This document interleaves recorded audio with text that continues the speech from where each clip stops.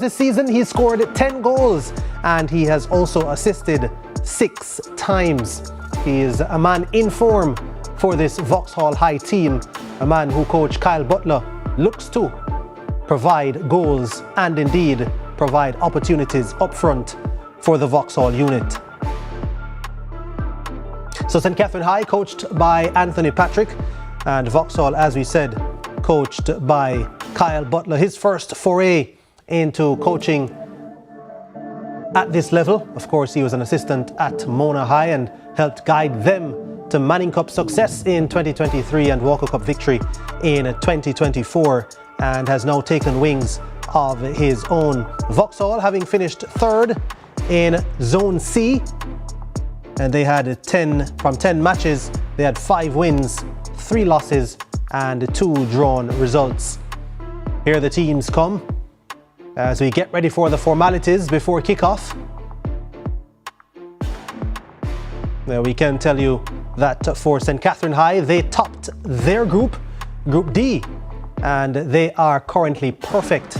10 wins from 10 matches, having scored 35 goals and conceded just twice, a positive 33 goal difference. This though is set to be a much bigger test for them. Vauxhall, of course, were in a group with Jamaica College and St. Andrew Technical, a tough group they face, so they are battle hardened, this Vauxhall team. St. Catherine having been grouped with Eltham High, the likes of Campion College as well, did come through 1 or 2 tests, but we expect the level of competition to step up from here. It's a round of 16, it's 4 groups of 4, and these teams will try to separate themselves from the rest of the pack from early on in proceedings.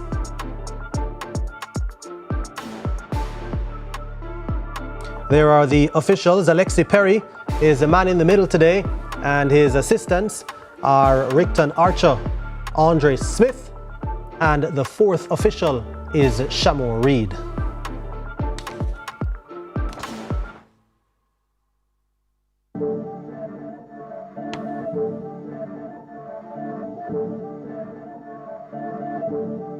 For Vauxhall, starting in goal, Javier Coke. Then they've got Sirani Brown, Omarion Gentles, Javoni Cummings, Daniel Walker, Daquan Denton. Well, he starts on the bench. Richardo Walker, the man who we identified as a player to watch. Kyle Chen, Chadrick McLeod, Zonder Ingleton, Antoine Burton, and Jethorn Jones. That's the Vauxhall team in the green and blue. All jerseys provided by Soccer Express, the official jersey provider for ISA Schoolboy Football 2025.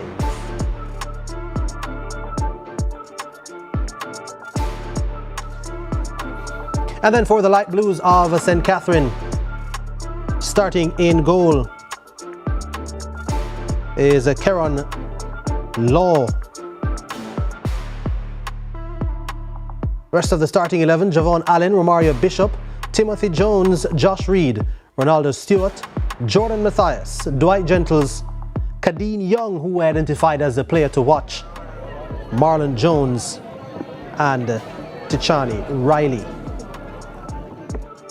There are the light blues of St. Catherine, coached by Anthony Patrick,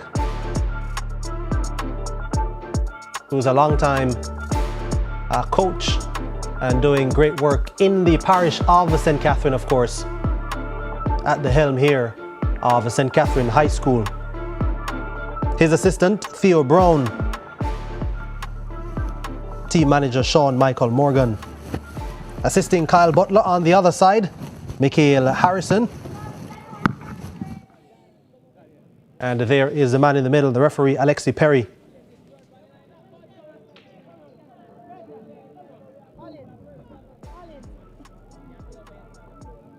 So the last 2 meetings between these 2 teams, St. Catherine won both in the 2017 Manning Cup first round.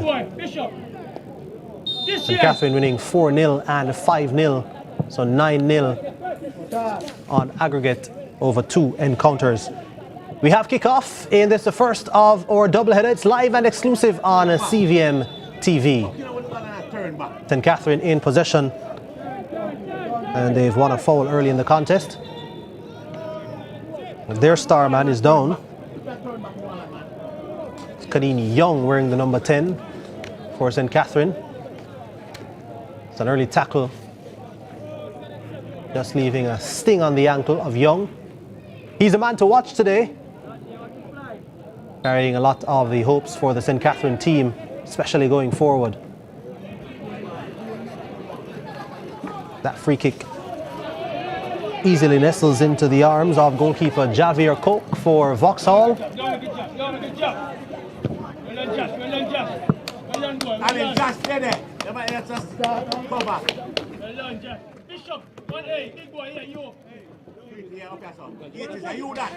So in the first round, St. Catherine's results, they beat Cloncarthy 3-0, beat Eltham 2-0, had a 1-0 win over Campion College, 5-0 over Penwood, 3-1 over Papine, 3-1 over Norman Manley. They had an 8-0 victory over Innswood, 2-0 over Norman Manley, 7-0 over Campion College in the reverse fixture, and a 1-0 over Eltham at home. For Vauxhall, they beat Camperdown 2-1 in their opening fixture, then had an 8-1 win over Spanish Town High. They beat Edith Dalton 4-2, then hammered Greater Portmore 9-0. As we see the ball come into the box here, St. Catherine get it away though. Ball goes into touch for a throw. Vauxhall had a 3-0 win over St. Mary's College. They lost 2-1 to St. Andrew Technical. They drew 1-1 with JC before losing 4-0 to JC. And there was a 1-1 draw with STATHS at home. And they lost to Camperdown 4-1. So now we've got a player down for Vauxhall.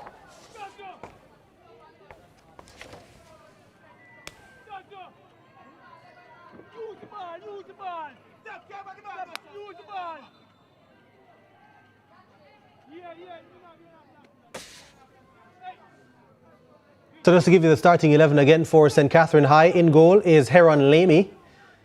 And there's Tishane Riley, Marlon Jones, Kadeen Young, player to watch, Dwight Gentles, Jordan Matthias, Ronaldo Stewart, Josh Reed, Timothy Jones, Romario Bishop, and Javon Allen. As we see a Vauxhall player now receiving treatment.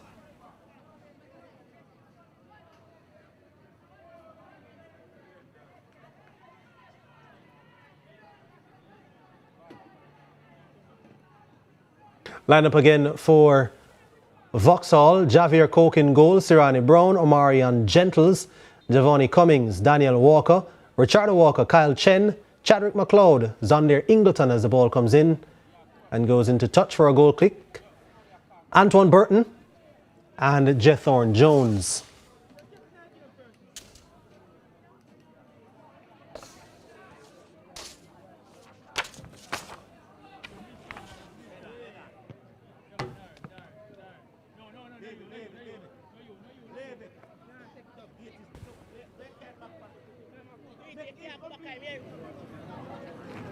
So it's a throw in here to St. Catherine High.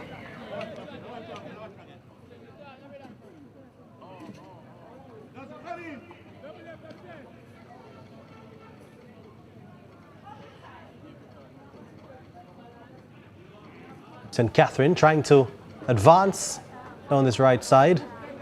Ball played into touch again. It's going to be a third consecutive throw in to St. Catherine.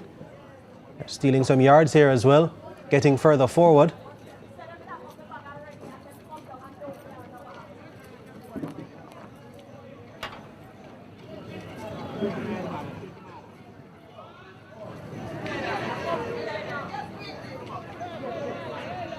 Ball into the box dangerously, comes back across now, and it's deflected.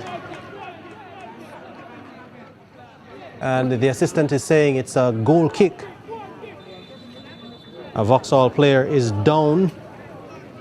Omarion Gentles it is. Their centre back. There was some concern for the referee initially. And now Gentles is back on his feet. Here we are with the replay. Yeah, clash of heads really. Nothing malicious at all. Gentle's back to his feet though. He's left the field to receive treatment, so Vauxhall temporarily down to 10 players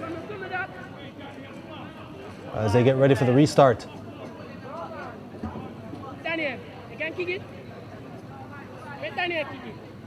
So just over 5 minutes gone, both teams really just beginning to scratch the surface.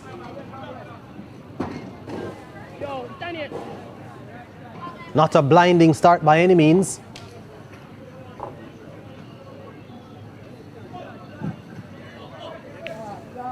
This one is booted upfield.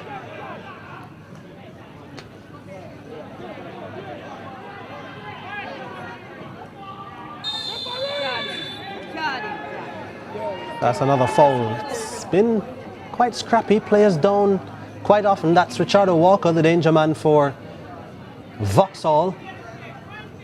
They're also trying to probably just convince the referee to dole out a yellow card, and referee Alexi Perry obliges and has produced the first card of this contest.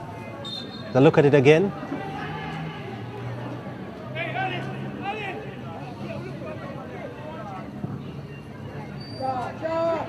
Long ball played over the top. This could be an opportunity. Tipped over the bar. It was Richardo Walker who was in business just now. He's holding his head. That was a great opportunity for Vauxhall. St. Catherine goalkeeper Heron Leme was really unsure. Early opportunity for Vauxhall to break the deadlock. Here it is again. Ball coming over the top. It was a collision almost in the end, and I don't think any Vauxhall player actually touched it. The goalkeeper was quite alert in the end and tipped it over the bar for a corner kick. That could have so easily been 1-0 to Vauxhall. The ball coming back in, finds a Vauxhall head and steered towards goal by Walker. And it's straight into the arms of the goalkeeper. Walker is down though, holding his head. So the referee will have to stop the contest. So St. Catherine just living dangerously here in these first few minutes. Walker's now back on his feet. But yeah, living dangerously, St. Catherine Hyde.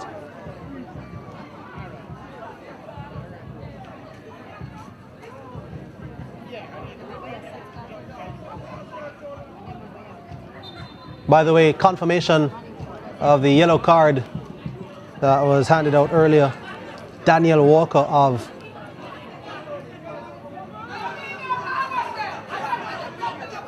Josh Reed of St. Catherine High, who received that yellow card.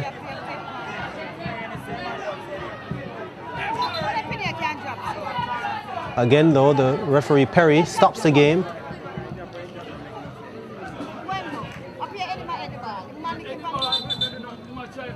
I don't know what has led to this. I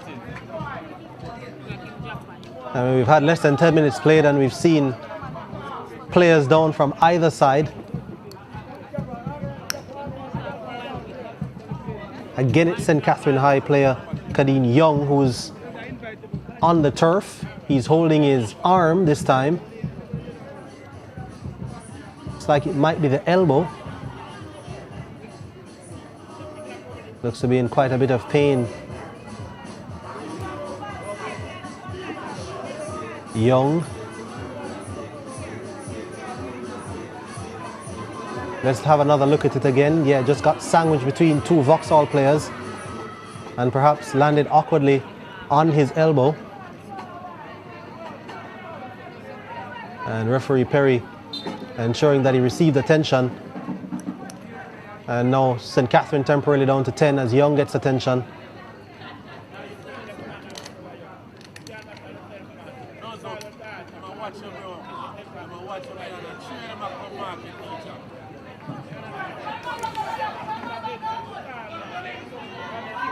St. Catherine giving it away cheaply. Vauxhall going to play the ball now out to the left. And was Kyle Chen over there. Just couldn't manage to take it under his spell and allow the defender an opportunity to clear it. Javon Allen getting a foot in there, playing it into touch, and now here comes Vauxhall again, but again a heavy touch. This time the ball rolls harmlessly out of play, and it's a goal kick for St. Catherine High. So Vauxhall with the best chance of the game so far. Hard to really say any of these two teams have dominated possession in the opening 10 minutes. But really, what we could call maybe a fortuitous chance falling to Vauxhall earlier. And St. Catherine High goalkeeper alert to the danger on that occasion, managing to tip it over the bar. And it remains 0-0. Here comes Vauxhall again. Cut out this time by St. Catherine. Here comes Kadeem Young. Young striding forward, but a nice tackle there coming in. Clean tackle from the Vauxhall captain Omarion Gentles. And it's a throw in to St. Catherine.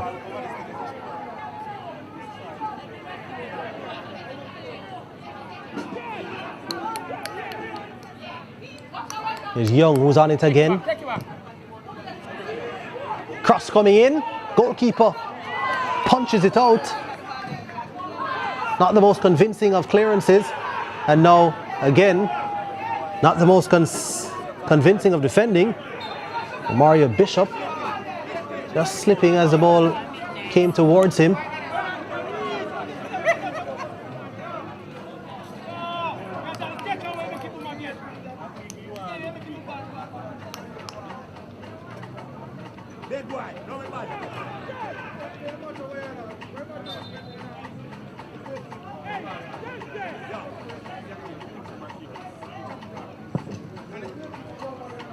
Cross coming in into the box, and it's met by a St. Catherine head, but tame header in the end. And goalkeeper Cook able to collect easily for Vauxhall. Tries to find a teammate. It eventually finds its way over to Kyle Chen. Chen switches the play.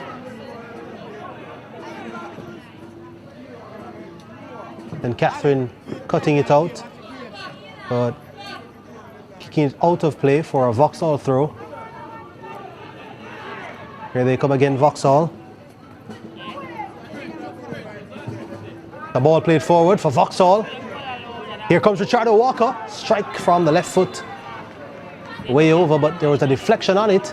And it's a corner kick to Vauxhall. So just over 30 minutes gone in this contest. Let's take a look at that particular opportunity again. Poor defending from St. Catherine. It eventually fell to Walker, and Walker swung the left boot at it, and it deflected over the top of the bar. And it's another opportunity for Vauxhall from this corner kick. And now we have the St. Catherine goalkeeper down. Lamy back on his feet though. I think we've seen quite a bit of acting so far from both these teams in terms of players going down. Referee Perry keeping a close eye on it. Not a great corner by Vauxhall. St. Catherine can come back and win possession back, and they do so. They give it right back.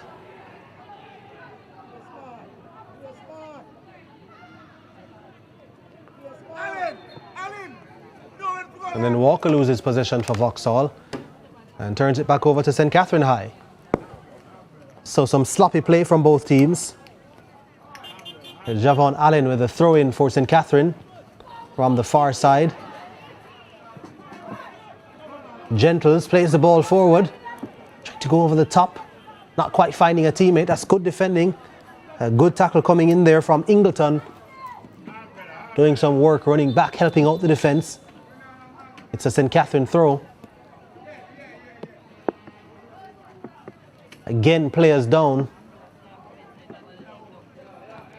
Yeah, real theme in this first 15 minutes. Players collapsing to the turf. We've seen some off-the-ball incidents. We've seen some collisions. I think we've seen some players making more of it than usual. I'm going to see a change of jersey now for the St. Catherine High goalkeeper here on Lamey.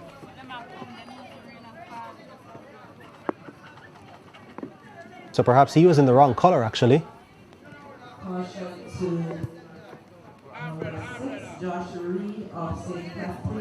It was clashing with the Vauxhall colour actually, so he had to change it. And now we're seeing a Vauxhall player, Ingleton, after making that good tackle just now, just having to receive treatment again. As the skies have opened up here in St. Andrew, Waterhouse Mini Stadium. Ball coming in here now from St. Catherine. Doesn't find its way to a St. Catherine player initially, but recovered there by Ronaldo Stewart. And then possession won back by Vauxhall.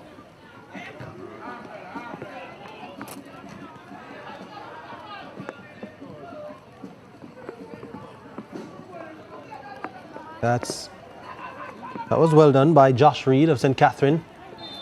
Keep play alive. And now a lunging tackle coming in on Kadeen Young. Coming in from Kyle Chen, who's arguing, saying that he doesn't think it was a foul, but referee Perry says free kick to St. Catherine High. Perhaps they can fashion something from this particular free kick. Quite some distance out, of course, but a nice little angle to be able to put a ball into the box. Young, one of the players standing over it. And joined by Dwight Gentles.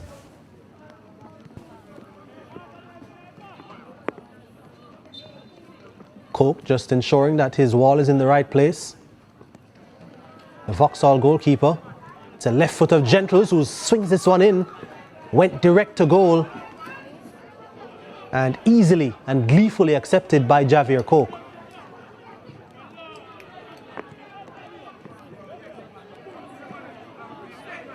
So scruffy contest so far, and now that the rains have come down, you only expect that this could actually open up a little bit more. Ball played early, players starting to just lose their footing just a little bit. Vauxhall win it back here in midfield, give it right back. Gentles plays a nice ball forward. Young can't take it in his stride, but manages to turn and pick out a teammate. And here's a strike coming in. Gentles trying to get back on the end of it. And eventually cleared, but St. Catherine still in possession. And now the ball rolls into touch, so some respite for Vauxhall. Now go by the mic then. St. Catherine looking to get a move on and turn up the intensity.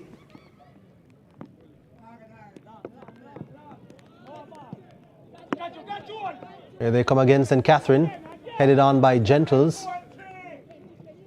The Vauxhall defenders reacting well.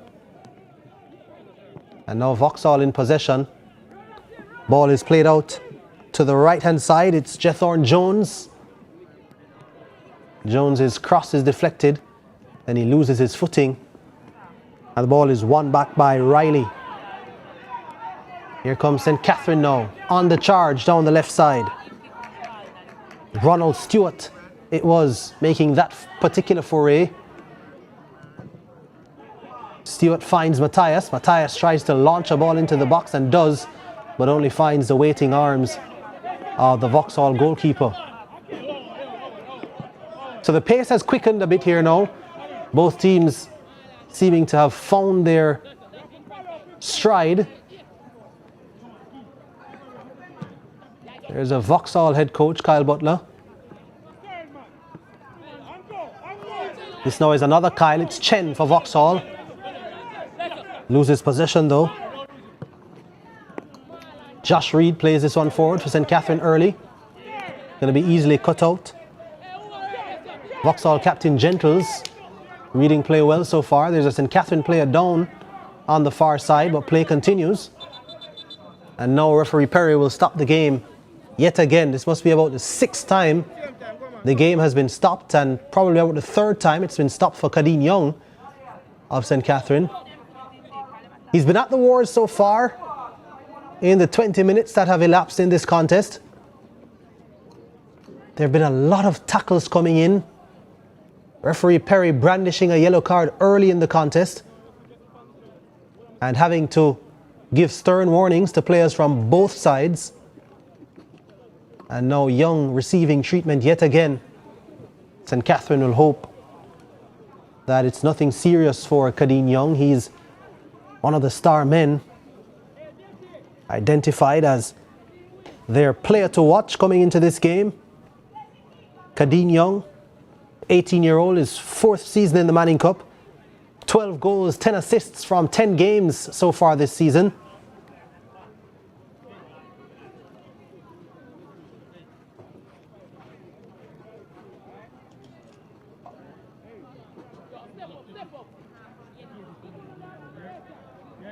Coke, the Vauxhall goalkeeper,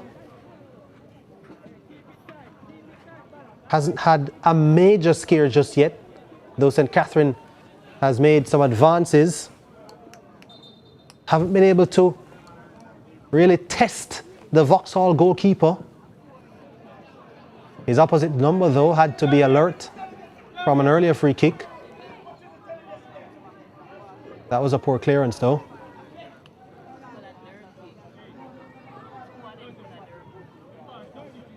Another throw into Vauxhall down this right side. Going to be taken by Antoine Burton.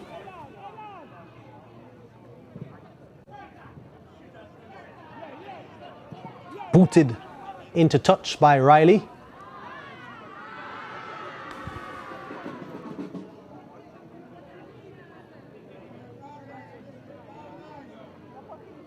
Marion Gentles, the captain for Vauxhall, will take this throw in now, launches it long into the box. Ooh, almost a little shaky there in defense for St. Catherine. It's Gentles. It's a misdirected kick, but it falls to a teammate. It's Jethorn Jones on this right side, trying to find back Gentles. Or it wasn't Gentles, in fact, it was an advancing player. But they lose possession, and here comes St. Catherine High, coming the other way now. Ronaldo Stewart. Stewart still in possession. Stewart with a shot on goal. Well wide.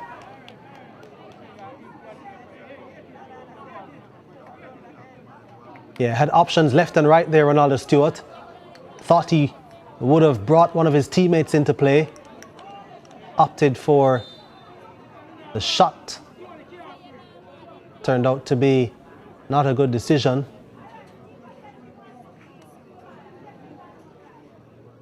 It's a goal kick to Vauxhall, with 23 minutes having elapsed in this contest.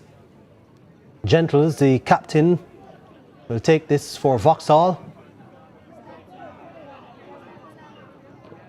Booted upfield. Jones tries to string that one through early for Kyle Chen. Advancing for Vauxhall. Well, the St. Catherine goalkeeper, Lamy, was alert and came out to claim.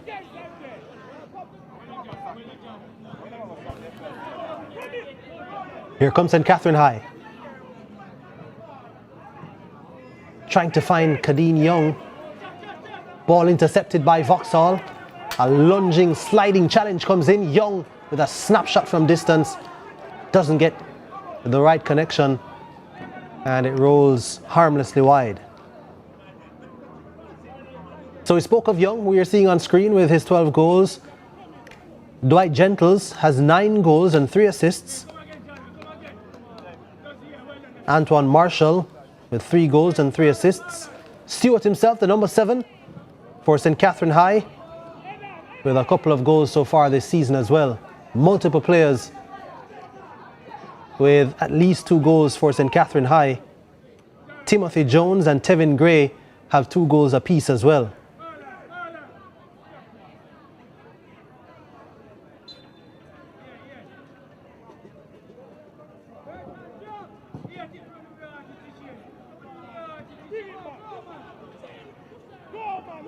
Here come Vauxhall.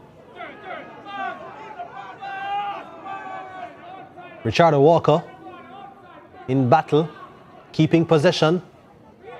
Now Vauxhall come forward. Jones found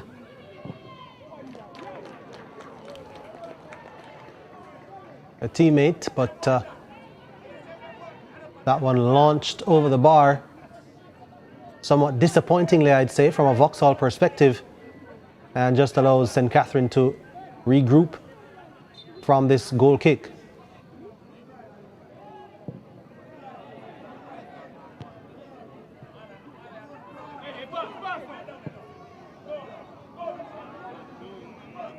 Early ball played by St. Catherine.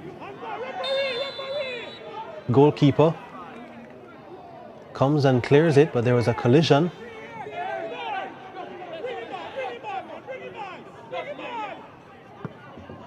Vauxhall can come the other way. Here's Walker.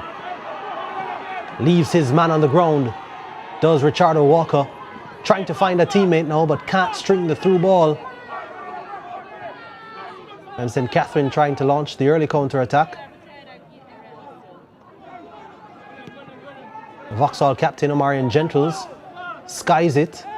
Comes back to St. Catherine though. Here's Young. Finds a teammate in acres of space. Shot comes in. Angle though I think was prohibitive.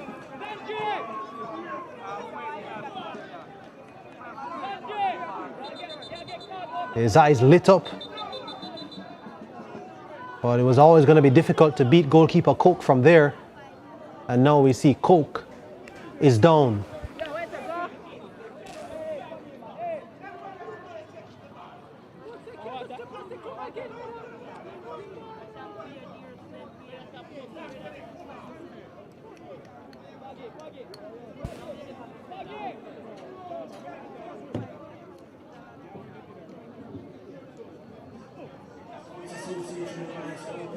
Yeah, so I'm sure once we get to see that one again, I think there were some better options on. Again, I think between both teams, there have been opportunities. They've made forays forward, but just talk about the decision making in the final third.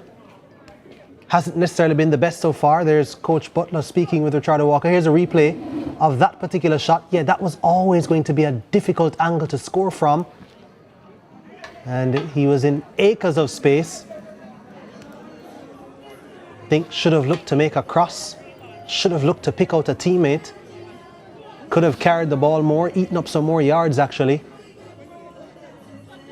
And the Vauxhall goalkeeper still down, Coke. There's Richardo Walker, who our producer identified as a player to watch for Vauxhall prior to this contest. We did see some of what Walker has to offer in the only game we had broadcast with Vauxhall before this one, where they smashed Spanish Town High by 8-0. Richardo Walker was on full display there and has gone on to lead this team in goals, 10 so far and 6 assists. Looking to be able to make the breakthrough for them in this particular contest. St. Catherine, they have it now through Young. Young plays an early ball forward. It's too much sauce on it. And goalkeeper Coke able to come and claim.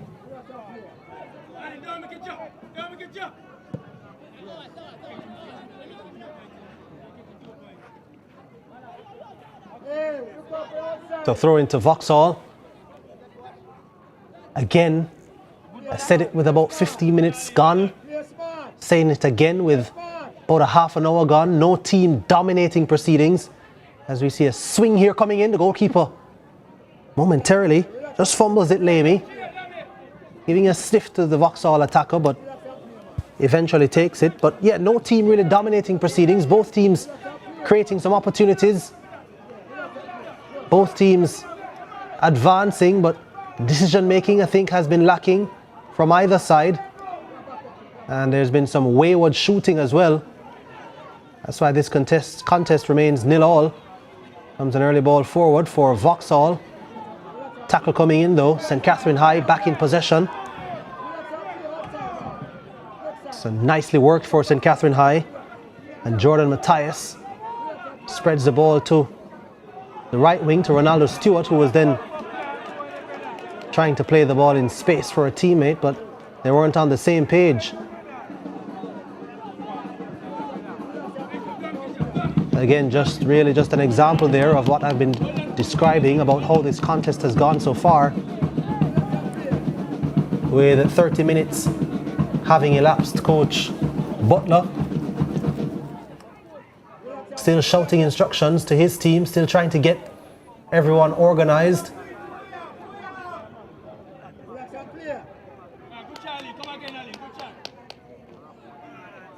Ball played into touch again, another throw in for Vauxhall.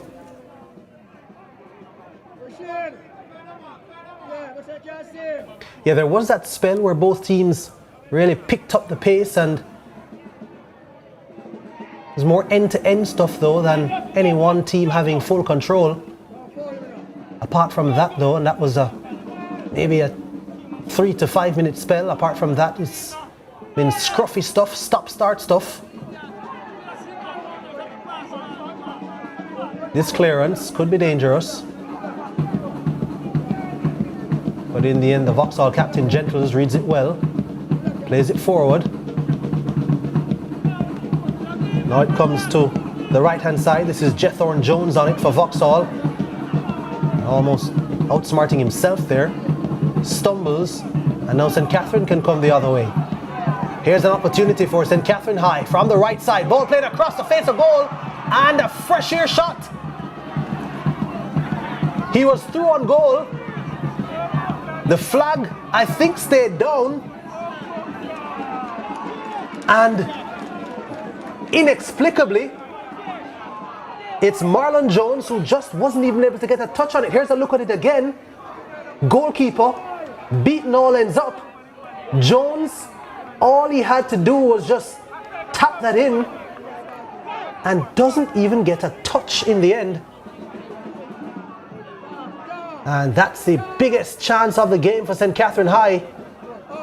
They'll be kicking themselves. They definitely will be wanting that one back.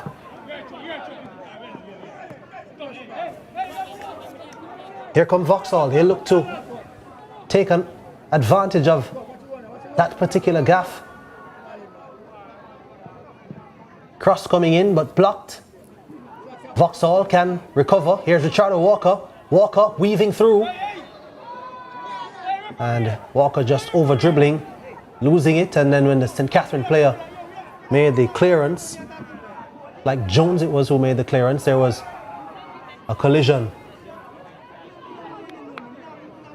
So just over 33 minutes gone, Leger, and still 0-0, still both teams trying to get a foothold in this contest, but we're seeing a few scrappy plays, and just now St. Catherine with the chance of the game so far.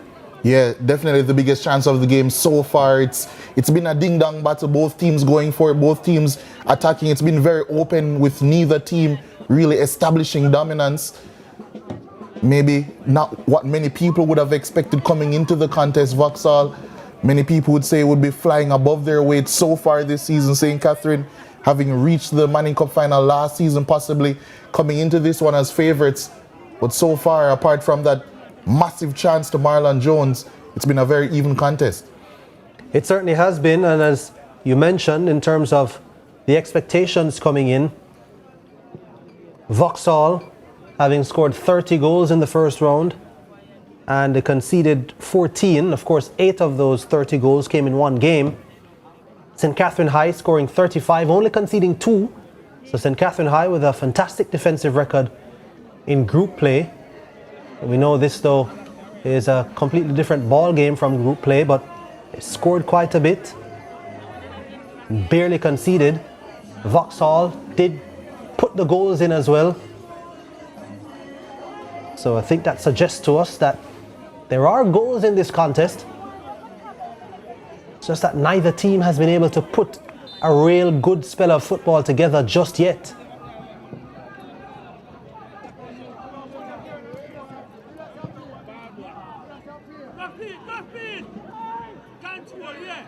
St. Catherine High back in possession here.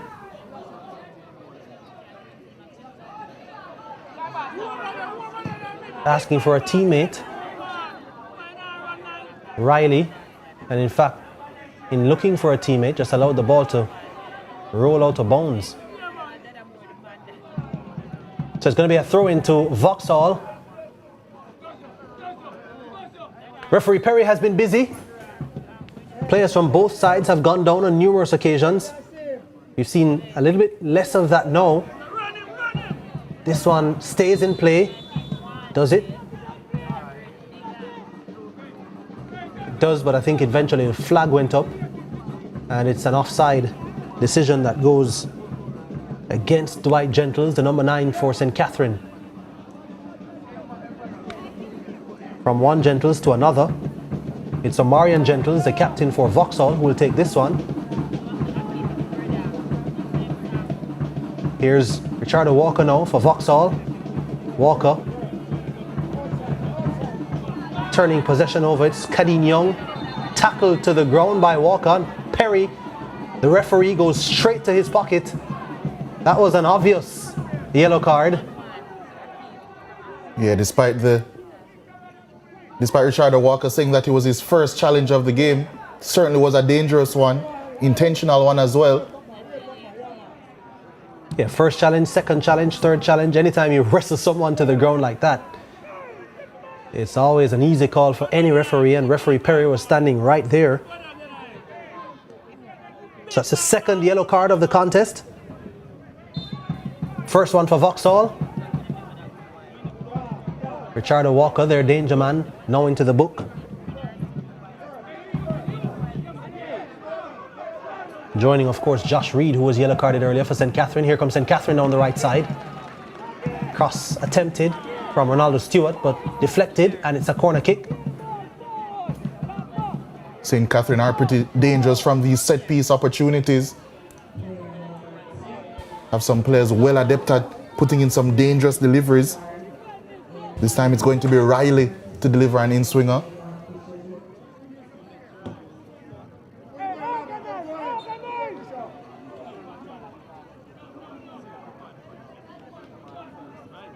Yeah, what will they be able to conjure up? St. Catherine High from this particular corner kick. It's looping, it's high, and the goalkeeper watches it all the way.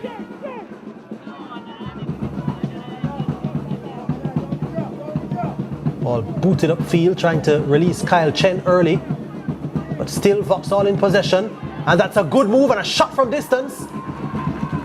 And the goalkeeper equal to it, Chadwick McLeod, making a good darting run forward and beating his defender. He has shot on goal. That's Chadwick McLeod, his first real major involvement in this contest. That's a look back at it. It's a good move from Vauxhall, but in the end, an easy take for the goalkeeper. Yeah, really good feet initially from McLeod, and the shot was ferocious as well. St. Catherine trying to launch a ferocious attack themselves. Ronaldo Stewart ball played across.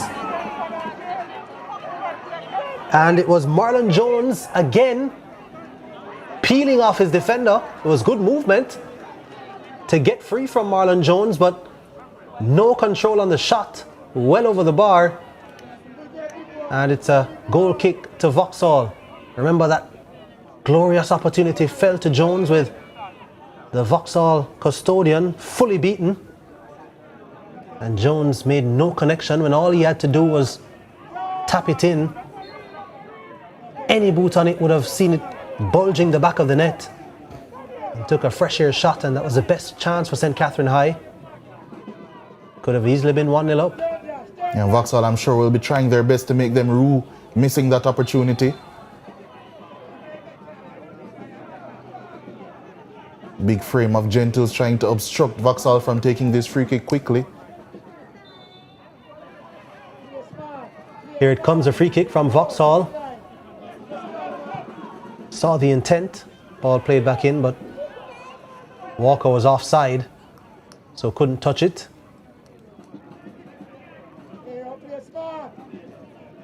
Giovanni Cummings getting into the action for the Vauxhall team.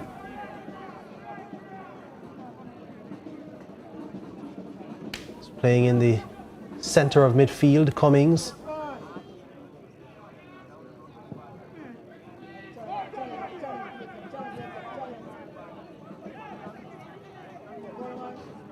Come Vauxhall again.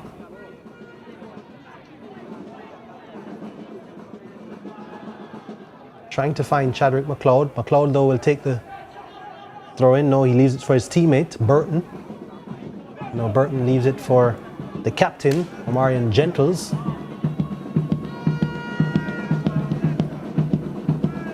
Looks as if they'll be going for a long throw. Not too long, but accurate. It's a cross coming in from Gentles, but wayward in the end. And you can see Walker in the box just flailing his arms in disappointment at that one. Desperately want something to feed off these attackers for Vauxhall. They've been starved of opportunities, of real good opportunities, I'd say, throughout this first half. Frustration starting to build. Here comes St. Catherine now. Still in possession. St. Catherine high. This could open up for St. Catherine, you know.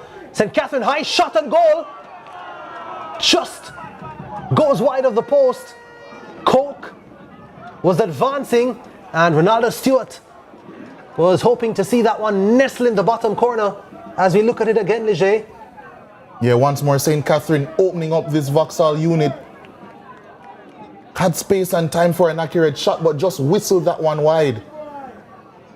St. Catherine once again spurning a massive chance. Yes, so as this first half has ticked on, it's been St. Catherine who've produced the big chances. That was another of them.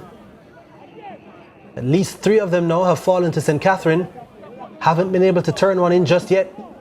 There's an early ball from Walker. Eventually finding his teammate Jones, who switched from the right side to the left side. And now Jones finds Chadwick McLeod. McLeod tries to turn. A good tackle coming in. And St. Catherine recover to launch an attack now. Gentles beaten. From St. Catherine with numbers in the box. Not able to find one of those numbers though. St. Catherine though still in possession. They win it back quickly here. It's their skipper Matthias as they look to launch another attack, this time down the right hand side. See what they'll be able to do. A short tackle comes in this time and they win the throw-in. But Ronaldo Stewart has been a danger man for St. Catherine on that right side. He's the one who missed that previous chance, but he's created many an opportunity. Here comes another opportunity, ball across the box, but perhaps needed some more height on it. And now Vauxhall have a chance to counter-attack. Vauxhall down the right-hand side. Kyle Chen it is on the ball for Vauxhall. And Chen tackled, but wins a corner kick for his team. This might be a big opportunity as the first half ticks to a close for Vauxhall. Maybe a set piece can present an opportunity for them to finally create a big chance in this game. Yeah, it would be one of those real killers in terms of St. Catherine High if they were to concede now on the cusp of half-time, having themselves turned away a few good opportunities. Goalkeeper Lamy had to be very aware there, but it seems as if he was fouled in the process, yeah.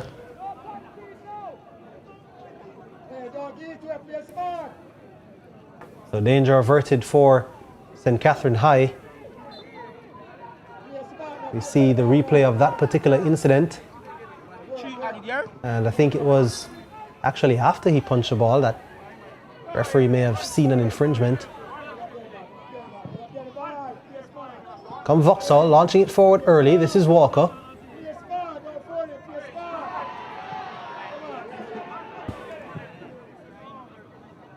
And that one couldn't be taken by Chadwick McLeod. Would have taken a bit of real quality to be able to take that under his spell on the turn, on the half turn like that. And the ball goes into touch for a goal kick. So we're into added time in the first half here at the Waterhouse Mini Stadium. It's the first game of CVM TV's live and exclusive doubleheader in the ISA Schoolboy Football Competition. ISA Manning Cup round of 16. Vauxhall and St. Catherine High 0-0. Foul there against Vauxhall. Free kick to St. Catherine High. Referee Perry, though, not happy with where that free kick was taken from. Gonna ask him to retake. The Vauxhall players on there. Ingleton is down. Back on his feet now. Here comes St. Catherine.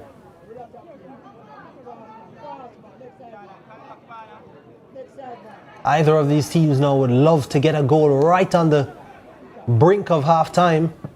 It would change the team talk for their opponent. Another foray down the right-hand side. Cross coming in for St. Catherine. McLean trying to line it up. Comes Ronaldo Stewart again. Nice little clip ball around the corner. Cross coming over the top. Just too much on it. Yeah, Gentles parading around that back post area, but unable to get any connection. Vauxhall looking to launch another quick attack, but unable to keep that one in was McLeod. Yeah, and how many times have we said that for St. Catherine? Cross coming in, but just too much on it. The right side, the preferred mode of attack for St. Catherine. Here comes another opportunity and a good tackle coming in, but maybe not over yet. And now wrestled off it by Gentles, who boots the ball upfield. And St. Catherine win possession back. Yeah, at times this contest so far has resembled a tennis game, really. Neither team establishing much control, but St. Catherine looking to again launch another quick one. Not enough time for that. Oh, well, in fact, it's a player down.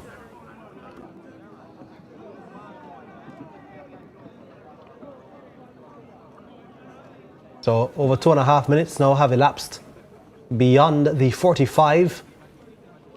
But we did see a number of stoppages, especially within the first about 20 minutes of this contest. So the officials minded to just add a significant amount of time here for stoppages. It's 3 minutes, a minimum of that has been added, but now we see another injury in stoppage time. Going to be additional time as well. Medical staff kept busy here in this contest. This 0-0 game, and a game that's, in my mind, really crying out for a goal. And I think the way both teams have played open, there definitely is a goal in there. Surprised it hasn't come as yet. Yeah, of course, still early days, Leger. But the first 45 minutes plus have elapsed without a goal. Could be one last opportunity. Comes St. Catherine down the right side. Chance for an early ball in. And read well by Vauxhall defender Sirani Brown. And no, referee Perry has seen enough.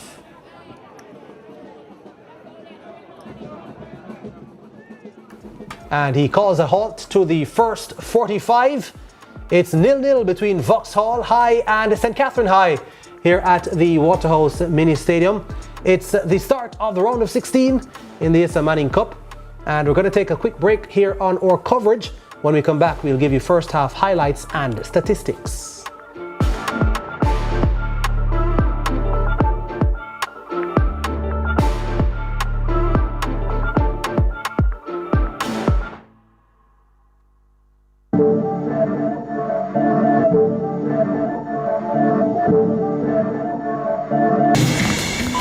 Hi, I know you weren't expecting to see me here. Now you can find your favorite chicken and snacks in the same place. It's true. Come on in. Introducing the delicious combination of KFC fried chicken and Doritos nacho cheese.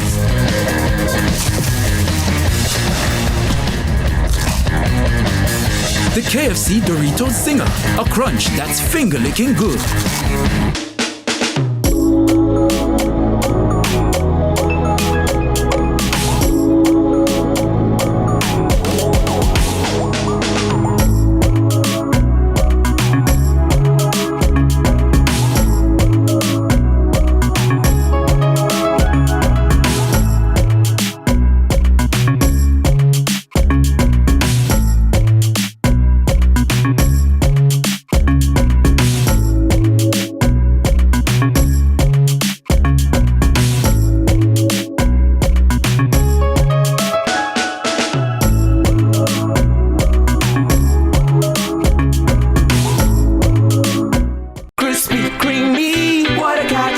So tasty. What a catch. With a caramel center. What a catch. And so much chocolate. Ooh, yeah, yeah, yeah. First it's crispy, then it's creamy. With so much chocolate, smooth and milky. And when you go a little deeper, you find caramel.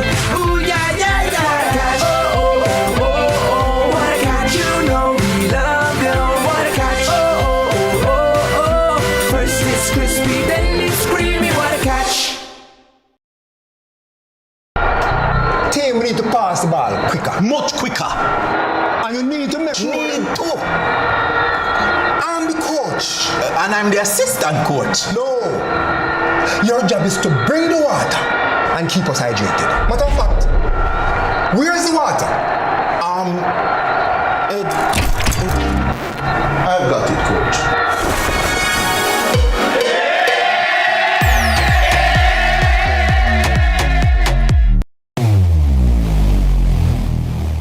Where it all begins. The quest to become great. Inspired by those who went before them, these four boys dream of playing in the ISA schoolboy football competitions. Will you score this for Casey? Will you score? It's a shot, it's a goal! And it's a shot, and it's a goal! And Casey has won the Manning Cup, and they will play Clarendon College in the Olivia Shield.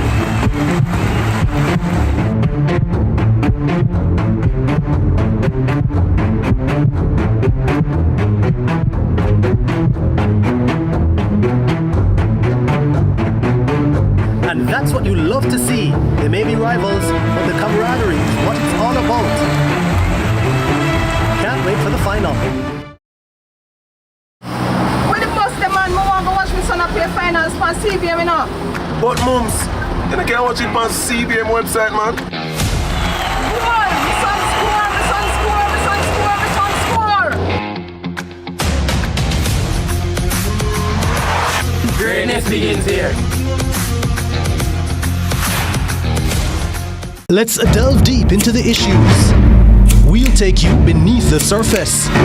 Greetings and salutations. My name is Orville Higgins and it's another edition of Fan Central. Talking to the people at the heart of the top sporting stories. Hear from your favorite sportsmen and women and the administrators who work tirelessly to make it all happen. It's a live sports talk. I've written an entire article. Yes. Looking at all the major issues every Tuesday at 9 p.m. It's Fan Central.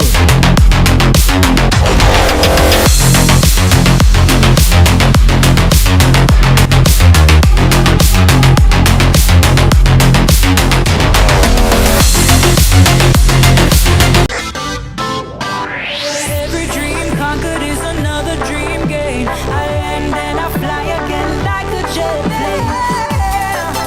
Headed straight in your direction. 'Cause I'm wiser, one step closer. I'm winning.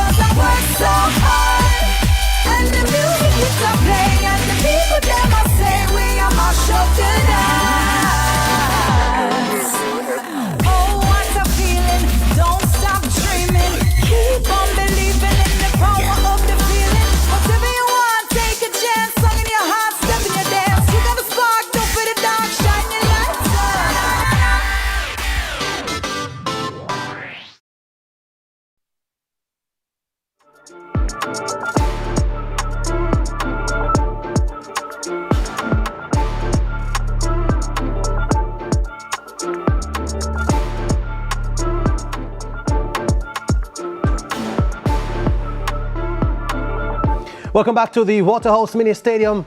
It's the first game of our doubleheader. It's half-time between St. Catherine High and Vauxhall High, and it is 0-0 in this contest. Going to be giving you first. Every dream conquered is another dream game. I land and I fly again like a jet plane. Headed straight in your direction. 'Cause I'm wiser, one step closer. I'm winning 'cause I work so hard. And the music keeps on playing, and the people them I say we are my show tonight.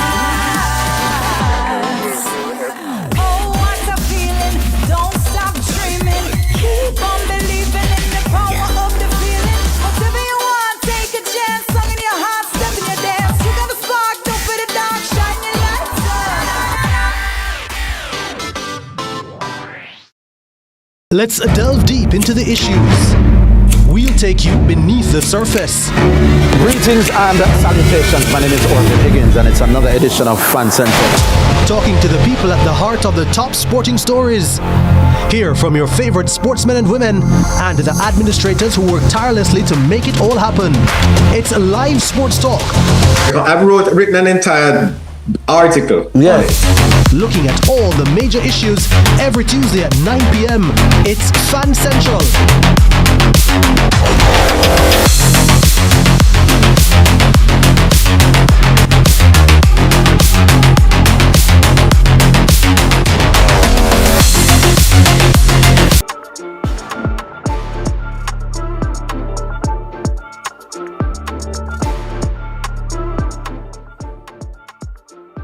All right, welcome back to Waterhouse Mini Stadium, 0-0 between Vauxhall High and St. Catherine High. Here are the highlights of the first half. The first chance falling to Vauxhall, and it had to take some quick thinking from goalkeeper Heron Lamey from St. Catherine High to punch that one over the top.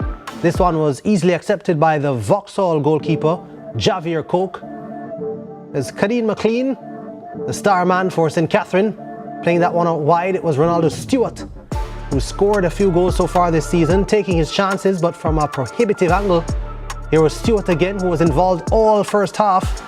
That one was the best chance of the first half. And it was just spurned by Marlon Jones. St. Catherine kept trying to create opportunities, and that one again, Ronaldo Stewart missing the target. There are the statistics from the first half. 7 shots to St. Catherine, 5 to Vauxhall. Just 1 on target though for St. Catherine and a couple for Vauxhall. 7 fouls, 4 committed by Vauxhall. A couple of yellow cards, 1 each. And St. Catherine dominating the possession so far with 55%. Jenny Robinson is always doing a lot, doing the festivities and roaming the pitch side. Jenny, what do you have for us this time?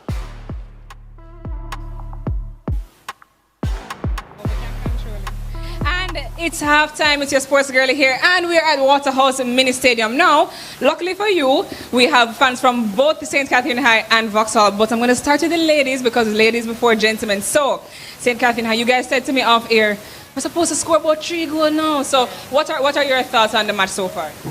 Well, Ared, I think we should have come out a little stronger the first half because Vauxhall are supposed to under 3 love, but we're coming at them the second half, so we got this. Say 1 by 1. Yeah, we got this. All right, guys, ignore them over there. Soon get to them.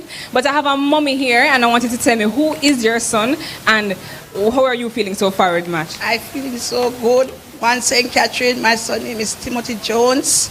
Number 4, one big boy. All right, and St. Catherine High has had, well, I would say you guys' program has improved over the years. Do you think that this year specifically, you guys can go all the way to the end? Yeah, right at semi-final, right at the final, and we not ask, we are carry home straight as Spain. The cup is going to Spanish Town this year. One St. Catherine on the up. All right, so guys, I'm going to go over to the little boys from Vauxhall. Now, you guys have probably seen them all over the internet, but now they're on CVM TV. So, Vauxhall, you've said a lot about your team so far, but they're playing St. Catherine High today, a very big team in the Manning Cup. Do you think that they have what it takes to win today's match? Yeah, man. You beat them, go straight back to Spanish Town, man, and rampant people, man, and they come at dirt, man. Better, right down there we are send them back, right now. How much a tree we are give them ready? All right, guys, this is I wouldn't say it's a relatively new Vauxhall team that we're seeing, but you must have a favorite player on the team that we should watch out for the rest of the season. Coach Magical Pakistan. Pakistan, woo, number 10 in Biggie. Skirts. All right, well, we're going to start by the match a little bit soon, so I want you to give me a prediction score before we leave. 2. All right, well, guys, you're going to have to stick and stay to CVM TV, and after the break, we have more football for you.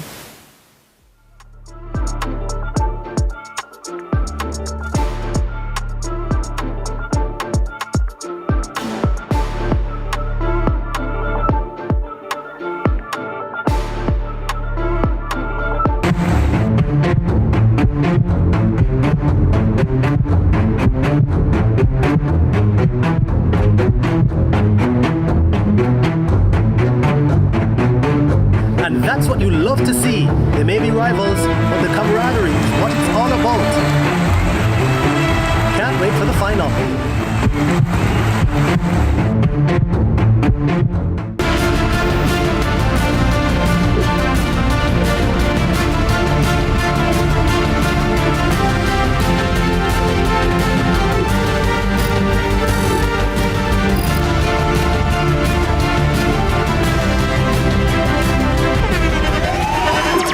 The internationally acclaimed On Stage with Winford Williams. At a new time, Saturdays at 8 p.m. on CVM TV. So much more than entertainment.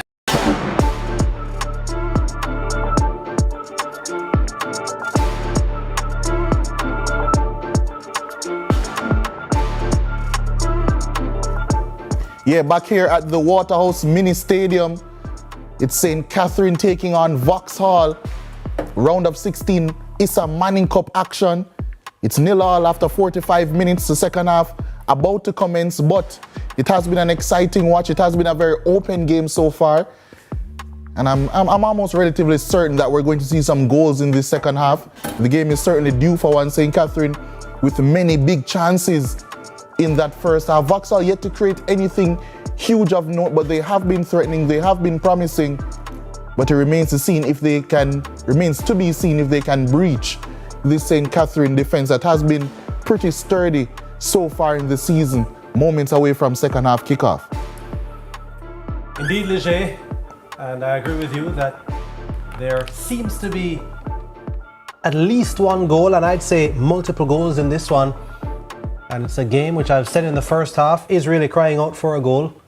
Both teams playing open football. It's been enterprising, entertaining for a neutral, but I'm sure a little bit infuriating for both coaches. Let's see what happens after that halftime team talk. You can see Coach Kyle Butler there in the black and white shoes, just walking across the field with his Vauxhall team. And I'm pretty sure would have had some stern words for them. Vauxhall came close a couple of times to conceding. It's still 0-0 though, we know that. Only goals matter in football. St. Catherine High, on the other hand, their head coach, Anthony Patrick, I think would be saying to his team that, listen, we need to start converting our chances.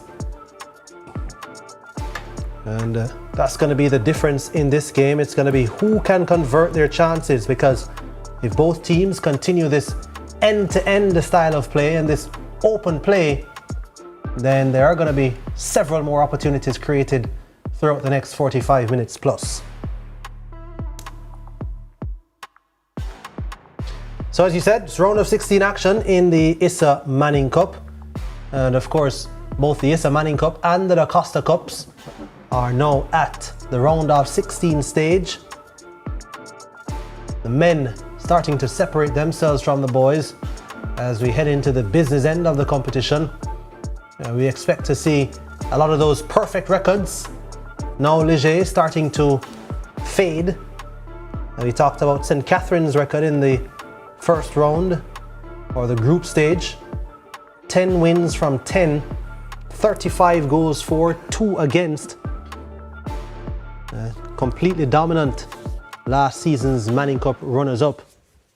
And of course, well coached by Anthony Patrick. Beaten by Kingston College in the final last year. And it did take a lot to beat them. In fact, for a large portion of that particular game, St. Catherine were dreaming of lifting the trophy. Yeah, St. Catherine certainly seemed like underdogs last season. I wouldn't say they are this season, especially the form that they have been in, but Anthony Patrick, I'm sure, will be looking to get to yet another Manning Cup final. 6 to his name so far, but he has lost 4 of his last 5 between his stints at Bridgeport and St. Catherine now. Has led the St. Catherine team to glory before in the Walker Cup. They're looking to go a step better, and that step they think should begin with a convincing round of 16 opening victory against Vauxhall. But Vauxhall, I'm sure, have something to say about it, and they have 45 minutes to provide yet another upset in this season. On the way again here at Waterhouse Mini Stadium.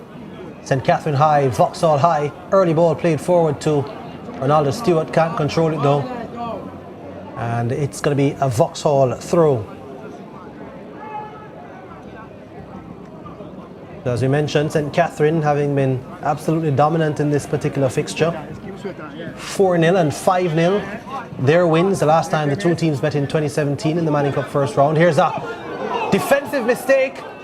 And McLean latches on, but just got too excited, couldn't keep the ball down. Again, an opportunity for St. Catherine High that's not taken. Yeah, moments into the second half, and we're already seeing a similar theme like what we saw in the first. St. Catherine not taking their chances, but that's a lovely Here's pass. Another chance for St. Catherine. McLean again through on goal. And Coke comes out with a sliding challenge. A very timely challenge indeed. And keeps the score at 0-0. That was a good pass from Matthias. And McLean looking busy already. 2 opportunities within the first minute plus. And here comes Vauxhall now with an opportunity of their own. That one is well covered though. Yeah, heavy touch that time from, I believe it was Chen on that right hand side. You can always tell when a game is open by the space in the midfield, and there's essentially a clear 30 yards between the two teams at times. Real end-to-end stuff, but St. Catherine again should be kicking themselves that they haven't taken the lead yet. Absolutely. The first 60 seconds, a couple of really good chances falling to St. Catherine High. Their star man, Kadeen Young, on the end of it, in the thick of things as the second half got underway here at Waterhouse Mini Stadium, but still hasn't been able to get the decisive touch.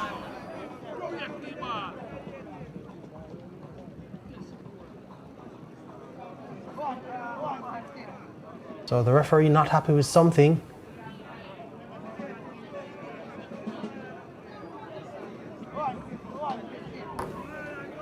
Of course, this is not the only round of 16 contest taking place currently. Excelsior leading Woolmer's boys' school by a 1-0.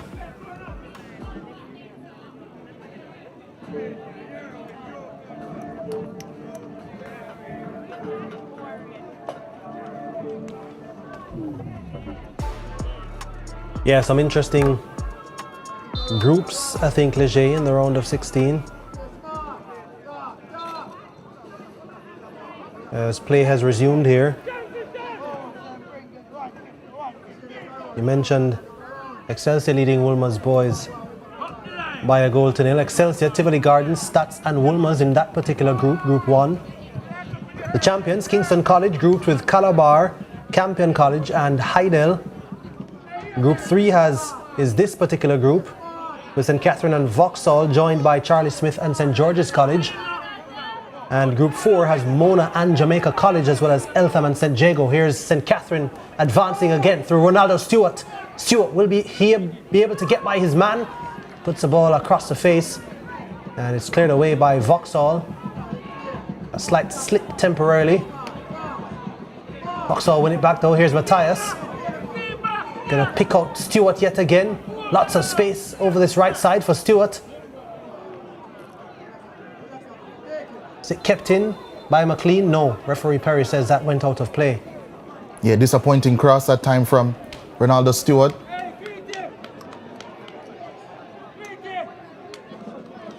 And it's Gentles.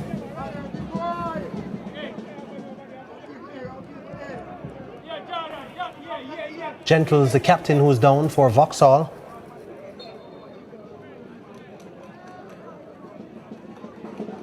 Now we're mentioning the groups, Léger, and I think that particular group, Group 4, with Mona, Jamaica College, Eltham, St. Jago, a real tough one.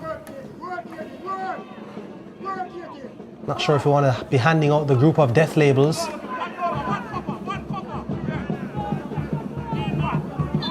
St. Catherine tried to get it under control.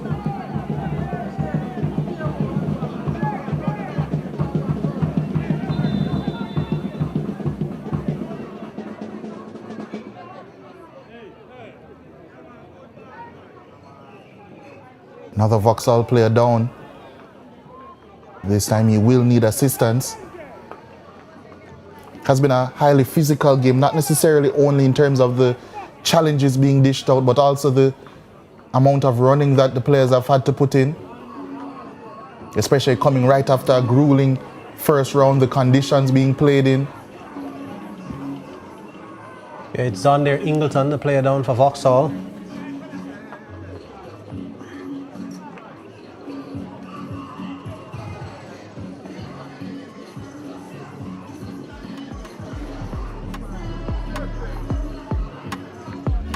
Going to be temporarily down to 10.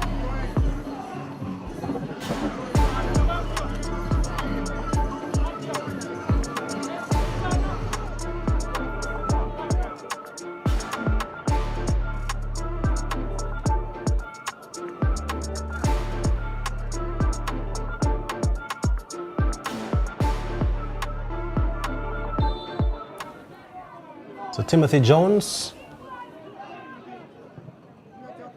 restarts the game for St. Catherine High.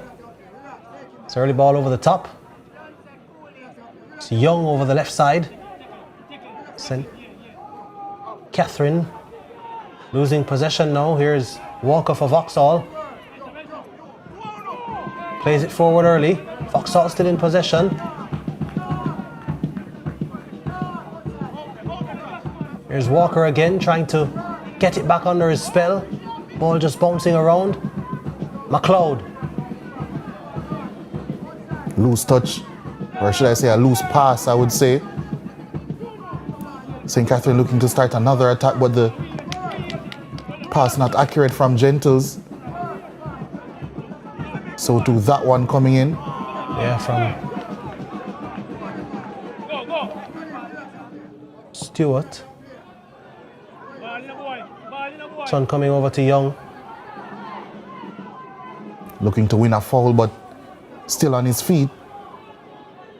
It's Young with a cross in. It was a teasing one. Made, yeah. It really was.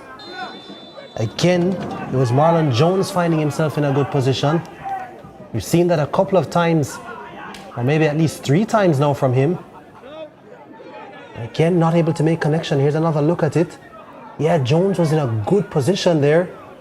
It wasn't the best of crosses, really. But Jones was really unmarked. Could have gotten something on that and steered it goalwards. Could have been a different story. And as you mentioned, for the 3rd time now, he has found himself in some space in the box as we have a change for St. Catherine. Tevin Gray making his way on. Extremely skillful player is Gray.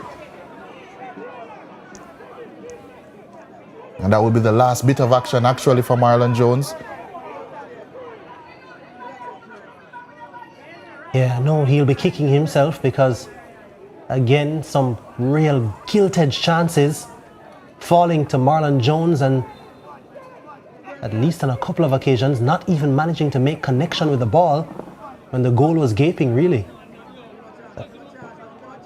Free kick coming in, but well over the top. No danger to goalkeeper Javier Coke in the end. Yeah, not the deliveries that we're used to seeing from Kadeen Young so far in this game. Known as one of the best set-piece takers in schoolboy football generally, both in the urban and rural areas.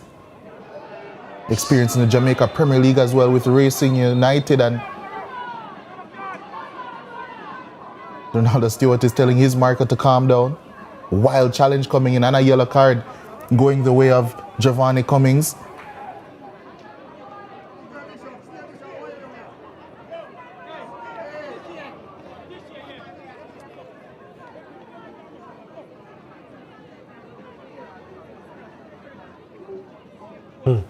Easy decision for referee Perry.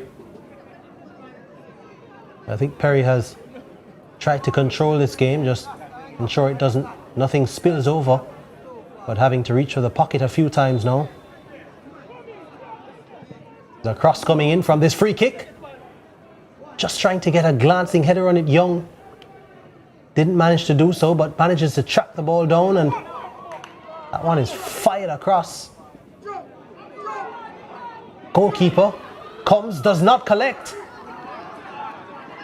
And dangerous game they're playing. Vauxhall, but they eventually get away with it. Dwight Gentles, the man for St. Catherine High, trying to feed off scraps. Here it is again. Goalkeeper Coke coming and spilling. And then there was Gentles trying to attack it. And eventually it went into touch.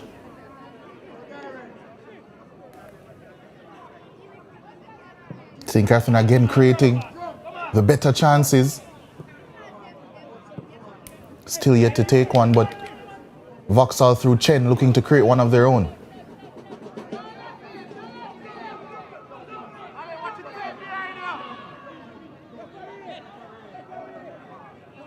Throw into Vauxhall. Chen taken down, but fair tackle.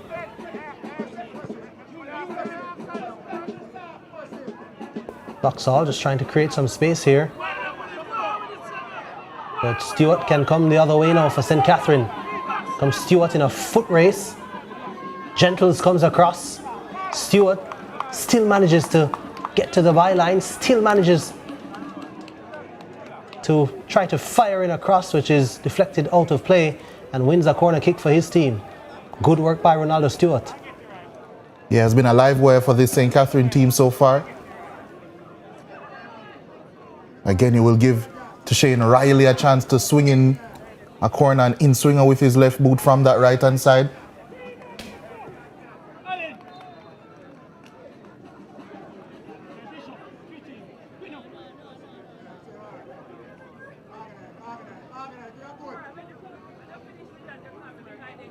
Let's see what they'll be able to produce. St. Catherine from this corner kick. Goalkeeper unassured.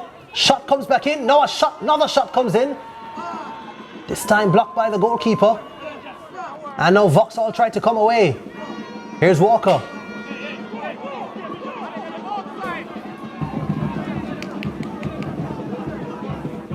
But the play breaks down and St. Catherine back in possession. Yeah, it was some desperate defending from Vauxhall. Goal line clearance and a big save from their goalkeeper.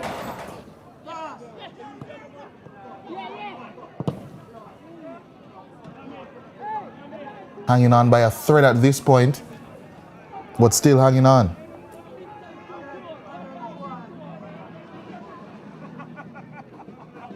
Here's a replay of that corner kick. Again, goalkeeper Coke in no man's land. The first shot blocked by a defender. And then the second one, it was Coke who was able to use the foot to make the save. And somehow it remains 0-0. We continue to create the chances though. Eventually, you suspect that the deadlock will be broken.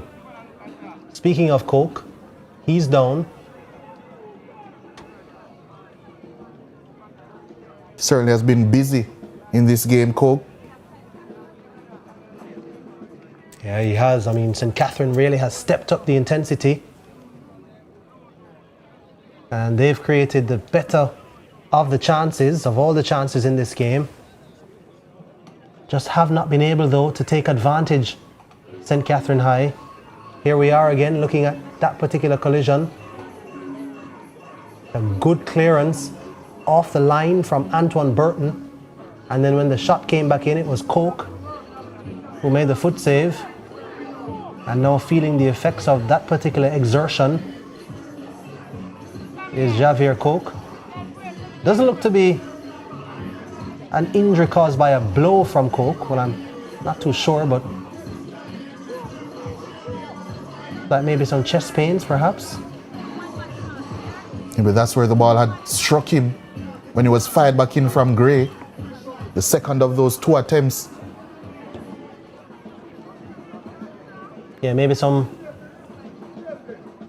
What is that? Is that heat? Maybe heat being applied there? Maybe a little vapor rub. Yeah, perhaps.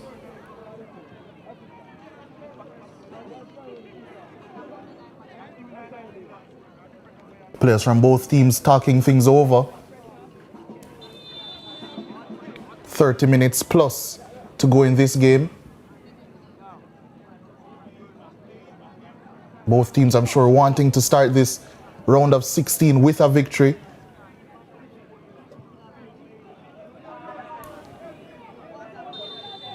Yeah, but it's going to take some more decisive action in the final third for either team to break the deadlock.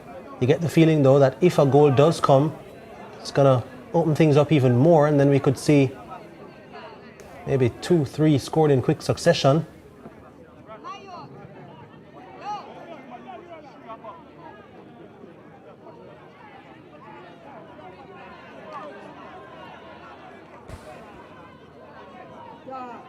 Yeah, especially if either team does get that goal, then it would lead to the game opening up a bit. Well, if it can open up anymore, that is.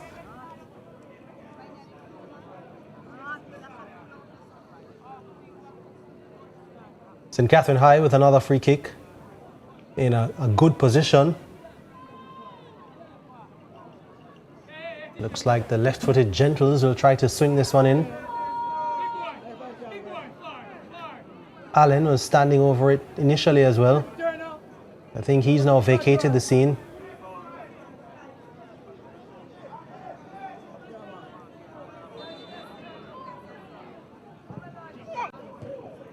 Going for goal again, Gentles.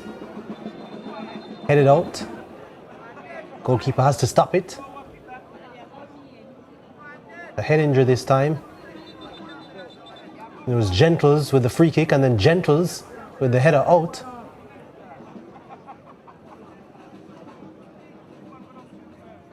I'm just feeling that the sting from that free kick was well struck. Again, we talk about the stop-start nature of this game, though. I think for Vauxhall, they won't mind. Probably a bit of a tactic being used, as we see a smile now from Gentles. He's telling the medical staff that he's okay to continue.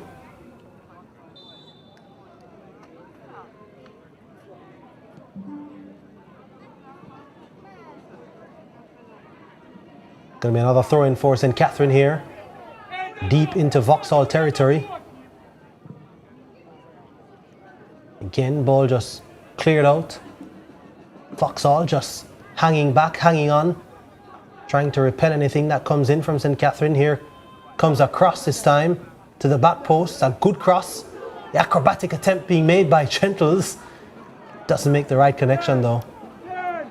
Yeah, Gentles has been playing in the Manning Cup for around 4 seasons now, and every season he has attempted some of those acrobatic efforts. I'm not quite sure if it's ever come off. At least it certainly hasn't in a television game, but he certainly does have an eye for the spectacular. Does Gentles?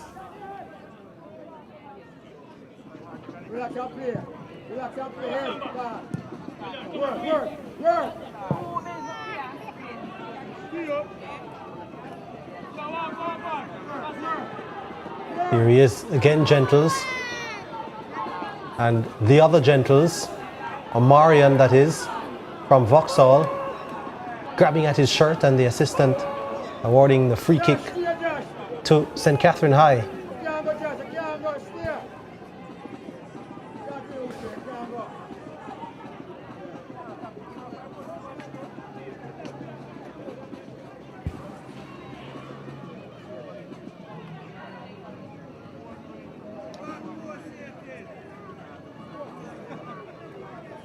So again, St. Catherine with a free kick deep into opposition territory. This time, let's see what they produce. This time they go for goal, and this time hits the framework, hits the woodwork, that is, and somehow, miraculously, that has not crossed the line, or at least not in the eyes of the referees. Somehow this game remains 0-0, Leger. I'm not quite sure how though. Yes, Gentles, I did say that he has the eye for the spectacular, and he certainly caught out goalkeeper Coke. And then in that goal line scrap, somehow St. Catherine didn't find that ball into the back of the net. They've created chance after chance. They've had some lovely strikes at goal, but Vauxhall, I'm not quite sure what they have put over their goal. There must be some divine intervention. Somehow this game remains 0-0. Again, St. Catherine coming close. There's nowhere on the stat sheet that's recorded as a almost goal. You either score or you don't, and St. Catherine have not been able to get the ball across the goal line.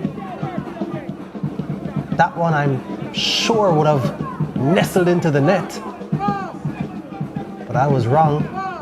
Managed to stay out, and Vauxhall managed to keep this game 0-0. Living dangerous to know Vauxhall at the back. The clearance eventually comes. Yeah, and the forays that Vauxhall initially had going forward in that first half have dried up. Yeah, but here's a skillful Richardo Walker now on it, and he by himself can work something for this Vauxhall team. That cross though is gonna go straight into the arms of goalkeeper Lamy.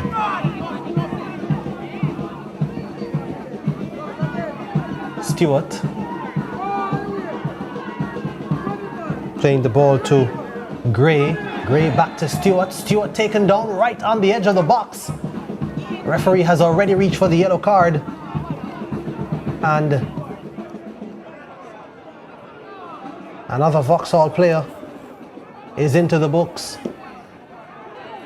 Yeah, just late to everything at this point are the Vauxhall players. That challenge was probably 2 or 3 seconds late. Stewart on Stewart crime. And one Stewart is still down. Looks as if he had a rough landing, did Ronaldo Stewart, holding his left wrist. Yeah, again, well worked from St. Catherine High. It was Vauxhall who tried to come one way and then opened up the opportunity for St. Catherine on the counter. They looked to try to hit you quickly, this St. Catherine High team. And Ronaldo Stewart, who's been busy all game long with his runs on the right wing, creating more problems for Vauxhall defensively, eventually taken down right outside the box. But this one is a sore one though for Stewart. And as you mentioned, it's Ronaldo Stewart who's down, and it's Roland Stewart of Vauxhall who's been handed a yellow card for that particular challenge.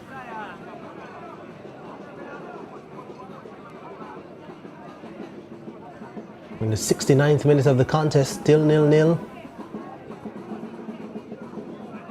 This is the opening match day of the round of 16. It's 4 groups of 4. And urban and rural area teams battling for supremacy.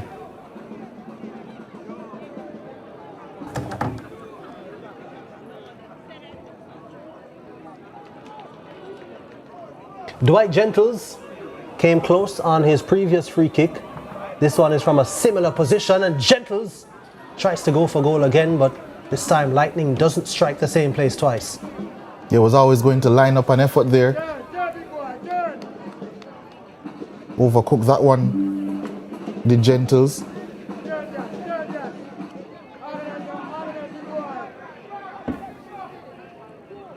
Yeah, doesn't seem to be able to resist the opportunity to go for goal once it's within that particular area, Gentles, but you do wonder though if he could have really just lined up across.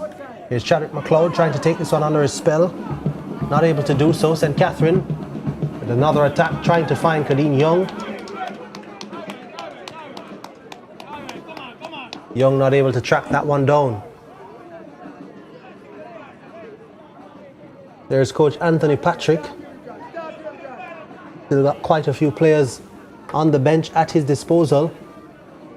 He'd like to change something up. We've already seen the introduction of Tevin Gray.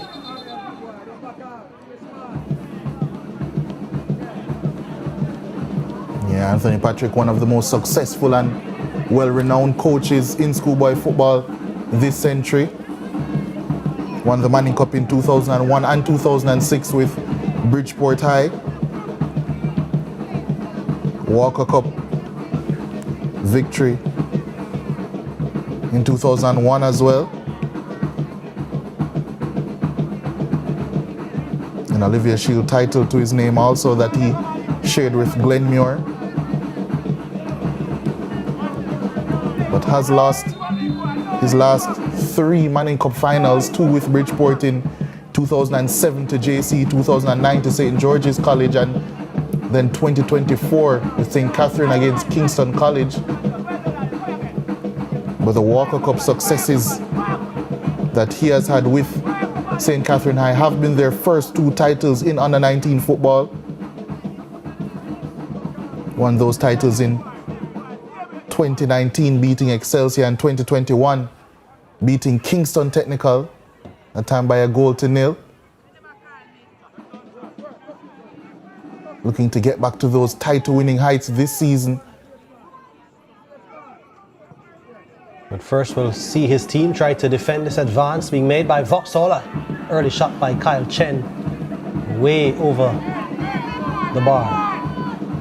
Yeah, always leaning back on that attempt.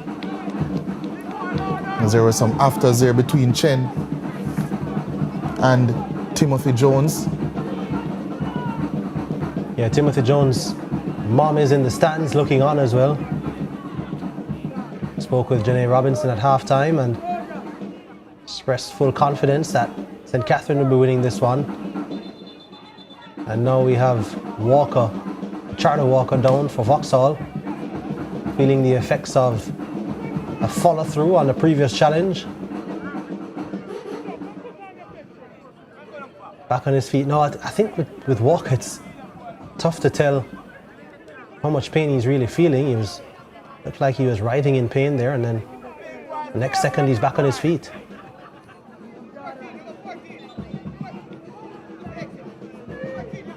The drop ball, Gentles finds Walker. Walker trying to do a couple step overs, but well read by the St. Catherine defenders. And then Vauxhall give it right back though. Here's Gentles. It's going to be a shot from way outside the box. And goalkeeper watches that go harmlessly wide. Shot coming in there from Riley. Hey, number three! As we can see on the far side there, St. Andrew Technical High School. Players having now arrived. Their game set to kick off at 4:15.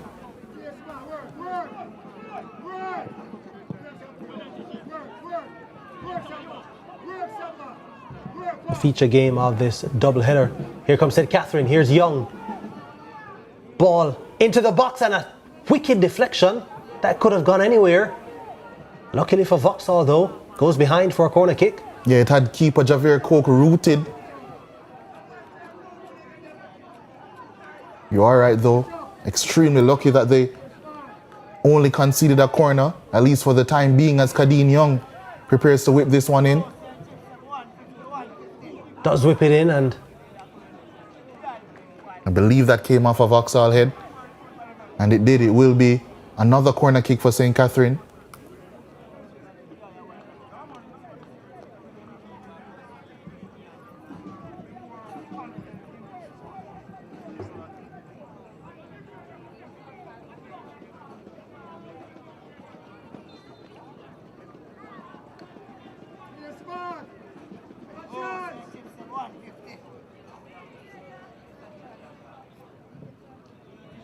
Another corner kick coming in. This one taken by Coke. Launches it forward. Kyle Chen trying to take, but the flag is up on the far side.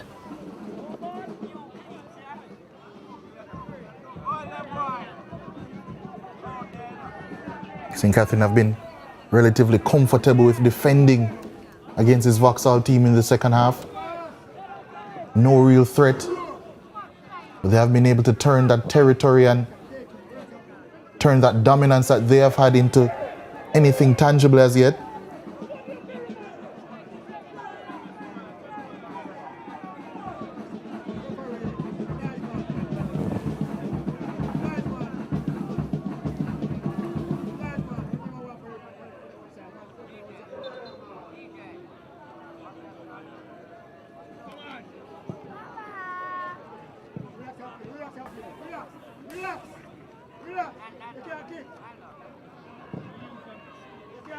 From St. Catherine High, Gentles trying to get on the end of that one, losing out.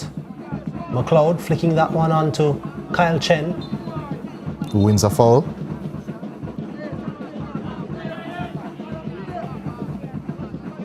Ball played forward early, trying to find the run of Richardo Walker, and then a shot coming in from distance. The goalkeeper was beaten. All he could do was watch that one sail wide. It's like it was Chadwick McLeod, I think, with that particular shot from outside the box, catching goalkeeper Lamy unawares, but in the end, the ball going wide. Vauxhall for the first time, I think, having St. Catherine in some problems in the second half. It was a loose attempt at a clearance, shot from range, and Lamy was wondering for a second, but in the end, just trickled wide that attempt.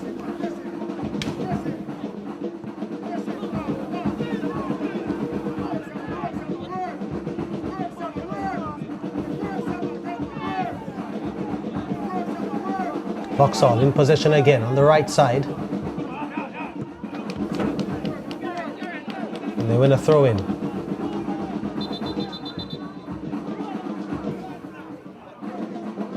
Going to be another change for the St. Catherine High team.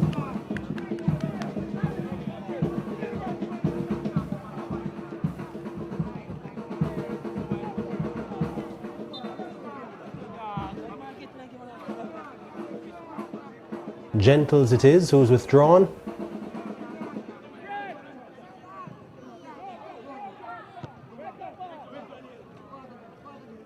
Here's Young now for St. Catherine. The Vauxhall throw.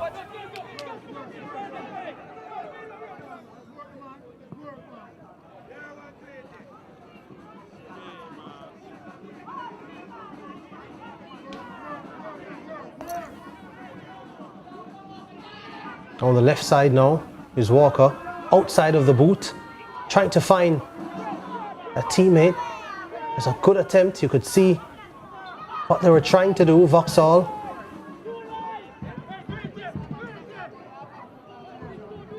Chadwick McLeod was one of the players lurking, but wasn't able to get on the end of it. Yeah, crucial intervention in the end. There's Stewart finding Young. Young goes to the outside, shot comes in. Reflected off Gentles for a corner kick.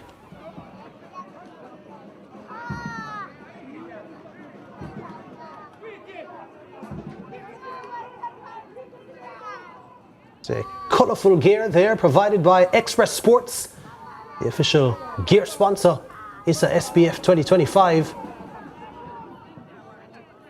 There's going to be a long range shot coming in, but Coke easily collects that one.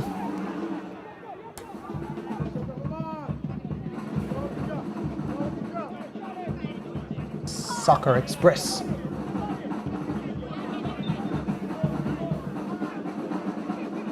The official jersey sponsors, of course, of ISA SBF 2025.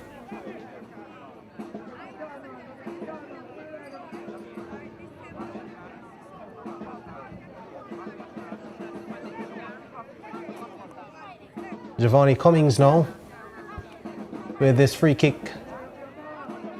In fact, he's going to leave the free kick for Walker for Vauxhall.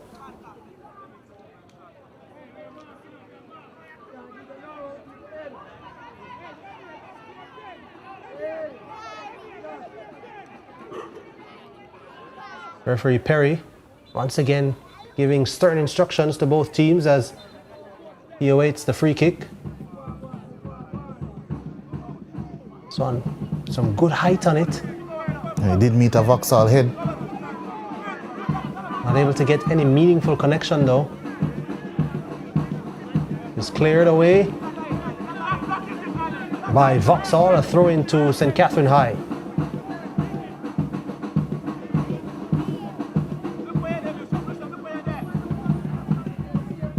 So still 0-0 it is. 80 plus minutes having elapsed in this contest, and again at no point have you felt that it's gonna end 0-0, but still either of these two teams needs to get the ball into the net. Yeah, it would be a very surprising result for this one to end 0-0.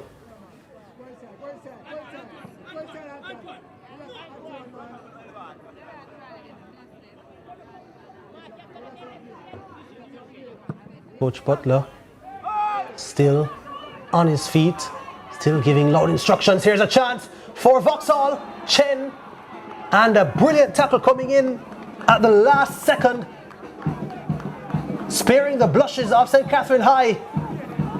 Best opportunity of the second half of Vauxhall. What a challenge that was. Goal saving, game saving, possibly.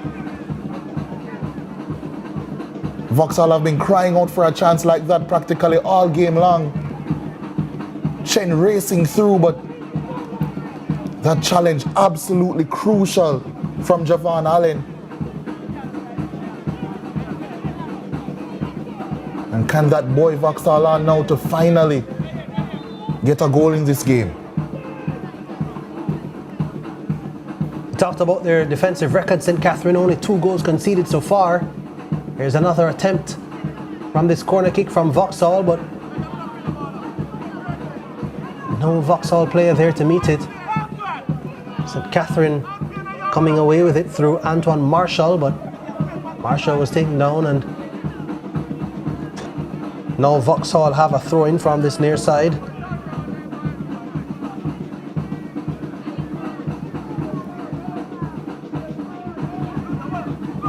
From St. Catherine now.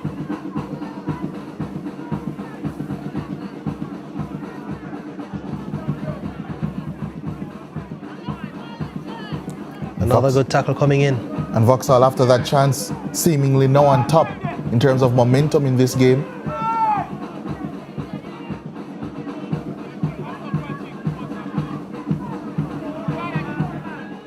Losing out that time.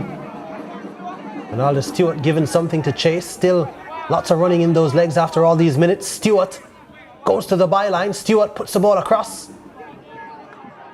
And here comes Young now following up. Ensuring his team retains possession. Another trickler that time from Tashane Riley. Yeah, speculative effort really. Just trying something. And the Vauxhall keeper is down yet again.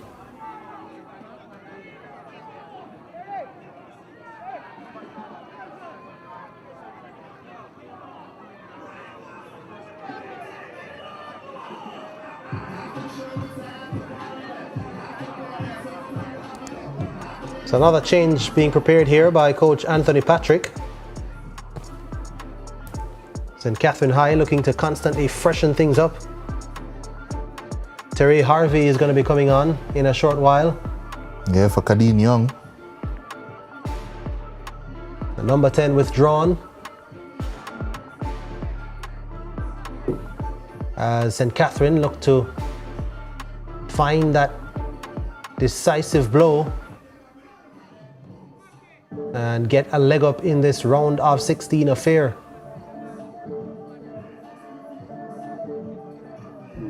Again, Coach Butler reasserting or reiterating some of the instructions I'm sure that he would have given at halftime.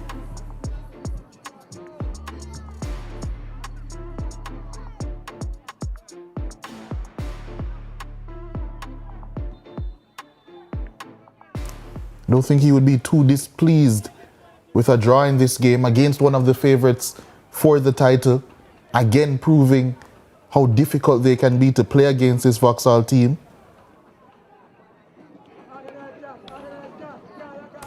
Yeah, just a couple of losses for them this season so far, Vauxhall. And of course, one of those losses really coming at the end when it was a match of mostly academic interest. Obviously, they had already qualified for the round of 16. Sometimes coaches use those matches to do heavy rotation, rest players. But here comes St. Catherine High now. Ronaldo Stewart again is on the charge. Pass inaccurate though. And Vauxhall look to launch another attack. Yeah, through Chadwick McLeod.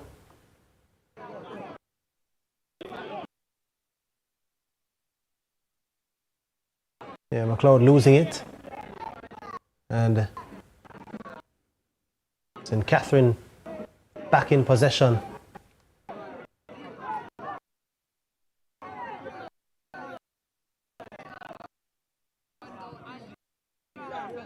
Again, the stop-start nature of this game continues. Referee Perry not brandishing a card on that occasion, but it's a free kick to St. Catherine High. And I think it's the technical staff of Vauxhall now who are getting a talking to from the referee. In fact, it's the head coach, Kyle Butler.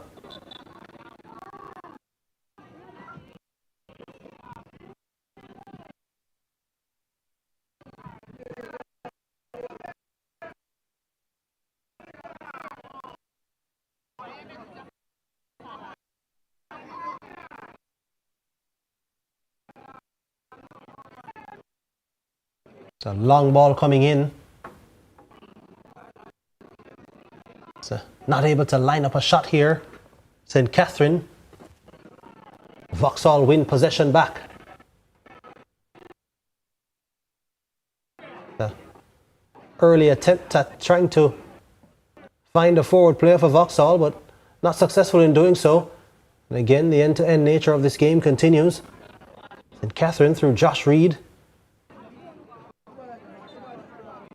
Looking for a forward ball. The Vauxhall players though, well back, well organised defensively, making their team difficult to break down, but St. Catherine find an avenue on the left side. Again though, final ball lacking. Yeah, cross not good enough yet again. This time it was a substitute, Harvey.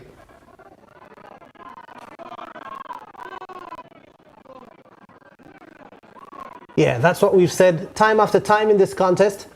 And that, in my opinion, is why it has remained 0-0. It's that final ball that's been lacking so often. Obviously, St. Catherine have had a few attempts. One particular one saved off the goal line, one that hit the woodwork. And then the rebound was also saved. And then a few that again fell to the man who's now been withdrawn. Marlon Jones, gilt-edged chances if ever we've seen them. Just on a couple of occasions actually just not even making connection with the ball. And the simplest and the slightest of connections in any of those two instances would have resulted in a goal for St. Catherine High. So Coach Anthony Patrick will be disappointed in that. Yeah, certainly will feel as if his team should have taken all 3 points from this game.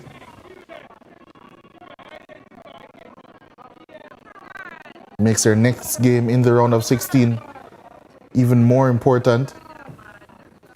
There's still time, of course, for either team to snatch this one right at the death. You suspect that there will be a considerable amount of time added on for stoppages.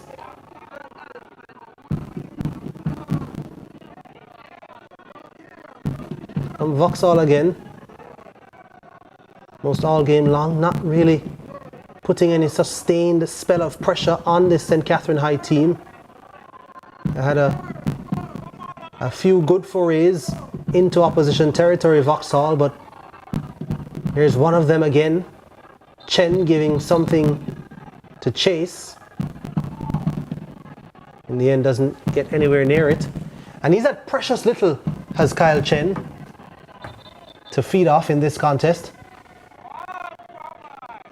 As we see the fourth official holding up the board, Leger, 6 minutes added.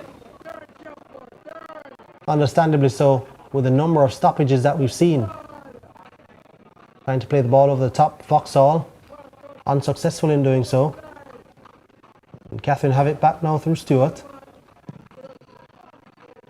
Stewart trying to beat his defender, another Stewart, Rallan Stewart. This time the tackle is clean, however. As another disappointing cross comes in. That time from Javon Allen.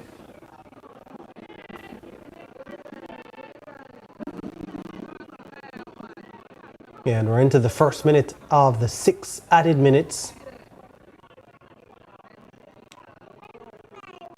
Amarian Gentles has been a busy man for his team Vauxhall. He is the captain of the ship, trying to ensure he steers it safely to harbour without his team conceding a goal here, and wants to watch his team score a goal. Richard Walker taken down though. Referee says no foul. Come again, Kyle Chen trying to find an opening, and Chen does not get the right connection. Yeah, shot again disappointing. Did have the biggest chance of the game for Vauxhall, did Chen.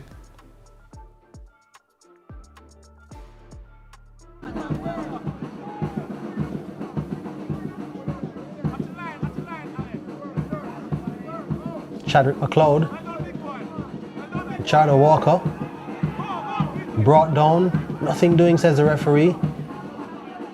Ronaldo Stewart now on the right side for St. Catherine. Stewart with a couple of step overs, beats his man Stewart. Nothing on the cross though. Allen ensures St. Catherine keep possession. Back to Allen. Allen tries the first time cross, but really lacked any sting. Yeah, those crosses, or the quality of them, has really let St. Catherine down. Yeah, you can really see the tired legs out there now from both teams. Yeah, lackluster play all around.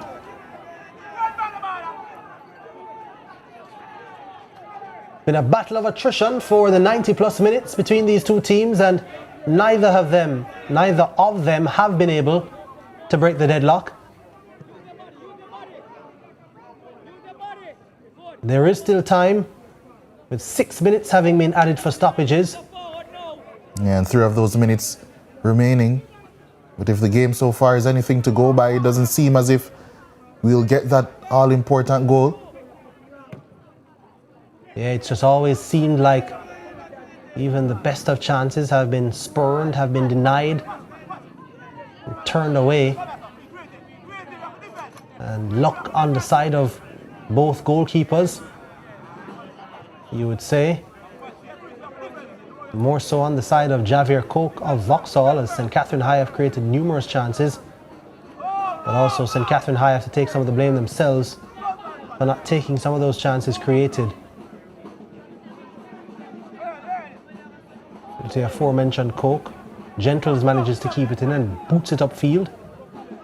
A hopeful ball really, trying to find a teammate. Cummings will mop up.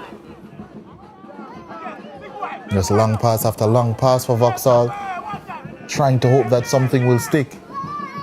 Out of ideas.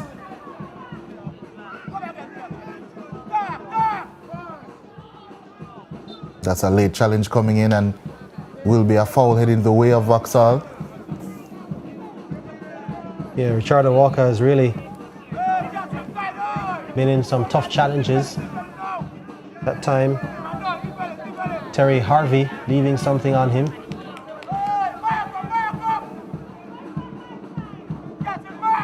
As we've seen the numbers continue to grow at Waterhouse Mini Stadium. They love their football in these parts, and of course turning out now for the feature encounter to come up after this break. Here's Vauxhall again. Nothing is going to result from this.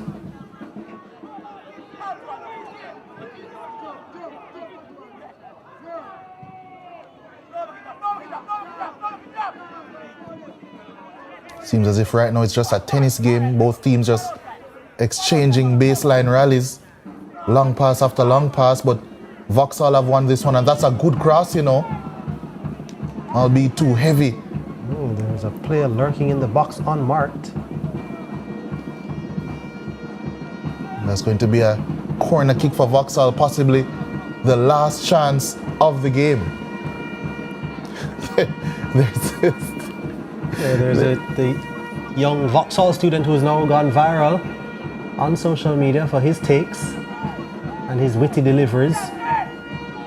Vauxhall, though, they need their players to find a good delivery. Of course, after this, Tivoli Gardens playing St Andrew Technical. It's a cross into the box.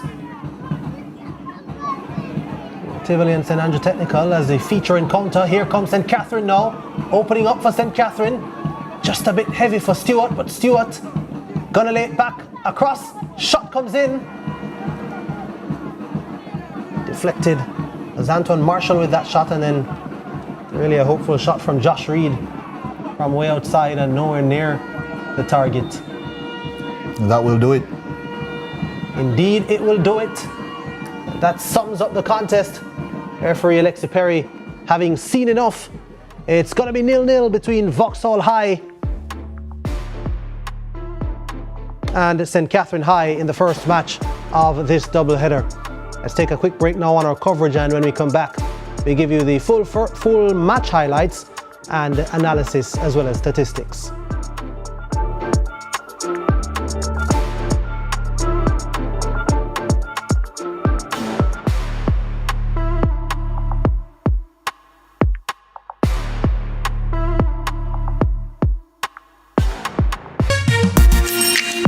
Everybody, I'm Yendi, and this is Odyssey with Yendi. In this space, we connect with some of your favorite people as they share their journeys. Here we have some unfiltered conversations as we deep dive into their inspirations, motivations, and experiences to inspire our own life journey.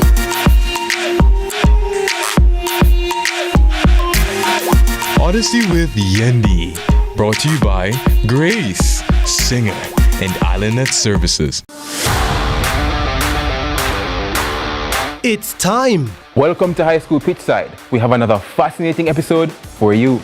More matches, more big clashes. Let's talk about some of the big rivalries coming up this week. More of your favorite features. And trust me, you won't fall asleep in this history class. And of course, we always want to hear from you. Hear from your alma mater's players and coaches in Team Talk. You know we can't leave you out. So send us your messages on social media and watch us react on FanView. And you know we love a good little debate, right, Gio?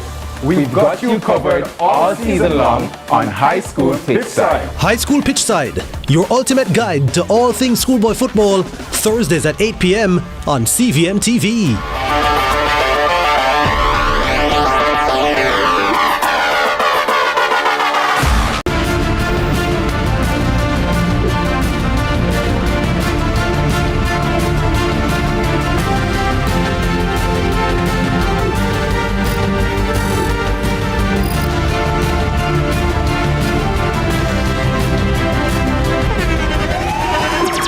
The internationally acclaimed On Stage with Winford Williams. At a new time, Saturdays at 8 p.m. on CVM TV. So much more than entertainment. Where it all begins. The quest to become great. Inspired by those who went before them, these four boys dream of playing in the ISSA schoolboy football competitions. Will he score this for Casey? Will he score? It's a shot, it's a goal! And it's a shot, and it's a goal! And KC has won the Manning Cup, and they will play Clarendon College in the Olivia Shield.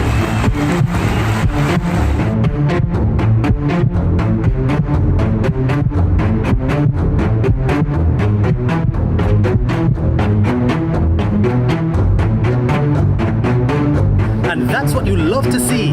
They may be rivals, but the camaraderie is what it's all about. Can't wait for the final. When the bus the man, I want to watch my son play finals for CVM, you know. But mums, you can't watch it on CVM website, man. My son score, my son score, my son score, my son score. Greatness begins here.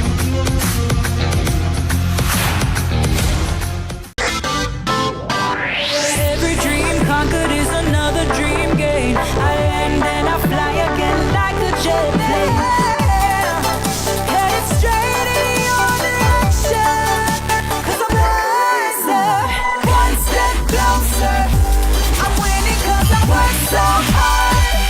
And the music hits I play, and the people them I say we are my show tonight.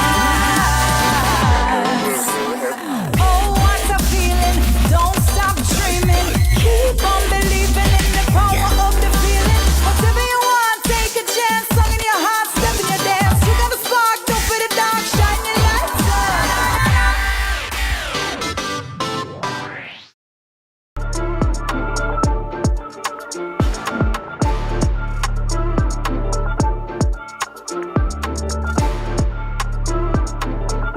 Welcome back to Waterhouse Mini Stadium. 0-0 in the first match between St. Catherine High and Vauxhall High. Despite numerous chances, neither team able to find a decisive touch. Here are the full-time highlights. Here we go. It was Vauxhall early, and the goalkeeper Lamy of St. Catherine High had to be very alert there to tip that one over the bar. And Vauxhall saw that early opportunity spurned. That one was an easy take for the Vauxhall goalkeeper, that is. Some opportunities then started to fall the way of St. Catherine High. There's star man Kadeen Young picking the pass from distance. Ronaldo Stewart all game long was a thorn in the side of the Vauxhall team, but Marlon Jones will want that one back. It was a nice move by Vauxhall, and it was Chadwick McLeod who couldn't get the shot to beat the goalkeeper, and this one was another shot from Ronaldo Stewart, just wide though. Great opportunities. Again, another opportunities. This time Young himself was on the end of it, just couldn't keep it down. Speaking of Young, it's a really good save though from Coke of Vauxhall as Young tried to burst through the seams, and he was much more involved in the second half. Young, that's him again, playing that ball across the face, and again it was Marlon Jones who did not make connection with it. Young saw that effort, blocked off the line after the goalkeeper was really in no man's land, and then picked himself up to block the rebounded shot that came in from Stewart. At this stage, it was all St. Catherine High creating all the chances. Acrobatic effort there from Gentles, and then this free kick from Gentles which hit the woodwork, and the effort coming back in. There was a scrap, and eventually Vauxhall got the ball out of danger.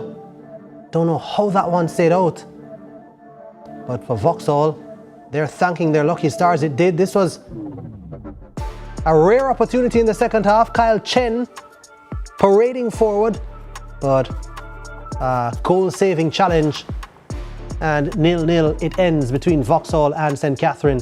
Here are the statistics: 14 shots, 8 to Vauxhall, 14 to St. Catherine. 4 on target for St. Catherine, 2 on target for Vauxhall. 11 fouls, 4 yellow cards, and it's St. Catherine who had the lion's share of possession. Janae is standing by with some interviews.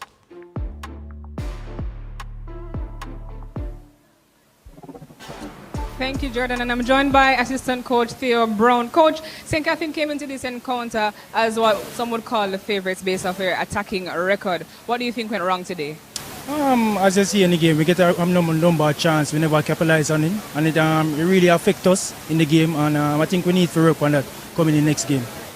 Despite not scoring, your defense managed to hold firm. How pleased are you with the team's discipline in the back? I applaud the defense line. They really stand out today and really put out a good shift today.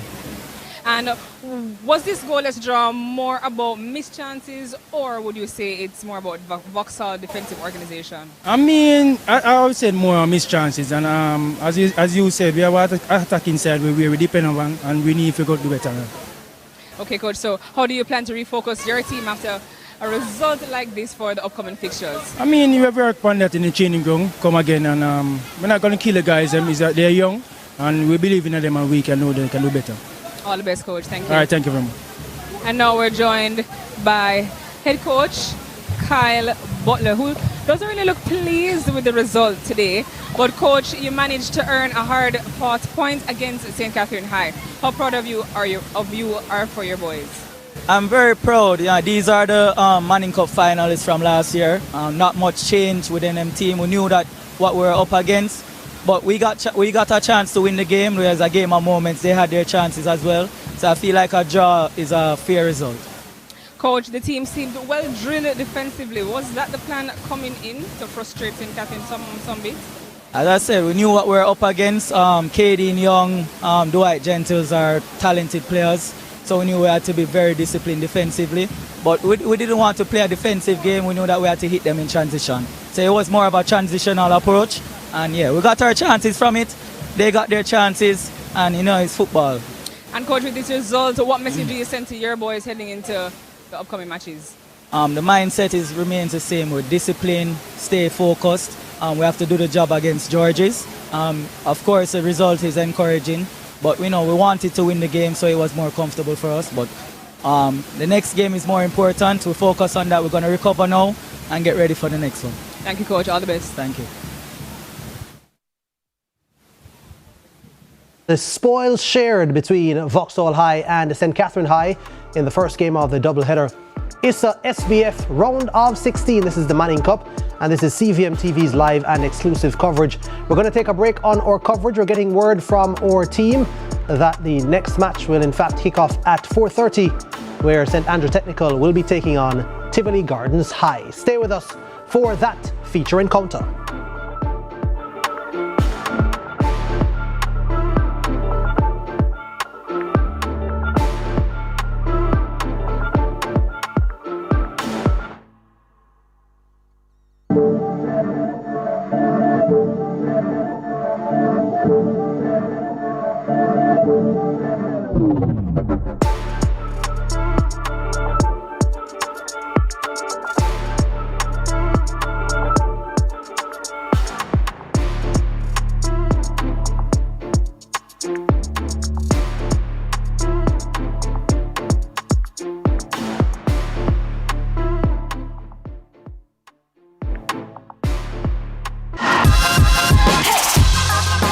On high school pitch side, we move to the Powerade team talk, starting with the Powerade tip of the week. Everybody is different. Some players sweat more than others. Learn how much Powerade you personally need to drink by tracking how you feel before and after games. Clarendon College are aiming to persevere and excel under their new coach, Devon Anderson. We have more in this week's Powerade team talk. Clarendon College are progressing through the season without adding any pressure of lifting silverware. For new head coach Devon Anderson, he's adjusting to his role game by game. Most definitely, as I said, just to make my own mark as a coach. Step out of my comfort zone, so to speak, Manning Cup, and venture in a new environment, which I'm enjoying the cool weather and, by winning games. And that's one of the most important things, and I can see the kids transitioning each game, each level we go, they're stepping up. We have a young bunch, and we look forward to having them for the next 3 years, and kudos to them. They're doing well so far, and they will continue to do well. The former Heidel coach is focused on adding his touch to the smooth passing game instilled by his predecessor Lenny Hyde. Anderson's philosophy is a high-press system he hopes will reflect in this team. I put my mark on it without saying much, because if I say much, and then you would know what to expect and when to. But most definitely, a twist from where I'm coming from to here, and I combine both style and both philosophy, and I mean, you see the fruit of it. I mean, most people never really expect us to be one of the unbeaten out of 3 teams right now. But we are moving on now, as Jefferson said, you know, to good times. Well, the progress that I have seen so far, it's good. It's good. A lot of personal issues, but I think the players are coming on. They're adapting to the coach's instructions and on and off the field. So I think going forward, I think they'll do fairly well. Very good, because he's a very good coach, you know. Come out here and teach us right all the time. And you follow instruction well. The squad is a young one, with at least 9 players qualified to play at the under-16 level. While not attaching the favourites tag to themselves, they don't consider themselves to be underdogs. I don't like the terminology on that. Nevertheless, I mean, competitive. I mean, everybody know me as a coach and my philosophy and where football is concerned. Age is just a number for me and the kids. I mean, we are going for every game just the same, to win, to win, to win. Justin Haynes is one of Clarendon College's leading scorers, netting 5 of his team's 30 goals this season. He says reggae boy Kaheem Dixon, who was a standout for Clarendon College, is his inspiration. He went out there, get called up, always performing. That inspired me enough. Does he keep contact with you? Yeah, talk over the phone. Told me that focus every minute. You are the senior man, so you can't make players then slack off. CC have only conceded 2 goals so far this season, making them one of the top defensive teams. They take pride in maintaining clean sheets. Well, I feel very happy about that. As I know, it's a goal set from before the season. The strongest area of the pitch is the forward line, to be honest, but the defensive line has been great since season. The goalkeepers have been doing fairly well. I think most clean sheets for the season, Clarendon College goalkeeper has it. Next up for Clarendon College is Port Antonio High, who they face at home in the final round of 32 game. A draw will be good enough to see them through, as they lead Group 6 with 4 points, with Dintil second trailing on goal difference.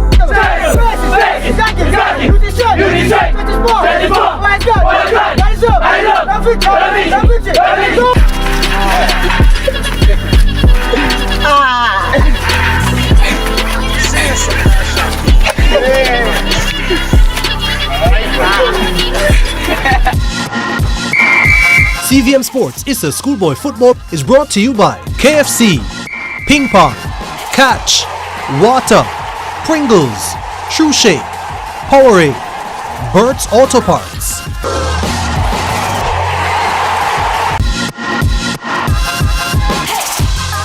Time for one of my personal favorite segments of high school pitchside. It's time for Fan View. And this week, Gio, Janae, and I will be reacting to an article that came out in The Observer recently, where it stated that they may be allowing, well, I say children, but specifically young boys to start wearing, well, more hairstyle at Jamaica College. Some plait up here and all of them thing there. Oh, yeah. At Jamaica College.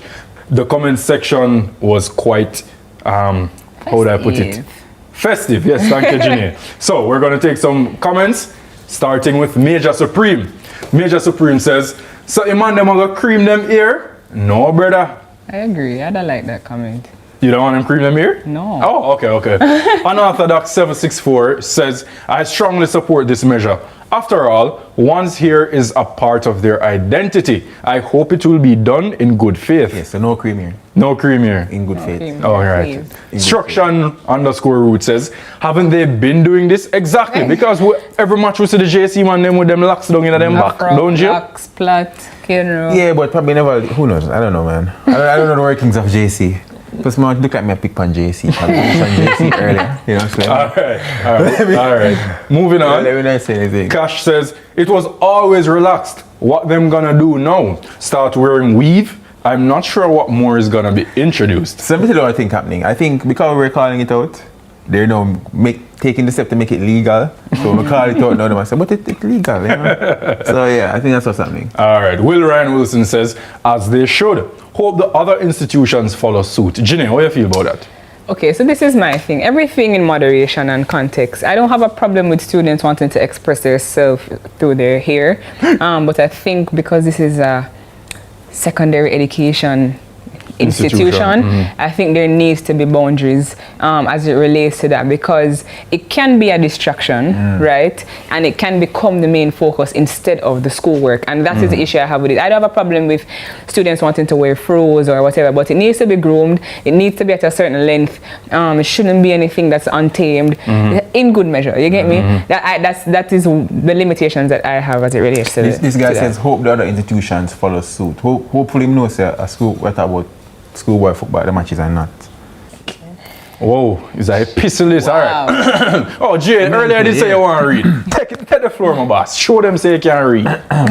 Shame on Jamaica College. Our young men need structure and discipline, no more than ever. This is not about their hair, it's about respect for rules and the values that shape responsible men. Changing long-standing policies just to appease the younger generation may be seen as a sign of weak leadership, not progress. Schools must stand firm in upholding principles that build character, right? And this is why I'm going to reiterate it. Everything with context, because Jamaica College would have obviously instilled this relaxed rule of being able to express with their hair for whatever reason. But I think what's happening with the students is they're taking it out of context, and it's a free-for-all, and now it's a fashion show. Gio, do you think this would even be a conversation if Roel Reid was still principal at Jamaica College? I'm glad you asked Gio that question. I'm very sad you asked me that question. But even from his time, there were strict standards of dress and thing being, put forward. I don't know why I asked me that question there. I mean, it's the three of us, and I could have asked Ginny, but I chose to ask you. I don't think, no. I think if Roel Reid was there, it would still be strict. Yeah. All right. Next comment. Lola says, try it and see how it turns out. If the young men respect the guidelines under whatever new policy, then go for it. And that's the next thing. I think clearly if JC instituted this policy, there must be certain frameworks within the policy that have to be maintained. I'm sure it's not it can't be a free for all. It can't be okay, nobody can run anything. And I think with everything, there's probably some context that we're missing out of it. How will long work up our next match look like Messi with blonde hair or Yamal, I'm sure about that, yeah. Last comment. Negos the Great says, long time for drop them colonial concepts here. Y'all not tell a Chinese or European or Indian for trim bald, but forcing black people to wear their hair the way Nizambi God made them, and telling them their hair is unkept as if a black people hair look bad or something. Alright, so you see from my same name, my same DP, you know, say Negos is pro-African, so him take this very seriously, Janine. Yeah, but I also think when it comes on to the three groups that he named, they would have to groom their hair a little bit different than black people, right? I don't really want to go into that conversation, but the truth is, Chinese not go ban it. I mean, when you get to, I used to go to. Wow. Anyways, I used to go to some school. I used to go to my school many years ago. I mean, when Monday morning comes, some people get called up for them here, and then some people, for very long, So I mean, that's but a long even with them, they need a grooming policy as well.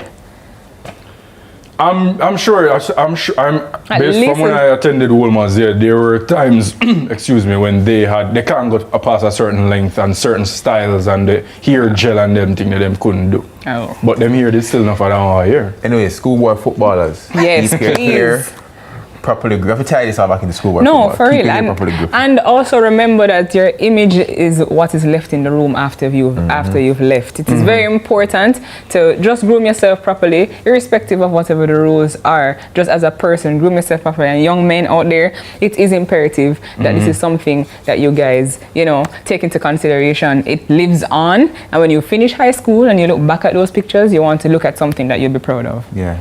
All right, before we close, Joe, what was your favorite segment or your favorite part of today's show? Oh, where I spoke to Coach Broderick from Excelsior. That was my favorite segment. Janae? I actually have to second that. Yeah. Oh, so true, me never in a segment that was one of your favorites. No, that's not our fault. Well, maybe that's why. Who knows? Maybe subconscious. Well, it's all right. We'll be back next week, or maybe not. Tune into Pitchside next week.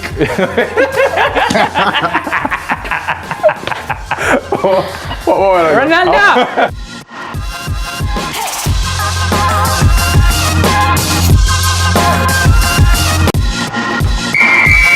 CVM Television is the official broadcaster of ISA Schoolboy Football 2025. Unauthorized recording, broadcast or streaming of matches or related events is strictly prohibited. Let's delve deep into the issues. We'll take you beneath the surface. Greetings and salutations. My name is Orville Higgins, and it's another edition of Fan Central. Talking to the people at the heart of the top sporting stories. Hear from your favorite sportsmen and women and the administrators who work tirelessly to make it all happen. It's a live sports talk. I've written an entire article. Yeah. Looking at all the major issues every Tuesday at 9 p.m. It's Fan Central.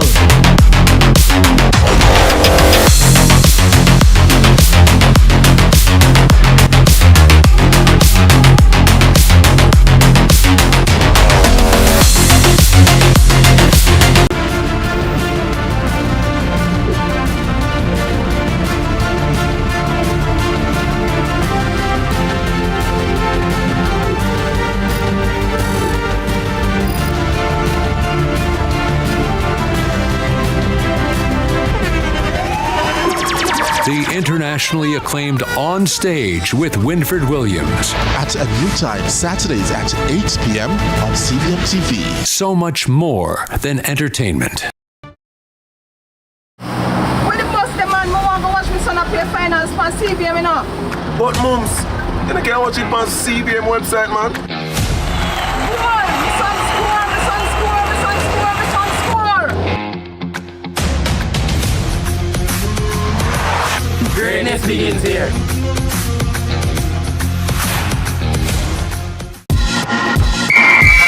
CVM Television is the official broadcaster of ISA Schoolboy Football 2025. Unauthorized recording, broadcast or streaming of matches or related events is strictly prohibited.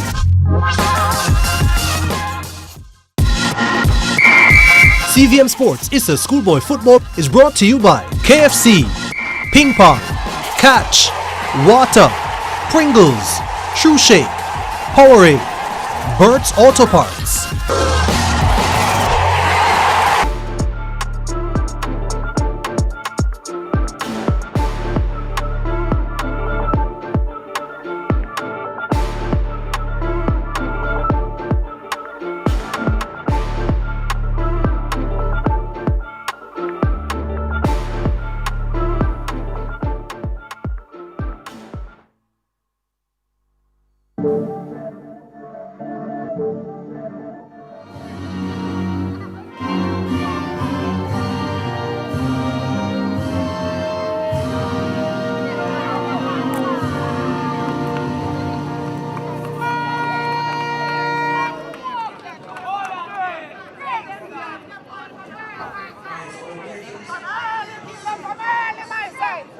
At the Waterhouse Mini Stadium, more round of 16 action in the ISA Manning Cup. It will be Tivoli Gardens High taking on St. Andrew Technical High School in what promises to be a fiercely contested one.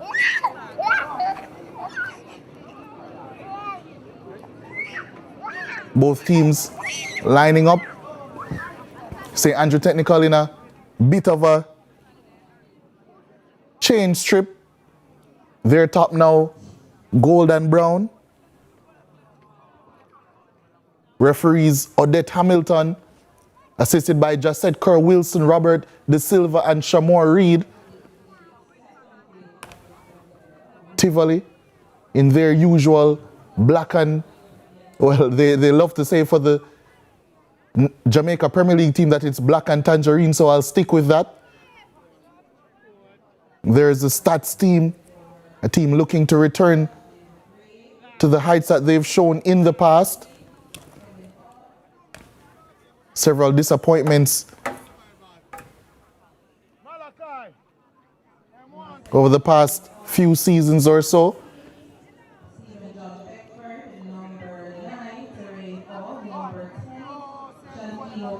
The two captains, Kevin Hall for St. Andrew Technical,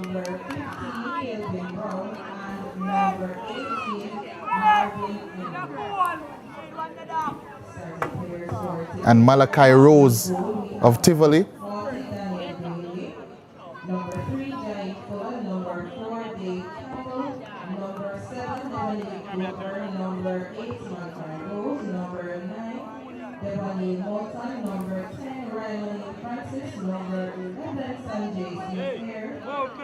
Tivoli.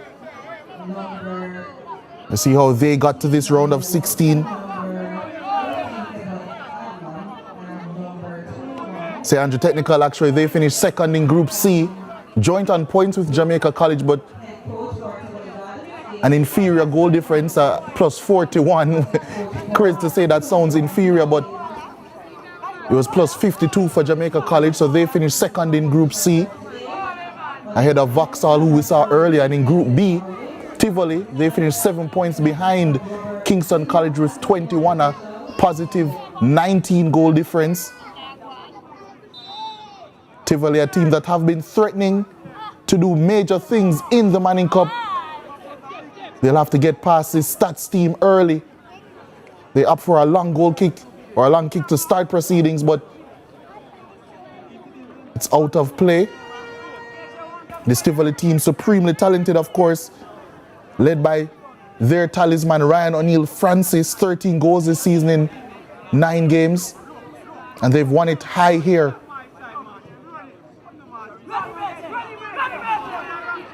And immediately, STATHS looking to go on a tear down this right-hand side. Kevin Hall, their captain, experienced player as well, has been in the setup for quite some time now.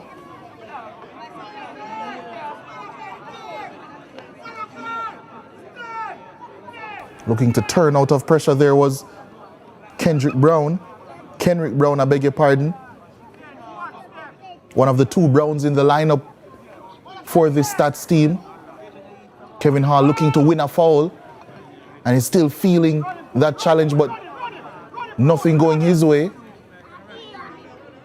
There's Philip Williams, the experienced head coach of the St. Andrew Technical team. Has been at the helm since 2017 and led his team to 3 Manning Cup finals and a Walker Cup final, which they have all lost to Jamaica College. Haven't made the semi-finals in the past 2 seasons in the Manning Cup.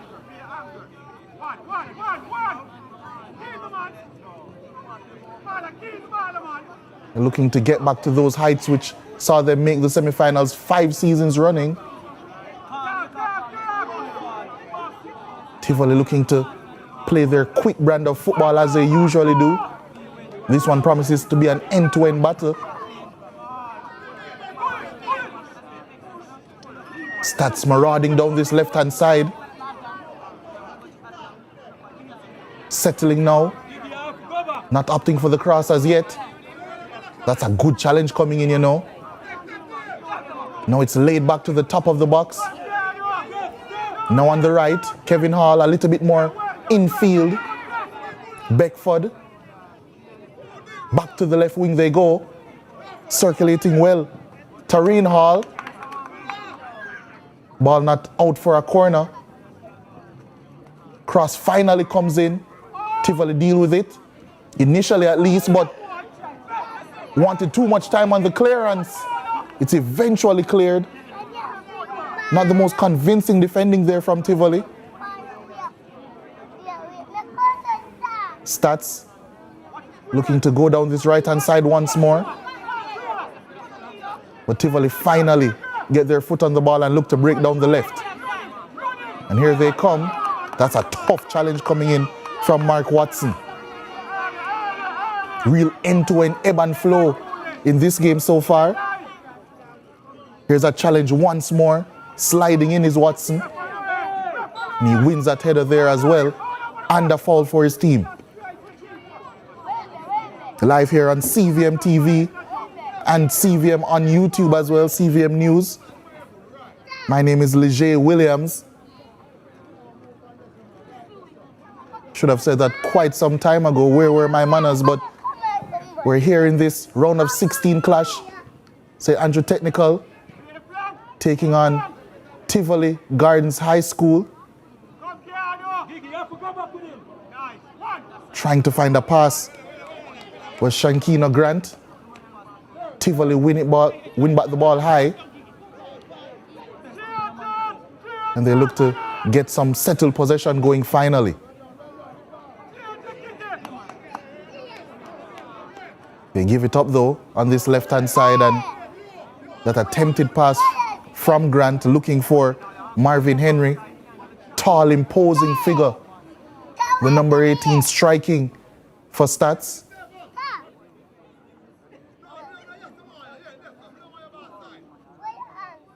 Stats, of course, have created some of the best strikers in schoolboy football in the past couple of seasons, as Kevin Hall looking for a strike at goal. Does find it, does trickle through to Ricaldio Frederick. He comfortably deals with that one and launches it forward. Hall again in a central area, not winning that battle. Bingham, not the best pass, and Stats look to break away. They're driving at pace here.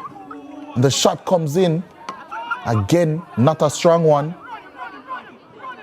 Dave Campbell clears it. Tivoli now down the left-hand side. Again, trying to get some settled possession going. Does well to ride that challenge, does Goalborn, but gives up possession immediately. Here comes Stats once more. Hall. Cross coming in, but met well by Dave Campbell. Terrain Hall now down the left-hand side, and Dave Campbell again in the way to sweep that one clear. Justin Johnson takes that throw in early to Beckford. Terrain Hall looking to turn his man, but well marshaled initially, and a good clearance. Beckford keeps it in. Starts looking for a switch of play, which might work out in their favor. They'll get a throw down this right-hand side after that one was intercepted somewhat by Jaheim Fuller of Tivoli. He'll be their left back for this game. Clearances haven't been the best from Tivoli so far, and there's another one that's a bit shaky, allowing Stats to really sustain some pressure now down the left-hand side as a tough challenge comes in. Justin Johnson on the receiving end of that one from Sanjay Sinclair.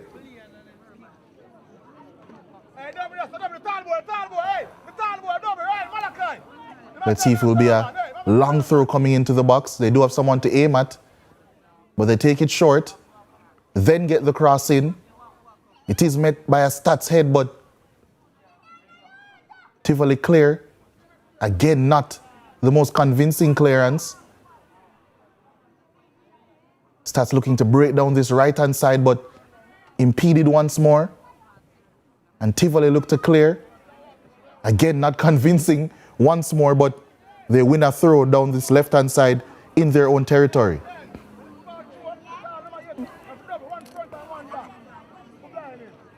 Stats were one of the best teams in the opening round of the Manning Cup. Saw earlier their plus 41 goal difference, scoring goals for fun, not conceding many either. Their sole TV game so far this season came against Jamaica College. A 0-0 draw here at the Waterhouse Mini Stadium as Ryan O'Neill Francis tries to wriggle free down the left-hand side for Tivoli, but can only concede a goal kick, which Stats have already taken short and quickly before launching it forward in the direction of Marvin Henry, who did well initially to hold it up. Kevin Hall doing well to dribble by his marker. Now down this left-hand side, operating much more centrally so far today, Hall. Foul going the way of Tivoli, caught late down that right-hand side.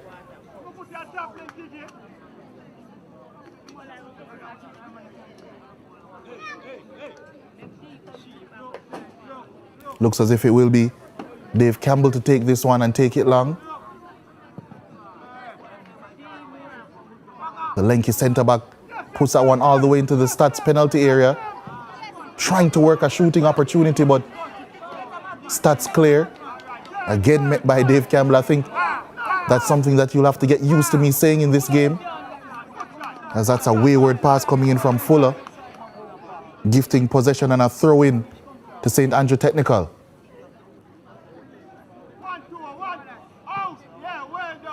Finally, a hefty clearance coming in from Tivoli, but they're unable to win the first or the second ball. They win the third and they look to drive forward now in a lot of space. Goalborn trying to take his man on, had options to the right of him, didn't take them. And Stats again continue the end-to-end nature of this game. It's Kevin Hall now down this right-hand side. Excellent cross. It was met by the man they would want to meet it in Marvin Henry.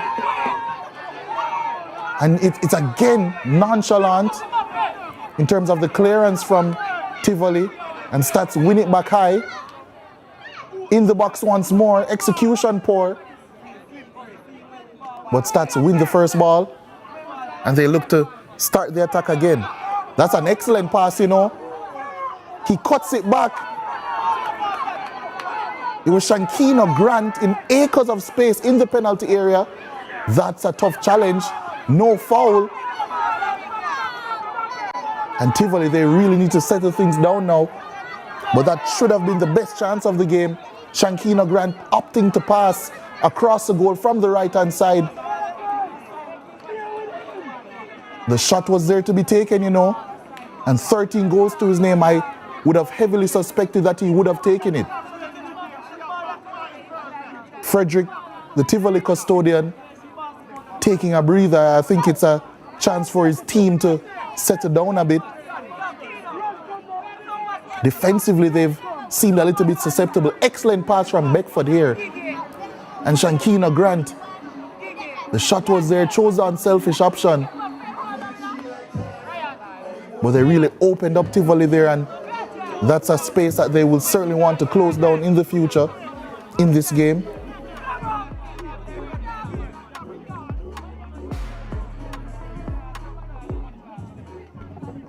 There you can see goalkeeper Frederick getting some attention.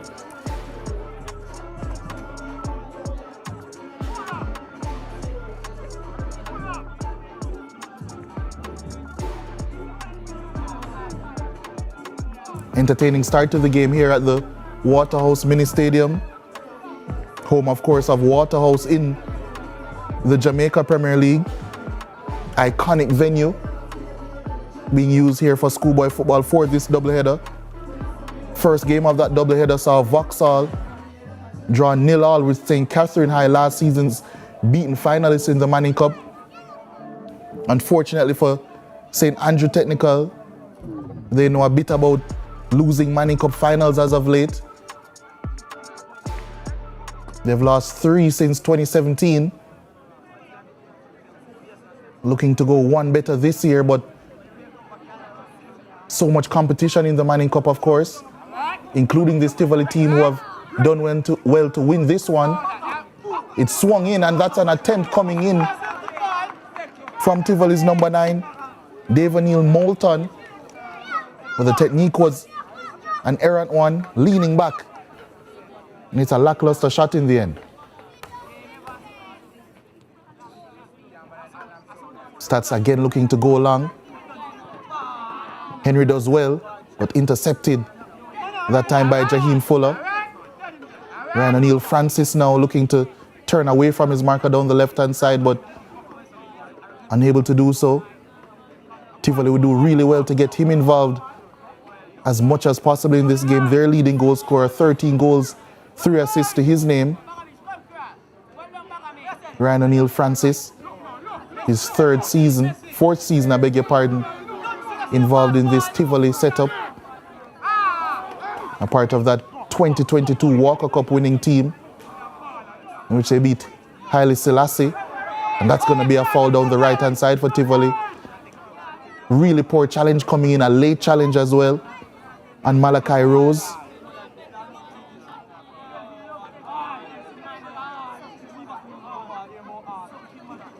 And the yellow card brandished early. It was Kelvin Brown down the left-hand side. The left back slash left centre back for St. Andrew Technical. A part of that national under-15 team, the Jamaica under-15 team that won the CONCACAF tournament this past summer, Kelvin Brown. Important part of this Stats defense as Tivoli look to organize their free kick routine. Set piece coming up down the right-hand side. Looks as if it will be Malachi Rose to take. Two-man wall for Stats. 5 players now, 6 players in the box for Tivoli, but it's met by a Stats head first. Put back in. And Ryan O'Neal Francis now to put in across. It's met by a Tivoli head. Flashed across goal. It was Bingham. Again, Tivoli first to meet it down the right-hand side, but unfortunately for them, unable to keep it in.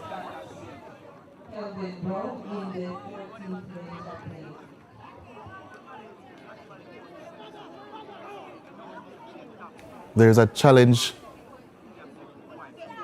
that came in. Will force the error out of Tivoli and Sanjay Sinclair. Again, a long one punted up towards Marvin Henry, who did excellently to control, but the pass that came, not accurate in the end, and Tivoli get a chance to reset. Some scores from the Da Costa Cup. The Costa Cup also began their round of 16. I'll get back onto that shortly as Stats look to launch a quick attack. Kevin Hall saw the goalkeeper off his line a bit and opted for the shot. Caught the outside of his boot and skewed that one wide. Yeah, but scores in the Da Costa Cup. Cornwall College leading Maldon by 5-1. Christiana 3 goals up over William Knibb. Stets leading Kempsale by 3-0. McGraw leading Manchester by 1-0. That would be a big result. Dinty leading Mannings by 2-1. And Glenmore leading Magotty by 1-0. So both the round of 16 in the Manning and the Costa Cups beginning today. We'll get some Manning Cup scores for you as this game carries on. Tivoli looking to forge an attack down this right-hand side. Trying to turn. Eventually gets a cross in, but Kelvin Brown does well to clear. Tivoli didn't start this game very well, but ever since they took that bit of a timeout, their goalkeeper Frederick going down for a second, they certainly have been the team asking the most questions in this game. Early days nonetheless, 17.5 minutes into this one. Tivoli throw in down this right-hand side. It will be a long one. Met by a Stats head, however, and they'll get one more opportunity to load that throw in. It's Adlam down that right-hand side taking the throw in. Once again met by St. Andrew Technical. Dave Campbell, not the best control initially, but eventually gets it back to his goalkeeper. Starts looking to apply some pressure, but They eventually force a turnover from Tivoli. And now it will be Stats' turn to have a throw in an attacking position. They don't take it long though. That's a tough challenge coming in, you know. The number 11s on each other. That's Sanjay Sinclair tackling Justin Johnson of, say, Andrew Technical. A real wingers challenge that one from Sanjay Sinclair. And he will give Stats an opportunity to take a free kick in a relatively promising position. Here's a challenge once more. Slipped as he was trying to engage. Did Sinclair. Stats now with a free kick on the left-hand side. Let's see what they can serve up. 6 players in the box for them as well. An obvious target, but the delivery not good enough, handled well enough by Frederick. And Tivoli look to start a quick attack with the pass inaccurate. Stats get a chance to reset. And now they attack down the middle of the pitch, then to the right. Here's Terrain Hall, left-footed attempt. Dave Campbell in the way. Tivoli look to break, and they do so well through Bingham. Well intercepted though by Kenardo Gordon. Stats turn to launch this one forward. Tivoli once again in possession. Ryan Neil Francis with some time and space.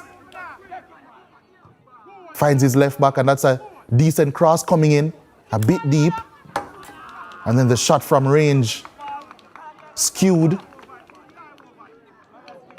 Not troubling the goalkeeper on that occasion was Tivoli's captain Malachi Rose. Another experienced part of this Tivoli unit. Was a captain last season as well.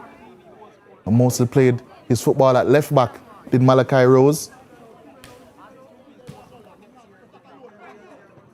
Starts looking for a long pass down the left-hand side, but intercepted. I said it in the previous game that when there's so much space in midfield, you can tell that the game is a transitional one, full of counter-attacks, full of quick play, both teams going at each other, and Stats now going at Tivoli. Kevin Hall trying to break down the right-hand side. Tivoli unable to clear. It falls to Terrain Hall, who opts for a long shot with that left foot, but well done by Frederick to claim. And he looks to get Tivoli going quickly. They're unable to win the first or the second ball, but the third falls to their captain, Malachi Rose, who looks for a ball over the top, which Kelvin Brown expertly deals with. Stats again looking to launch a quick attack, but intercepted by the skipper, Malachi Rose. Marvin Henry making a nuisance of himself down this left-hand side now. Really imposing figure. Not necessarily because of his build, but easily 6'4", 6'5", the St. Andrew Technical striker. Touring over players, and that's a good pass coming through. Dave Campbell once again in the way. And Tivoli with space to drive into down this right-hand side. And here they come. Looking to advance quickly was Bingham, but couldn't link up with Sanjay Sinclair.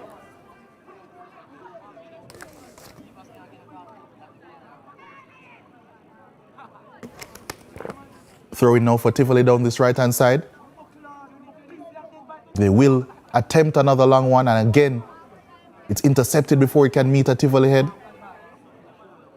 They try to advance down this right-hand side once more, but unable to get by, say, Andrew Technical. Again, Dave Campbell comfortable in the duel, but unable to find a teammate. Marvin Henry blocking his attempted pass, and it will be a throw into Tivoli down the right-hand side, about 30 yards from their goal. Philip Williams, not necessarily animated, but in his technical area off his bench, instructing his players, knows it will be a very difficult one.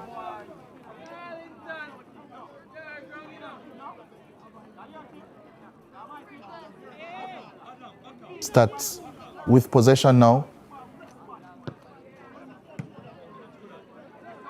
Took that throw in, then tried to launch it forward, but repelled. Did very well to win that header, did Mark Watson.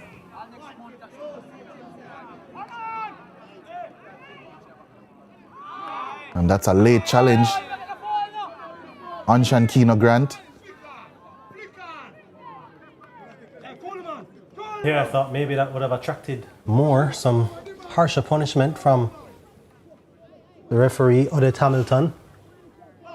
We've seen a few, let's say, borderline reckless challenges already in this contest, Leger. Yeah, I think the referee will be keeping a very close eye on proceedings as it goes on. Don't want this one to get out of control. The ball coming in, and it gets no touch from the free kick.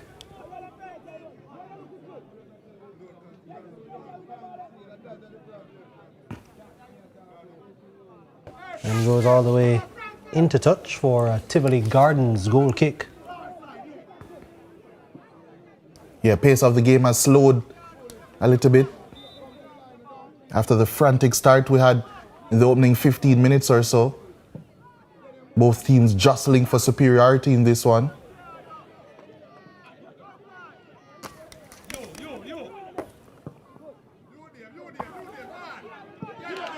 That's a tough challenge coming in from Dave Campbell, who has been doing everything defensively for this Tivoli team. Yeah, I did say that we've seen some tough challenges.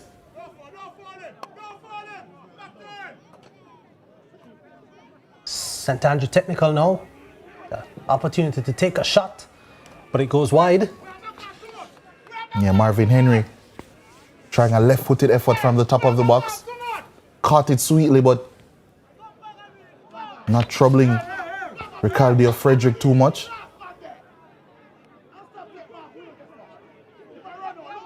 Maybe some miscommunication there on how to take this goal kick. Eventually launch forward. But taken up by Kevin Hall, who's fouled very close to the center circle.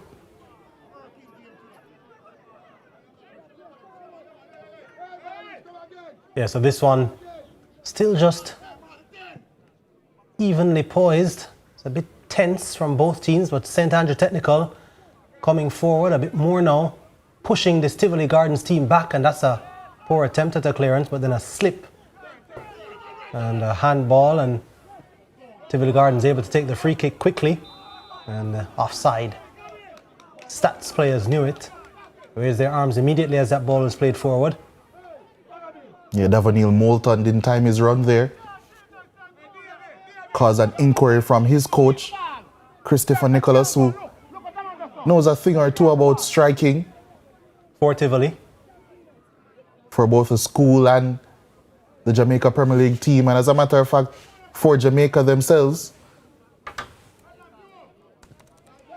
Had a fantastic career, not only for Tivoli High, we won the Walker Cup with in 1996, but also for the Jamaica Premier League team, the senior team, one might say. Miscommunication there on that instance from Stats, and they turn the ball back over to Tivoli.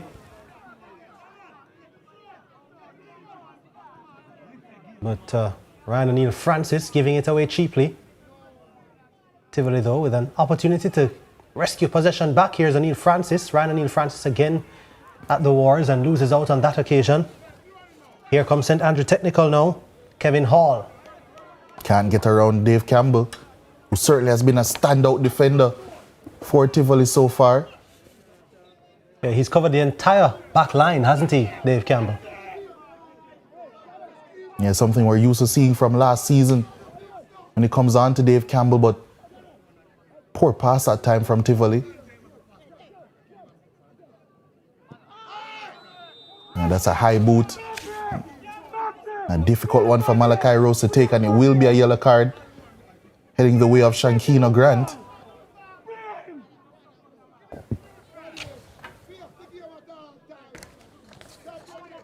Stats is leading goal scorer and player to watch. Yet to really get involved in an offensive sense in this game, but his name has now been taken. Has left the Tivoli captain reeling. Malachi Rose will be getting some assistance. Yeah, you mentioned Grant with 13 goals from 9 games this season, 4 assists as well. The number 10 for Stats, they're having a good time. Actually, isn't their leading goal scorer this season? It's Marvin Henry. 14 strikes to his name. The lanky number 18 up top for Stats. Already seen evidence of his good touch in and around the box. His hold-up play, his link-up play.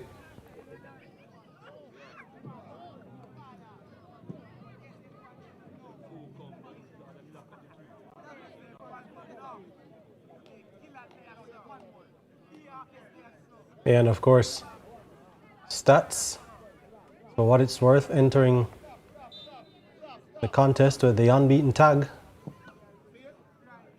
having drawn 2 of their first round encounters and won 7 from 9 matches. I'm sure Tivoli will be doing their best to displace that tag. Yeah, we saw in the first game where St. Catherine High managed to preserve their unbeaten tag, but their perfect win streak was broken. They had won all 10 of their games in the group stage and dropped points for the first time this season. Did St. Catherine High when they were held 0-0 by Vauxhall in the early game of our doubleheader. Here comes Stats now.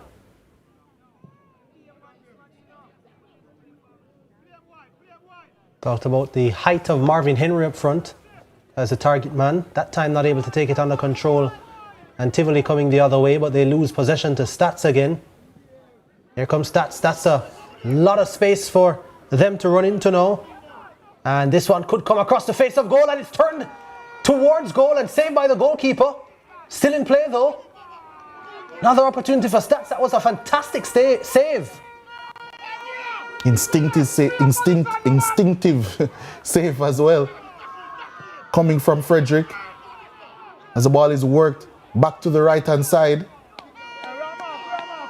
Yeah, Keno Levy doing lots of running, bursting through the seams and creating the opportunity. The Stats supporters love it. Here's it, a look at it again. And that was a really good reaction save. As you rightly said, Leger, an instinctive save that was well executed to deny Shankino Grant. Yeah, who took that strike very well in his stride as well, Grant. Very good attempt at goal, but Frederick equal to it.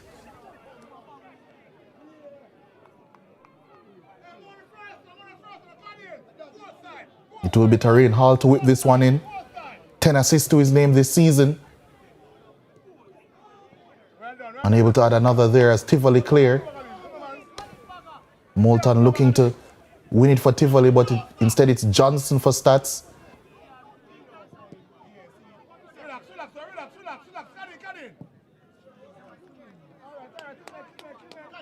Tivoli do get it forward now.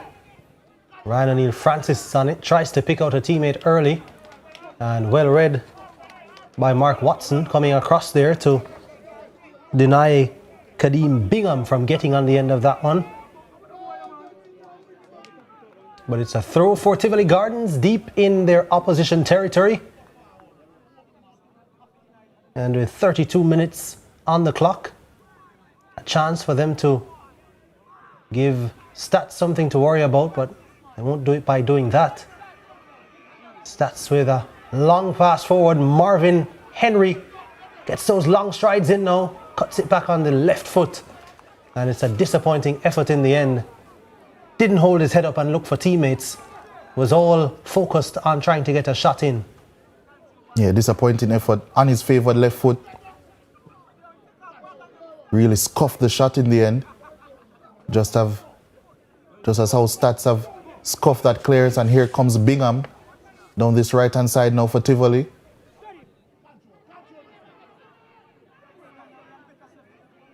Tivoli had through Goulburn, and lose it. Bingham knew he was in an offside position, so had to let that one go. And then eventually when he came back into an onside position, the ball was kicked off him, and it's now a throw-in for STATHS. STATHS with a long ball forward. Finding the tall figure of Henry again. Shankino Grant chases down this throw-in and takes it quickly. Here's Henry again trying to hold up play for St. Andrew Technical. Grant just slightly over dribbling there, but still in possession. Finds his teammate, and that's a good through ball played out to the right. Ball coming back across, but cut out by Tivoli Gardens. Good defending in the end. Yeah, it was Dave Campbell again. Excellent reading of the game, and Tivoli now on the attack down the right hand side, but very well marshaled. Kelvin Brown. Great defending there from St. Andrew Technical, and now they come the other way. That's on the far side. Tried to work an opening. Ball comes all the way across. It's going to be trying to line up a shot. Can't get the space. Does find a teammate, and this time a cross coming in. And it's Kenrick Brown who eventually got the ball in after Kevin Hall did some good work for St. Andrew Technical. And those fans still waiting to erupt here at the Waterhouse Mini Stadium. A number of them supporting St. Andrew Technical High School. They've seen their team on the attack. Still not yet able to make that telling penetration. You see Kenrick Brown's cross there, which was deflected out for a corner kick.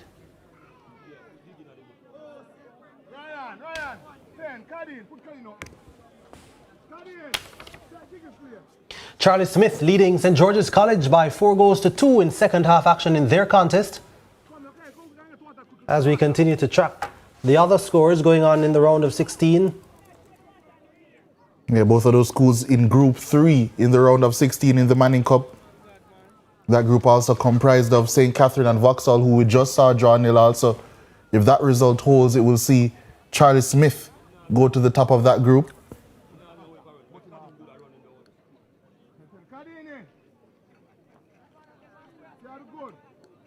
Excelsior beating Woolmer's 3-0, a decisive win for Excelsior over Woolmer's boys.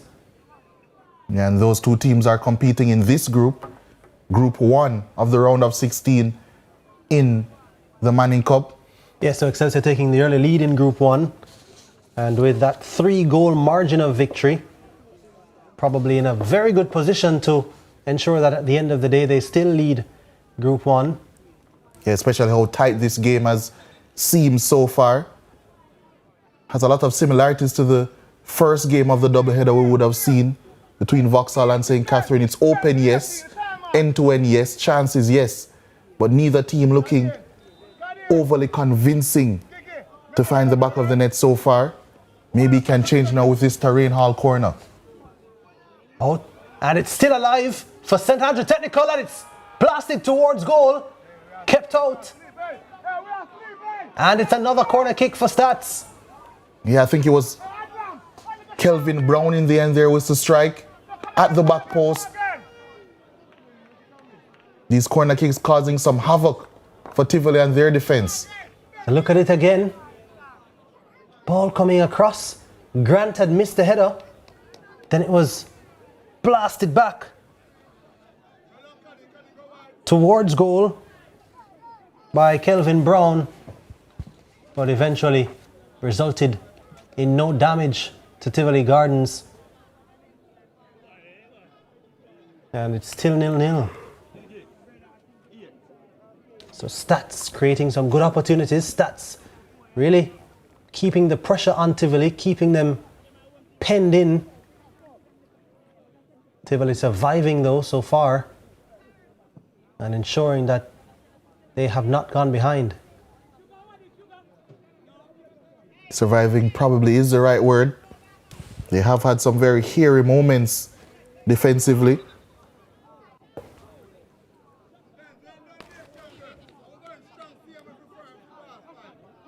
Throw into St. Andrew Technical. Shankina Grant perhaps trying to do too much, loses it. So throw in now to Tivoli Gardens.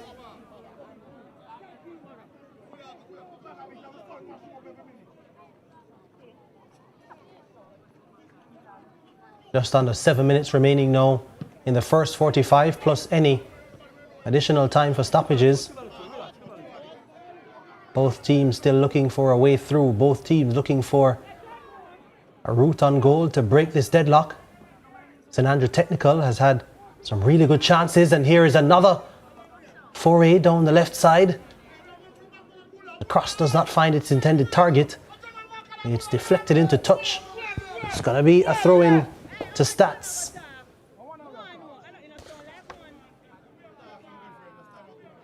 Terrain Hall doing some good work on the left side, but they lose out now, STATHS. And now Tivoli can come away with it. Ryan O'Neill Francis. Poor pass. STATHS back in possession. This is a good ball. It's a shot. Trying a belter from distance, Terrain Hall. But way over the bar. Just got a little bit overly excited, did Hall. And got his radar all wrong. And Tivoli can breathe again. Neither team has had a proper chance to breathe in this game so far. End-to-end stuff. STATHS with the better of it in the past few minutes, but Tivoli winning back here in the midfield. And Goalborn looking for a pass, trying to dribble, wins a foul. Bailed out a bit, I think, there, Goalborn, because his touches weren't quite sharp enough. Tivoli continued on this left side, cross coming in. Just a bit too much height on it. They're appealing for the corner kick, and the referee agrees, the assistant agrees. It's going to be a corner kick to Tivoli Gardens. We've seen STATHS create some danger with their set pieces. Can Tivoli cause some issues here for St. Andrew Technical? Yeah, in the 41st minute will be an ideal time for either of these two teams to score. One of those coach killers. The corner kick coming in, swung in, and a chance for Tivoli. And the strike repelled. Gonna try to line up another shot from distance, Tivoli Gardens. Blocked again. And they're gonna keep possession though. Yeah, slipped as he was trying to take that secondary shot, did Goalborn. Tivoli looking to launch another attack, but unable to keep that one in.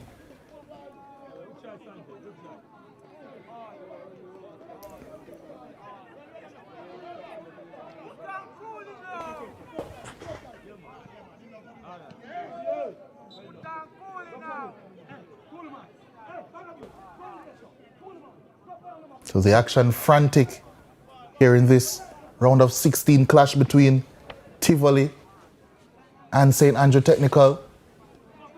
Exactly what we would have expected.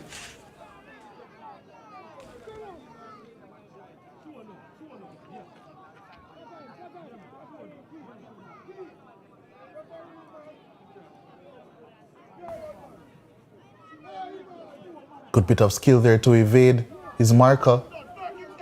And now STATHS. That's a nice touch around the corner from Marvin Henry. Tivoli deal with it well though, and they look to launch another attack. Goalborn dribbles out of pressure, initially at least, before turning it back. Bingham wins a throw down the left.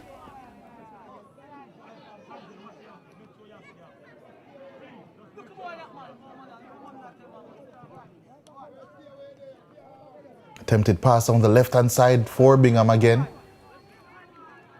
STATHS repelling Tivoli once more and look to launch an attack down the right themselves.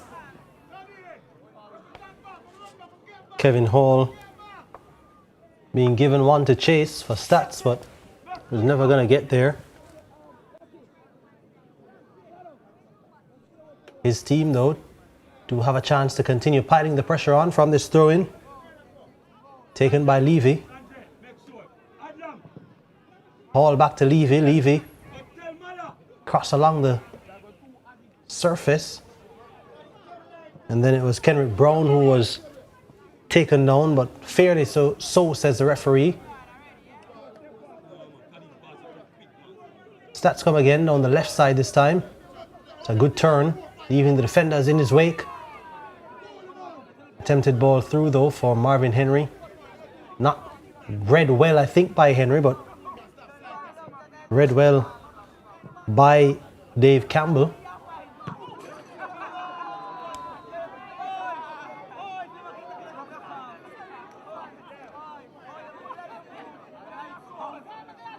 So the game just kind of staggering towards the halftime mark now. But both teams, I'm sure, will still try to see if they can snatch a goal late here in the first half. There's this cross. Aiming for the back post. It was a looping cross. Yeah, Keano Levy dealing with it well. And speaking of dealing with it well, it's Goulburn who comes across and deals with that pass well. But Stats continue on the attack. Still in possession here, St Andrew Technical. Try to be patient. Just a couple of minutes added for stoppages. Here's Kevin Hall. Trying to work his magic Hall. Defender not blinking. This one is a cross coming in. Tivoli managed to deal with it though. There's Kenrick Brown. Hall and Brown have worked well together, combined well on that right side for St Andrew Technical. Yeah, created some good chances, but yet to bear fruit any of those chances. As Frederick takes his time over releasing this one, as we're into 2 minutes of stoppage time.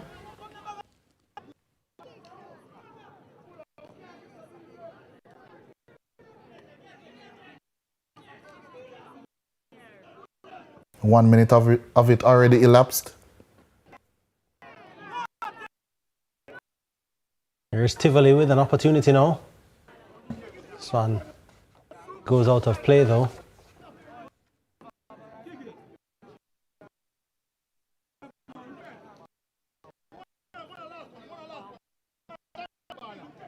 Their number 10, Ryan O'Neill Francis. Still trying to leave his imprint on this game. I'm sure we'll be looking to make a much bigger impression in the second half. Marvin Henry now, holding it up well for Stats.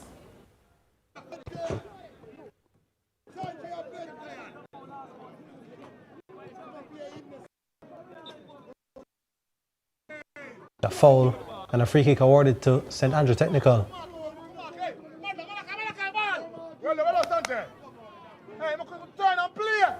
Tried to take it quickly. Tivoli players were alert, and it's a throw-in now for St Andrew Technical.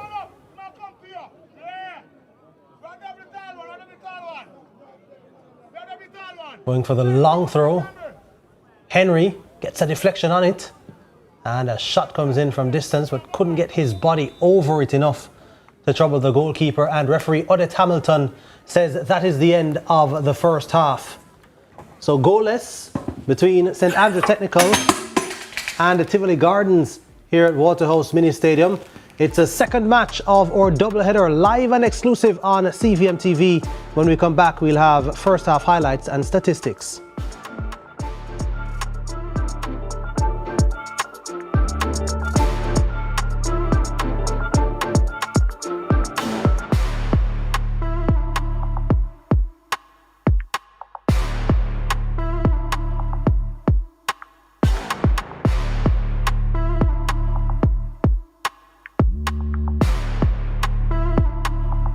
Hi, I know you weren't expecting to see me here.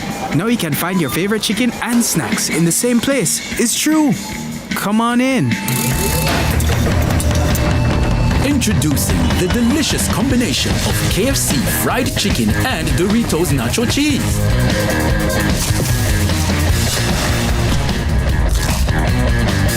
The KFC Doritos Zinger, a crunch that's finger-licking good.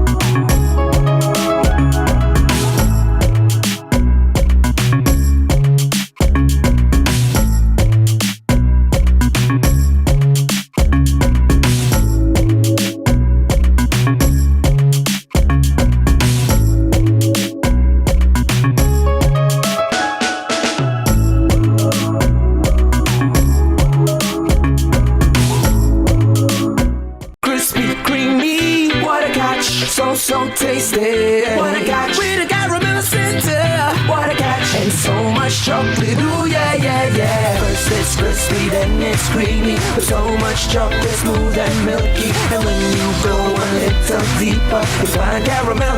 Ooh, yeah, yeah, yeah. What a catch. Oh, oh, oh, oh, oh. What a catch. You know we love you. What a catch. Oh, oh, oh, oh, oh. First it's crispy, then it's creamy. What a catch.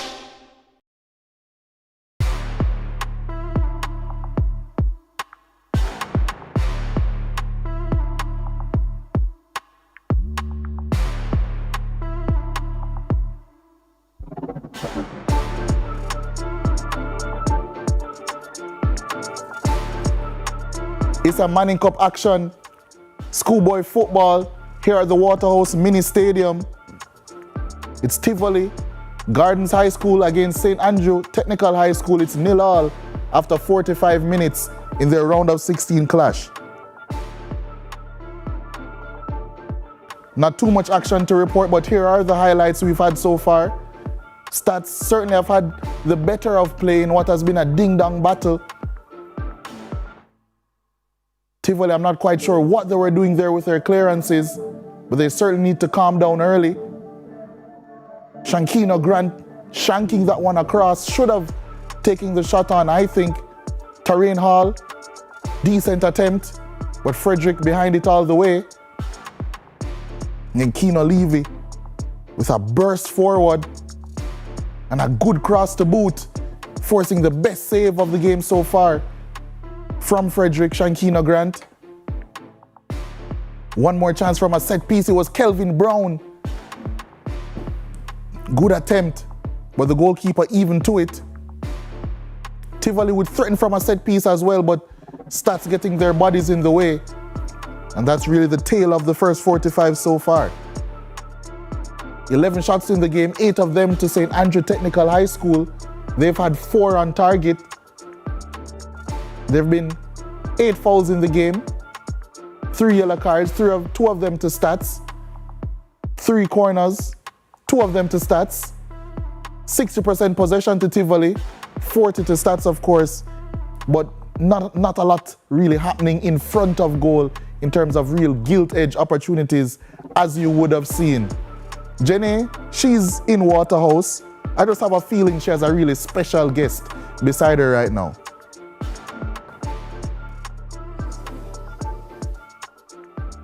And we're back with the fans in the stands, and this time I have a legend beside me. This is Jermaine Tuffy Anderson, and he's on what I would call familiar grounds, right? Yeah. Talk to me about your time back at Waterhouse. We're just going to go back into history class a little bit, and how much does it mean every time you step into this stadium and especially get to watch a younger generation play the game you love? Well, back in our days, playing for Waterhouse, you know, the passion, you know, the fans them always come out, want to see goal score, so you know that is always my job, to get out there and score a goal and enjoy it. It's always fun to go out there and enjoy it, you know. Footballers always talk about having fun. Talk to me about how do you describe fun with football? Yeah, my fun is, you know, first, I have to give God thanks when I reach on the field. Next, you know, you're out there same way. No matter how the fans out there, you have to enjoy it. If you not enjoy the game, you're not going to go. And today we're watching St. Andrew Technical versus Tivoli Gardens. Tell me, which team do you support? Well, not really say support any team, but you know Steve Green, I play with him, Christopher Nicholas them, so you know. Sound like a little bias to me. No, not really biased, but you know, go and observe and watch the coaching staff, and you know, good to see them there at the sideline and they do it. You know, I know when my time they come next to stand up at one of them, but I know I want one of them school here, yeah, but I wait for my time to come, now rush it or do anything, but I know it will come. And when you're looking at the younger generation now, they're expressing themselves a lot more. We've seen talents like Dejan Whisper Richards come out of Manning Cup. We've seen Kaim Dixon come out of the Costa Cup. How do you think the crop of footballers that we have right now, how they're being developed in the system? Oh, me observe Karim Dixon. I like how him love to kick and him love to score a goal.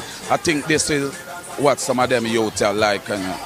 When I want them do like even a wet field like this, you know, you can't wait to go inside. You have to try to kick some from 25 yards or 20 yards because you don't know what can happen because the field wet. So I don't know if the coach them now tell them that or what, but that is a part of it now when more time you buck up in some wet pitch and them thing. There's no a good pitch like Waterhouse pitch. Yeah, man. Well, thank you for talking to me, Jermaine, and let's go and enjoy some football. All right, nice to be here. Thanks, and wish you all the best. Thank you. All right, yeah. Tuffy Anderson, top quality player for Waterhouse. We're going to take another break. When we come back, we'll have second half action for you.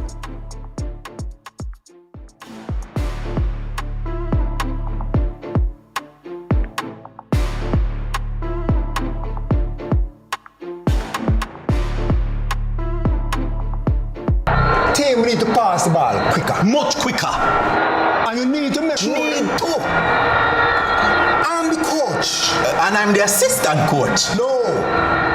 Your job is to bring the water and keep us hydrated. Matter of fact, where's the water? I've got it, coach.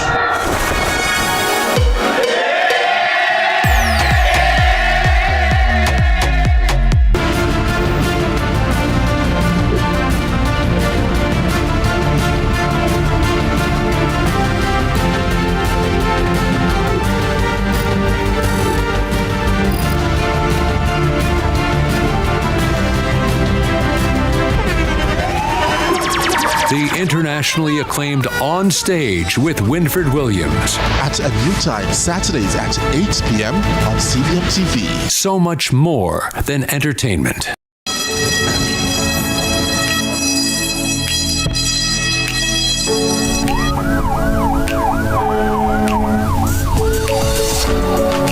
Hi everyone, welcome to CVM's Watch the Weather, where we give you an inside scoop on the essential services in Jamaica during the hurricane season. I'm Michaela. Leo, what are we doing today? Great question, Michaela. So today we are here at the Portmore Fire Station Outreach and Resource Center, and we will be speaking to some of the members of the brigade and just asking them a few questions about their process during the hurricane season. Are you ready? Ready. All right.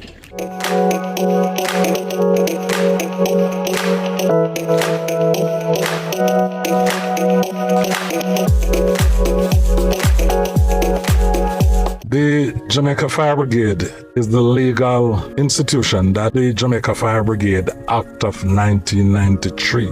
We are responsible for protecting life and property. We are first responders to any major disasters, and it is our duty to help to mitigate anything that will affect the country.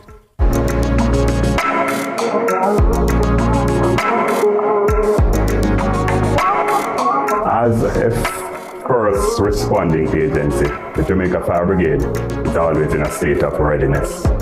And in so doing, each time we will have a refreshers course, training, ongoing training, and also the brigade in recent time bought 30 new fire trucks along with full equipment.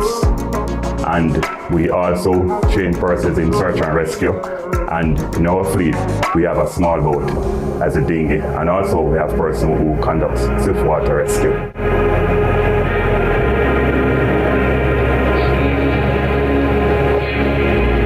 We collaborate with most of the agencies, such as the JPS, NWC, NEPA, and that is just to name a few. Housing the emergency medical service. There are 13 EMTs who are assigned to the Waterford Fire Station. It is headed by a district officer and 13 firefighters, 1 ambulance. This is a watch room or duty room. This is where all calls are recorded and dispatched. The calls came in here and we dispatch them. Most of those calls now go to the divisional headquarters, Spanish Town, and is transmitted here via a VHF radio. There are persons who, from time to time, make verbal calls at the station. This is really where, this is the art of the station.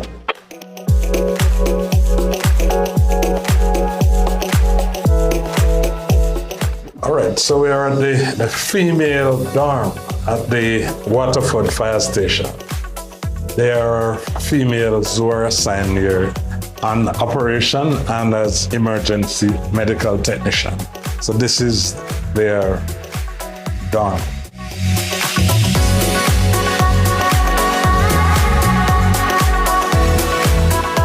When we go out there, extinguish and everything and come back, we normally sit back in the recreational hall and relax ourselves.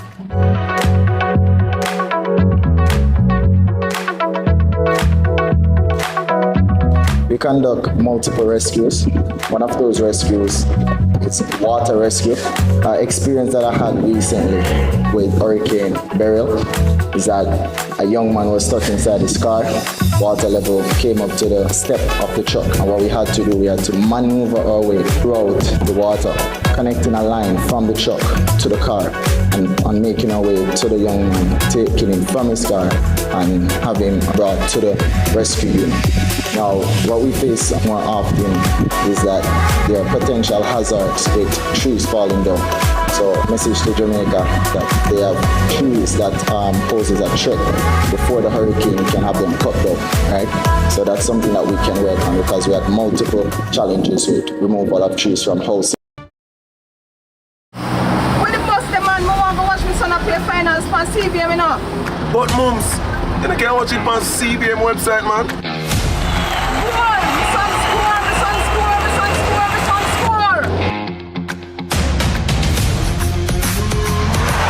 Greatness begins here.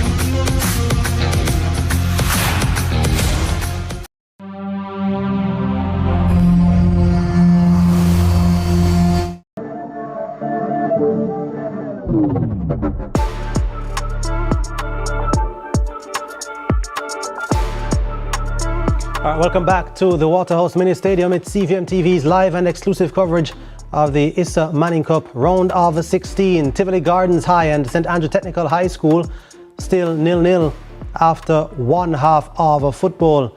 The second half awaits on a gloomy day here at Waterhouse Mini Stadium. Of course, the impending weather system, Tropical Storm Melissa, still lurking, still looming, and it could be more gloom as it relates to the weather, but we're hoping that we'll have a bright time ahead in the second half in this particular contest between STATHS and the Tivoli Gardens. We, of course, want to see goals. We saw none in the first game, and we've seen none so far in half of this game. That is referee Odette Hamilton, just waiting to restart this contest. That man for St Andrew Technical, Terrain Hall, will be looking to make a difference. The number 9 on his back. Referee Hamilton now ready to resume proceedings. Just checking with our assistants that they're also ready. And they're off in the second half. STATHS versus Tivoli Gardens. What will the second 45 produce? The first 45 produced chances, but no goals.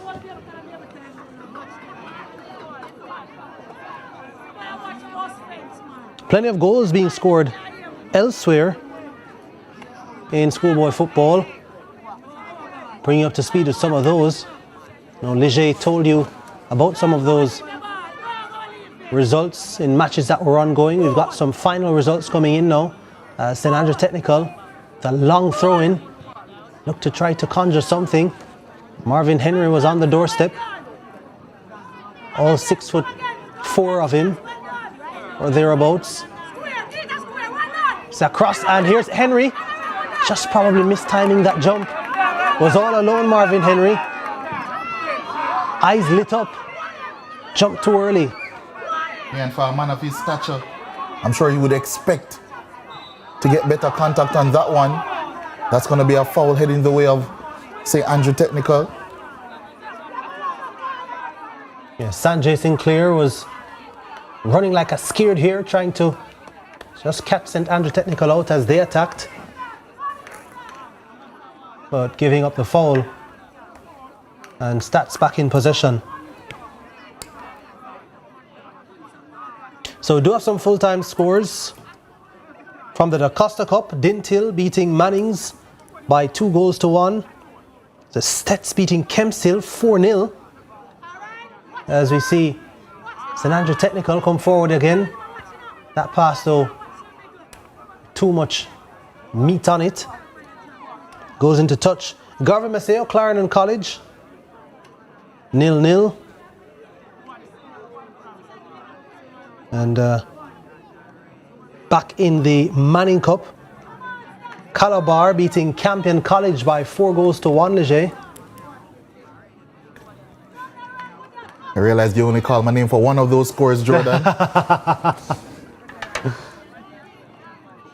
Calabar going from strength to strength in the Manning Cup. That's a lovely pass played over the top for Terrain Hall. Indecision by goalkeeper Fredericks. Must have handled it outside of his area. And I believe that's going to be the call against him here. Mishandled and eventually had to reach for it outside of his box. Won't be penalized for it in terms of a card, but it will be a free kick for St. Andrew Technical. Yeah, there it is. He just lost control of the ball.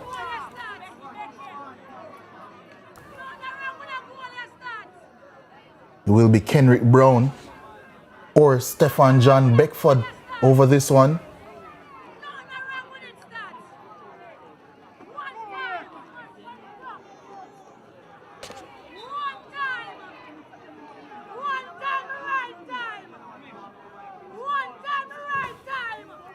And a shot attempted on goal. The goalkeeper was worried for a second. It was always going over though. Yeah, certainly was interested in that attempt. Came in from Kenrick Brown.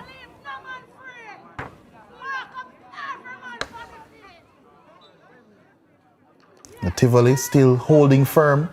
Still yet to concede in this one, despite immense pressure being put on by Stats. They've won the ball back here, but Dave Campbell can clear, at least temporarily. And Tivoli breaks away now. Tivoli Gardens playing this one out to the right. Sanjay Sinclair. Good defending though. And it's played into touch. So it's going to be a Tivoli Gardens throw in. Speaking of scores from the Manning Cup, Charlie Smith beating St. George's College 4-2. That's the group of the first game that we carried between St. Catherine and Vauxhall.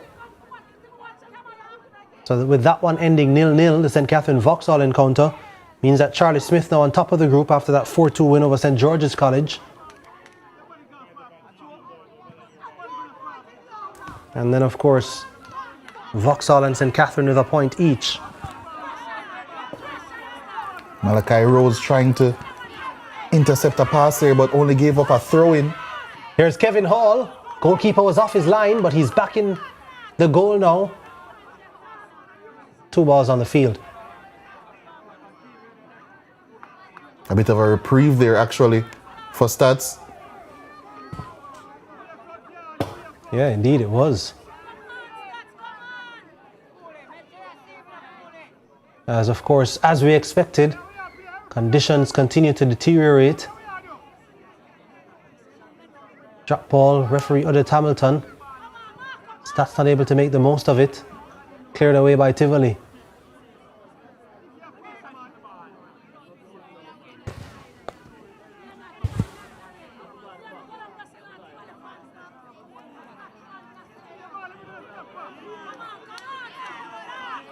Kevin Hall. Now Marvin Henry also trying to shuffle himself into position. The bounce wasn't in their favor though. Must say the quality of the surface, based on what I've seen here, not necessarily as good as I've seen it, especially we had that game here between Jamaica College and Stats in the group stages, but a lot of football has been played here at the Waterhouse Mini Stadium now. Yeah, 4 matches played across Sunday and Monday in the Jamaica Premier League. Yeah, and then for a double-header to come here on Wednesday again, and the venue will be called up on again, weather permitting this weekend. Here's a chance coming in. Sanjay Sinclair of Tivoli Gardens tried the outside of the boot but missed out, and now Stats come the other way. Kevin Hall on this left side, tackled. Referee Hamilton says a foul though. Yeah, wins a foul there. So good position to get a free kick for St. Andrew Technical.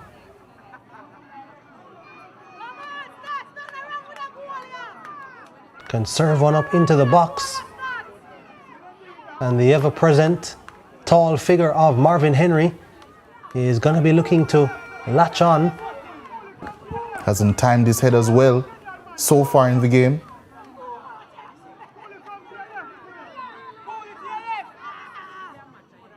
The cross comes in to the back post, headed back across, but straight to the goalkeeper. In the end, no harm.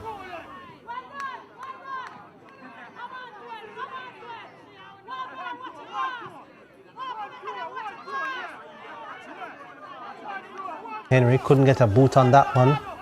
It was good defending from Tivoli. But Stats have it back though. Here's Hall. And this one, shot from distance from Kenrick Brown. Straight to the goalkeeper.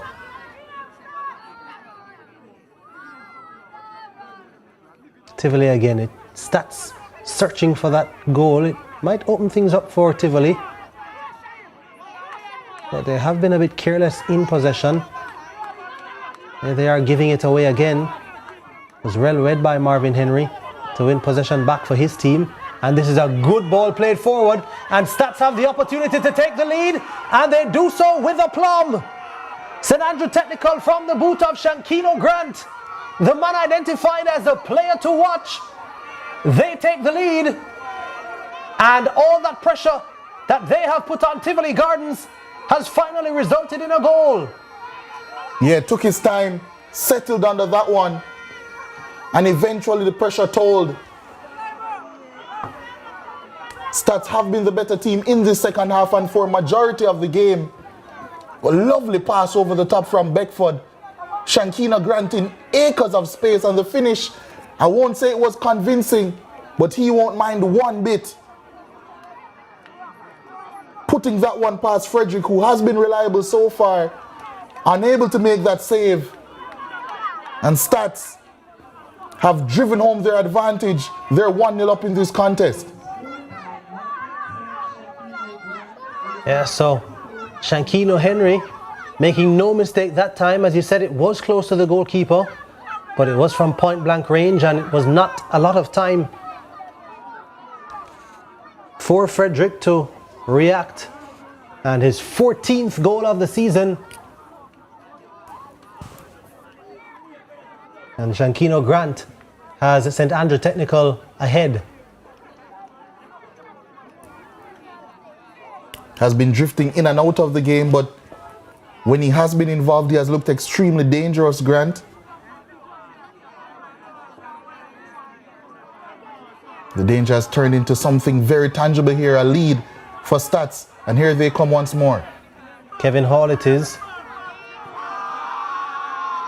Playing this one out to the far side, but well read. There's Grant on it. Looking for Marvin Henry. Unable to link up, but Tivoli again. The clearance wayward.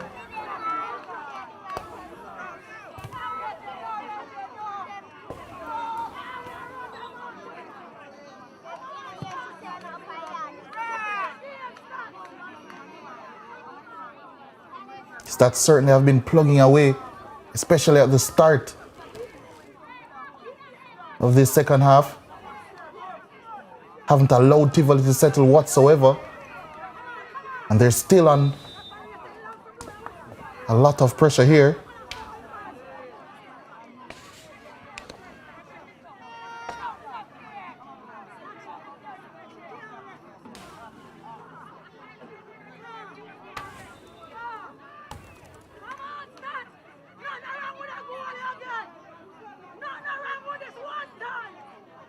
So, the first goal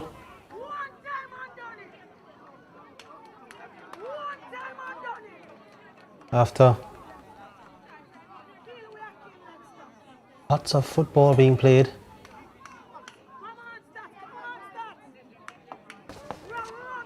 Close to 180 minutes of football.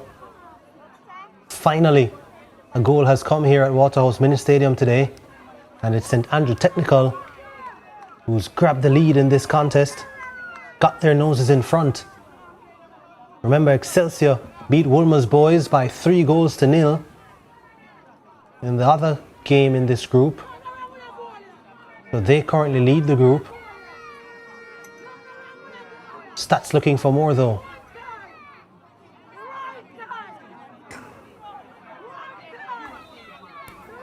Kenrick Brown swings this one in. Goalkeeper left his line, but it's the defender who headed it out.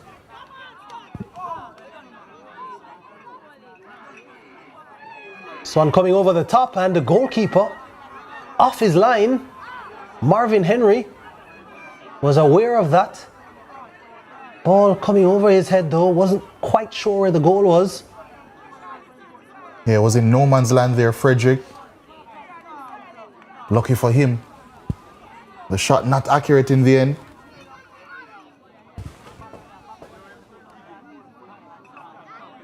Not the best header there from Kelvin Brown, putting his team under pressure. And Tivoli looking to forge a way through now. Goalborn.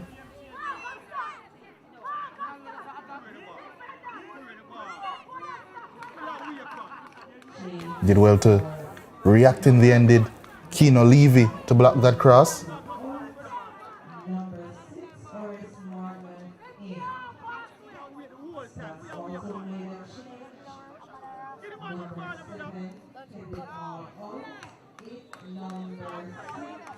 Flag goes up. It's going to be an offside called against Tivoli Gardens. Disappointing, as they were deep in Stats territory and looking to put some pressure on the team with the lead. See if they can find an equalizer, but I think a momentary lapse leading to that offside. And now Stats can just take their time over this free kick. I think Tivoli have done a very good job so far of matching Stats physically, but the quality in possession has been lacking from the team in black and orange, or black and tangerine, I might say. Here's Stats now. Shankino Grant, and this one, attempt on goal and the keeper spills it. Luckily for him though, it drifts wide. Nervy moments that. Yeah, he's trying to assure his teammates that he had it under control, Leger, but he really didn't. Here it is again. Ball slipping from his grasp. That one really could have gone anywhere. Lucky for him, initially, it's only gone for a corner. Yeah, Blush is spared at least for now. It's cross coming back in. And the keeper in no man's land again. Grant not able to turn it goalward. That was another opportunity for St Andrew Technical. That could have been 2 goals to Grant and 2-0 for Stats. Yeah, Tivoli not dealing with that corner well. Really should have done better in that instance. Again, the keeper coming, getting nowhere close. Eventually broke for Shankina Grant. But his effort from so close to the goal couldn't keep it down.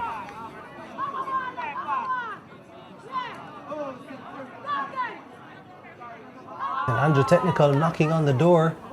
Tivoli though, no, they need an equalizer. It could pass out to the left, but solid defense, shielding it out of play. Goal kick Stats. Yeah, excellently done by Keano Levy. Has looked solid all around.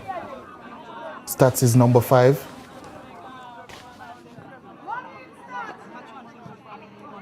Shankina Grant more and more involved now. Here's Marvin Henry for St. Andrew Technical. Henry keeps possession. That's a nice ball to Terrain Hall. In it comes again. Tivoli reacting well. But Stats quickest to everything now as Kelvin Brown goes for a really long range attempt.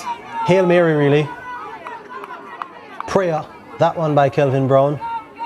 Was never anywhere near the target. Holds his hand up and apologizes to his teammates. A couple of changes to report as well. Horace Morgan on the pitch now for Davanil Moulton for Tivoli, and Kenarda Gordon in for Captain Kevin Hall for Stats. So both teams making changes. Let's see if it will make a significant impact as Ryan O'Neill Francis tries the instant impact. Still alive for Tivoli Gardens. Here's Francis yet again. Ball played across. Chance for Tivoli. Headed over the top inexplicably from point blank range. Tivoli Gardens with the perfect opportunity to equalize. Try explaining that one. How has he missed that? It's Kadeem Bingham perched on the goal line, free header. Somehow didn't find the back of the net. Biggest chance of the game by a considerable distance for Tivoli, and that certainly should have been 1-1. Inexplicable, inexcusable. And Bingham perhaps inconsolable at the moment. The ultimate opportunity as we look at it again for Tivoli to draw level. Poor goalkeeping in the end. And really should go and shake the hands of Bingham, the Stats goalkeeper, because only he can explain how he missed from that distance. That should have been it for Tivoli. They have been suffering a lot, especially in this second half. Finally got a chance to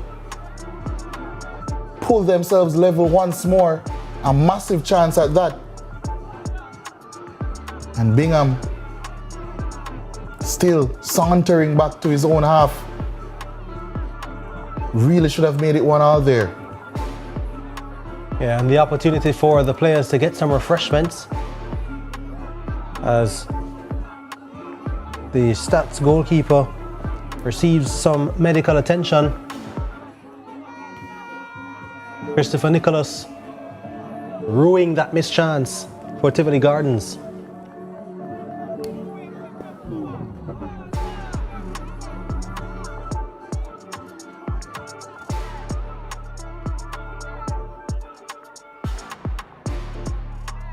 Coaching staff would drill some words into their team.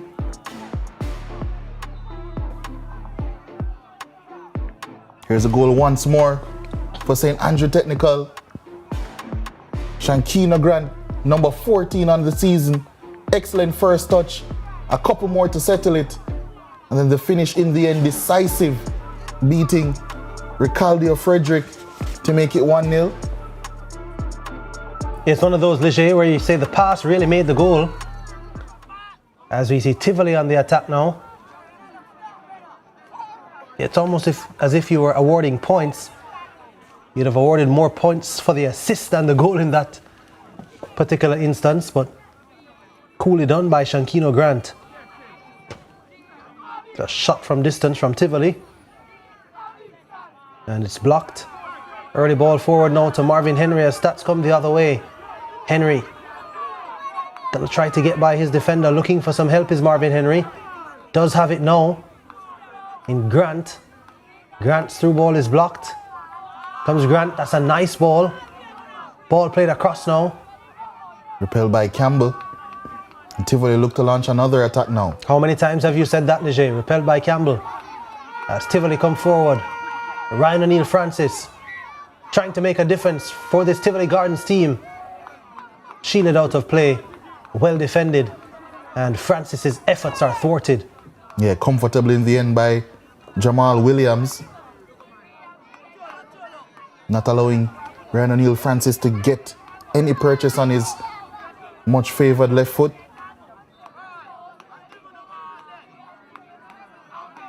Yeah, Francis really being denied many opportunities to kind of making a mark on this game, as that's another well-played pass by Marvin Henry. It's an attack here by Stats. Kenrick Brown trying to keep things alive, but this one goes out of play.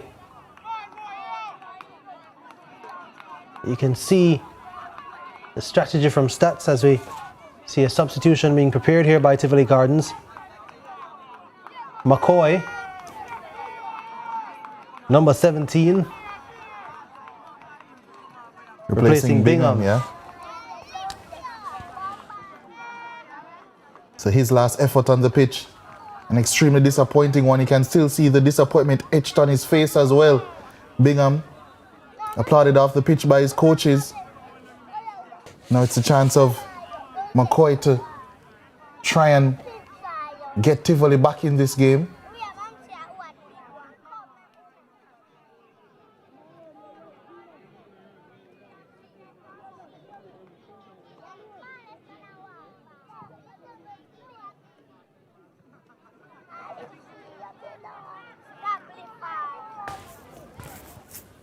Throwing going the way of Tivoli now on this right hand side.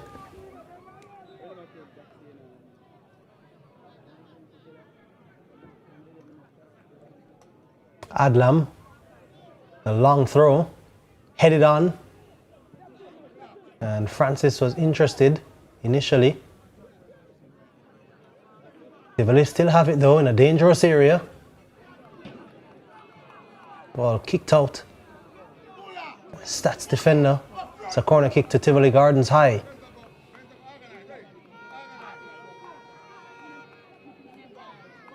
There's confirmation of the substitution.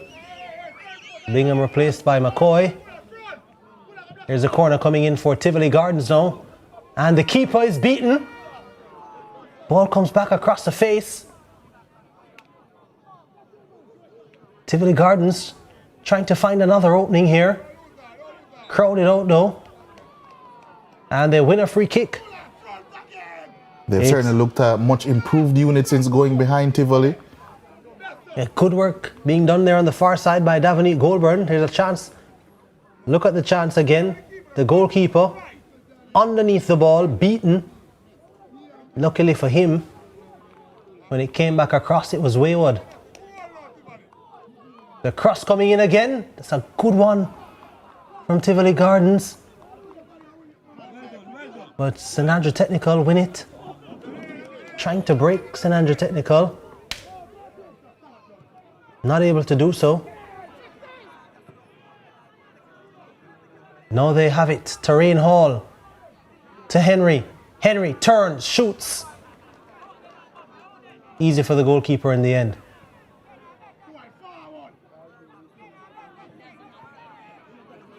Stats win it back. That's deflected out. That's going to be a corner to Stats. Yeah, and they'll certainly appreciate that one.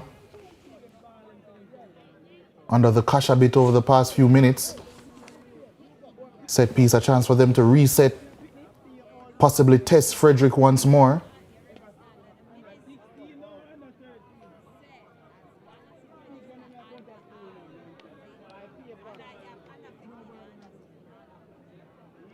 '71st minute. Lights are on here at the Waterhouse Mini Stadium, giving this one real atmosphere. A feel of almost a Premier League game now. As St Andrew Technical tried to get their second goal. They'll have another bite at the cherry here. That one was headed away by Jaheim Fuller at the near post.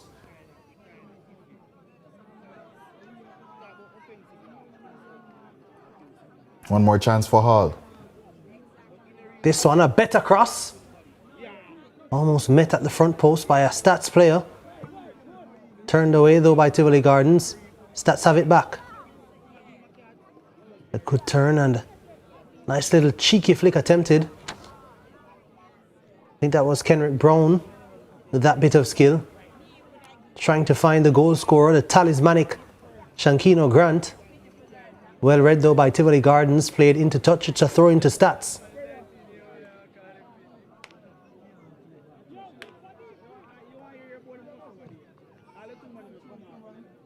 Again, another throw into Stats. A little bit further forward.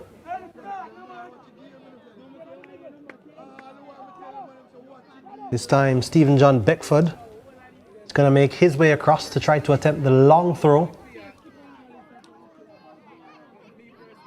Placed into the box.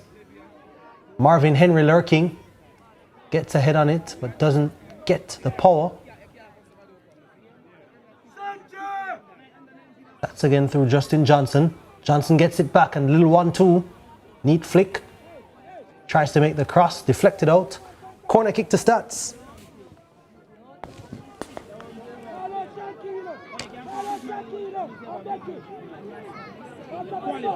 As you can see, Philip Williams still barking instructions to his team.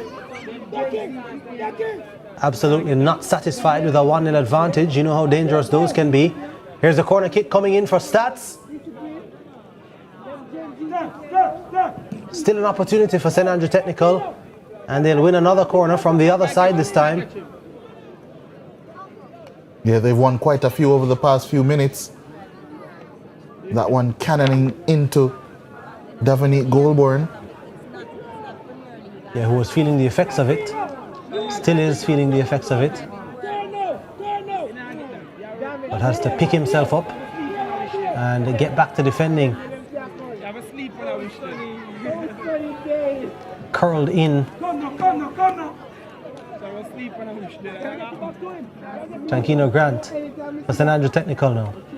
Grant tries to use a burst of speed to get by his defenders. Ball goes into touch. It's a throw for St Andrew Technical. So Tivoli Gardens just a bit pegged back here. Have a lot of defending to do over the last couple of minutes. They've had a lot of defending to do. They have not conceded from this particular spell of attacking pressure from Stats, but it's not over yet.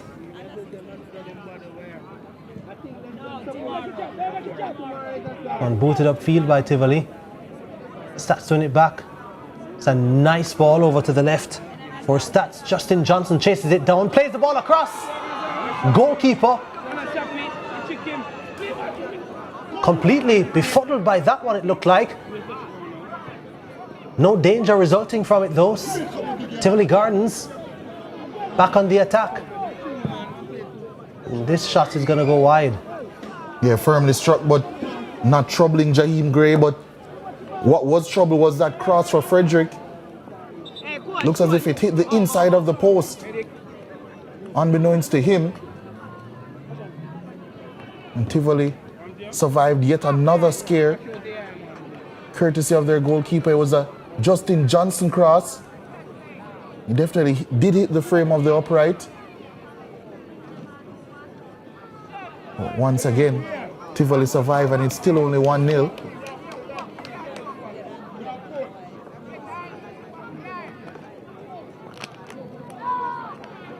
This shot now giving our viewers a nice picture. It's talked about the possibility of this weather system that is likely to affect Jamaica over the next few days, but right now the sky with a nice orange hue amidst a few grey clouds. I'm so happy that bad weather has not affected our doubleheader here, or in fact, at least not based on any of our reports, has not affected any of the matches across schoolboy football in the round of 16. Yeah, thankfully.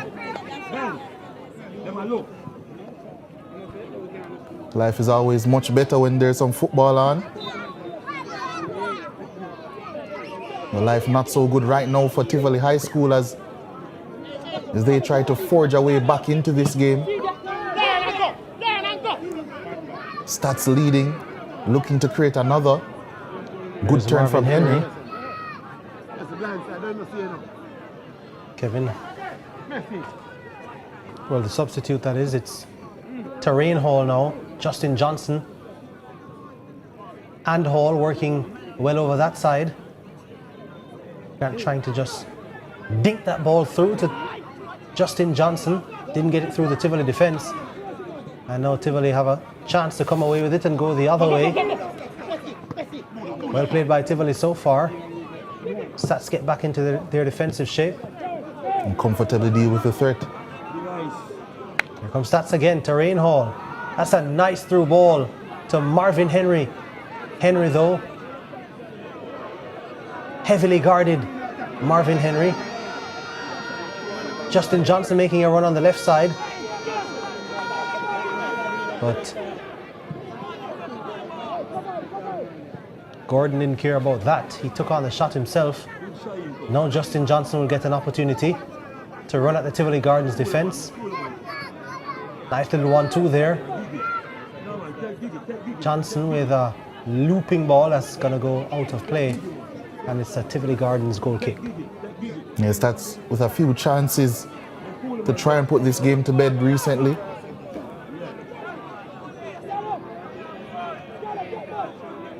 Yeah, just over 78 minutes gone now. St Andrew Technical leading Tivoli Gardens by a 1-0. This is round of 16 action in the Issa Manning Cup 2025. This is the first match day in the round of 16. That's a good ball through to Shankino Grant. He's being chased though. Grant looking for a teammate. Terrain Hall trying to provide support. That's a neat ball from Grant.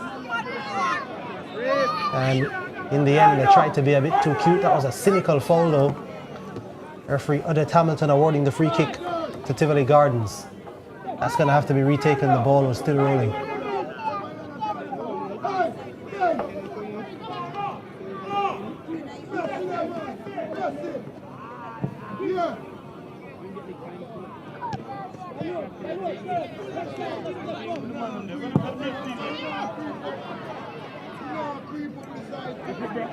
This one falls to Terrain Hall. Hall on this left side. Tries to pick out a teammate. Oh, some afters. Lots of afters. Dave Campbell coming across and making the challenge, as he's done so often in this contest. And a frustrated St Andrew Technical player. Just swinging the right arm, I think. Odette Hamilton now having a word. I'd be interested to see that one again. And I think St Andrew Technical lucky to escape any further punishment there.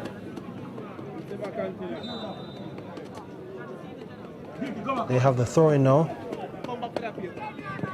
Justin Johnson took the throw-in. Long ball booted upfield, trying to find the head of Marvin Henry.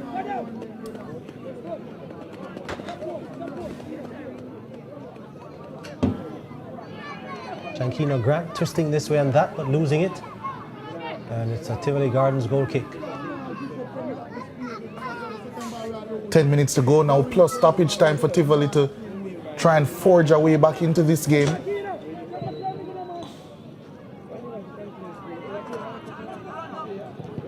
They won't do it like that, but maybe they can now with some space down this right-hand side. Heavy cross coming in, met well. And it was a really good attempt coming in. Davani Goalburn at that back post took it down well. Yeah, did everything well. And forced a fantastic save out of Jaheem Gray. But that's not a good clearance. Terrain Hall bailed out. intercepted, yeah. Good defending in the end from Tivoli Gardens. But Goalburn fashioning a really good opportunity. I thought that this wasn't the best of crosses, but Goalburn with that fake and then allowed it to come down. Nice little hit on the half volley. It was a fantastic save. Down low to his right, Jaheem Gray. Good football all around. There's a change coming up for Tivoli.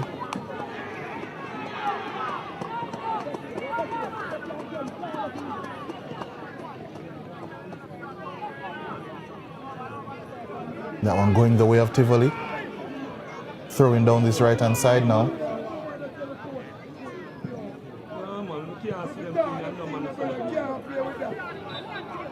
That's going to be a foul to STATHS. At the moment, the game winner, Shankina Grant, is brought down.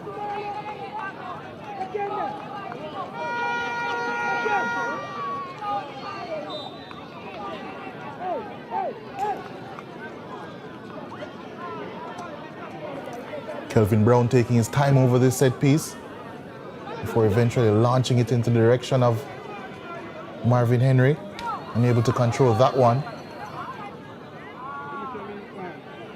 STATHS still in possession. Gordon trying to pick out a teammate. Grant still active, trying to win it back. So too Marvin Henry. STATHS eventually win it back. Terrain Hall tried to just play it back into the path of Kenardo Gordon. From Tivoli Gardens now. Will they be able to offer up an opportunity of their own? No, they won't. Updating the Manning Cup.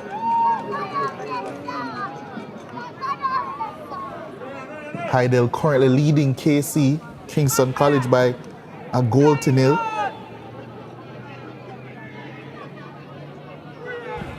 Hydel have been getting better and better as the season has gone on. They were the best fourth place team from the Manning Cup.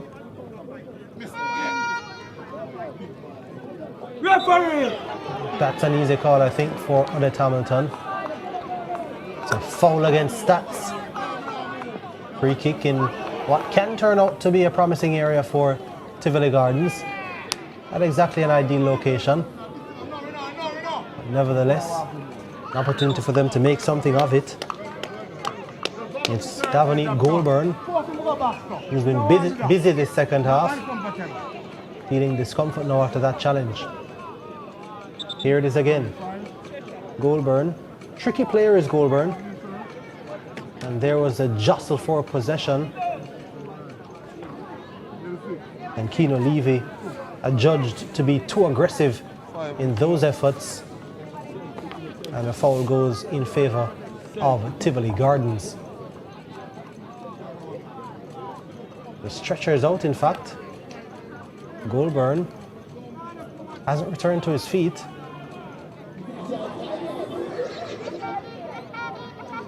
There are the supporters in the stands of the Waterhouse Mini Stadium. Never too much football played here for them. Always good to see matches being played here at Waterhouse Mini Stadium. Always drawing support. And this match is no different. The feature match of our doubleheader here.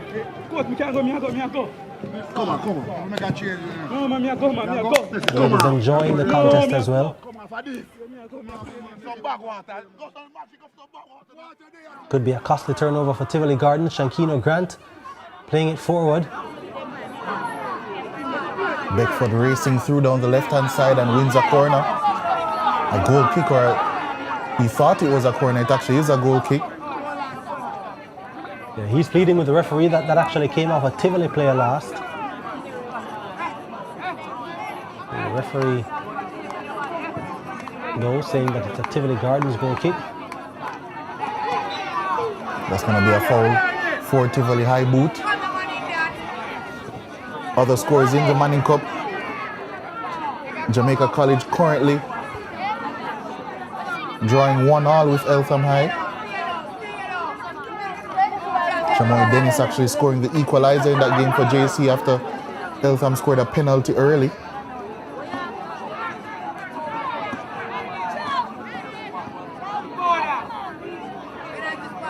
It's actually full time in that game between Kingston College and Hydale. Hydale have started the round of 16 by beating Kingston College by a 0-0. Very interesting. Might be the surprise of the season so far. Yeah. Can't think of too many others. We did say at the start of today that once you get to the round of 16, you expect the results to be different. It's not going to be a walk in the park. Casey coming into today, I think one of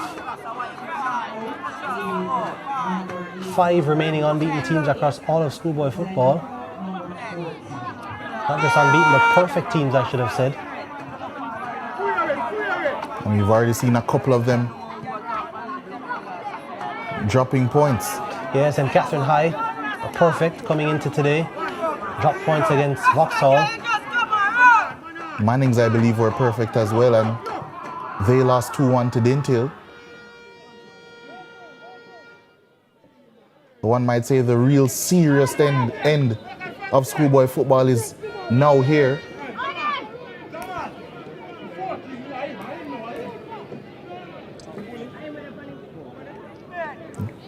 As we're drawing to the end of this game.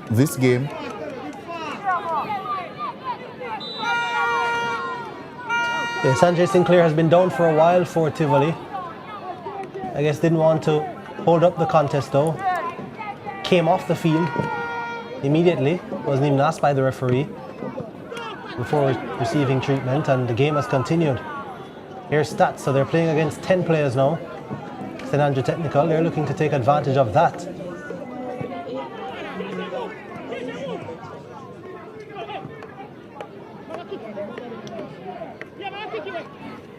Not with a pass like that though. Unable to keep it in though, Tivoli.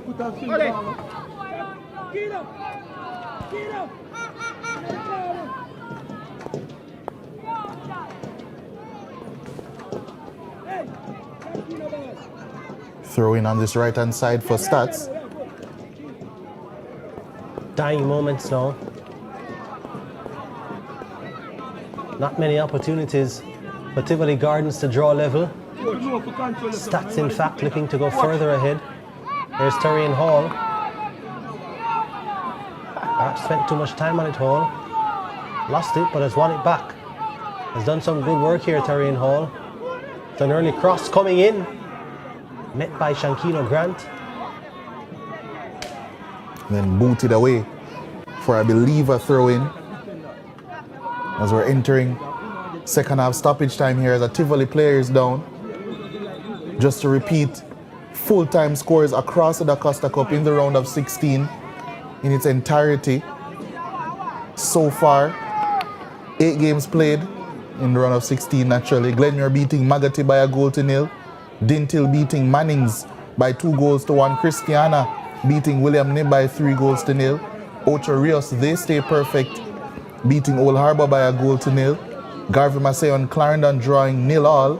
McGraw beating Manchester for their first loss of the season, 2-0. Cornwall beating Maldon by 6-1. And Stets beating Kempshill by 4-0. So all of the Da Costa Cup games finished. Still some Manning Cup action here. That's a lovely good ball. pass.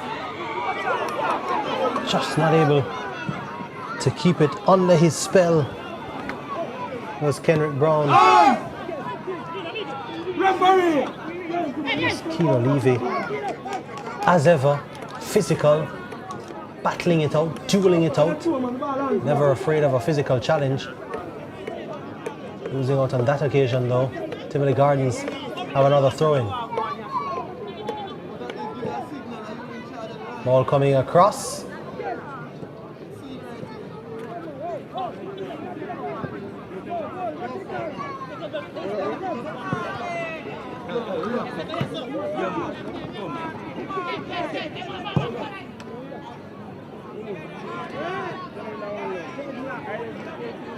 That's a very good play by Terrain Hall to keep it in, but defender was on his tail. It does good work to force Tivoli into another error, and it's a St. Andrew technical throw-in. But good skill being exhibited by Terrain Hall. Well, that throw was taken when Hall wasn't even ready. Tivoli, probably last chance saloon now.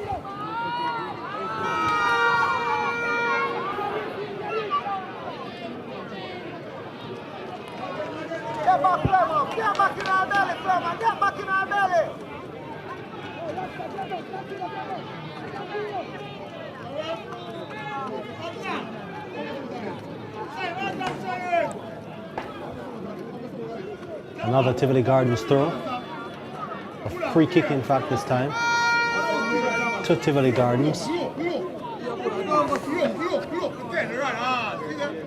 was Adlam who was standing over it, but it's now McCoy, the substitute.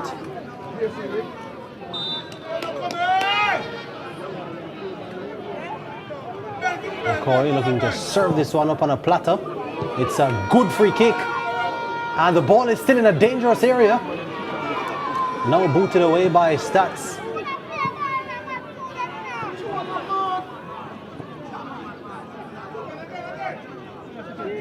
And STATHS come away with it through Terrain Hall. But Hall with another pass. That's a crunching tackle. The referee will go to her pocket immediately. And no complaints there from Keno Levy. He held his both hands up as if to say he is aware of what he did.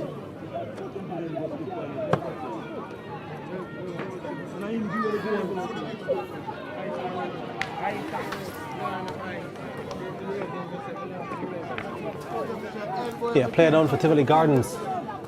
Crunching tackle that. Yeah, and it must be serious considering the game state they're currently in for the player to stay down.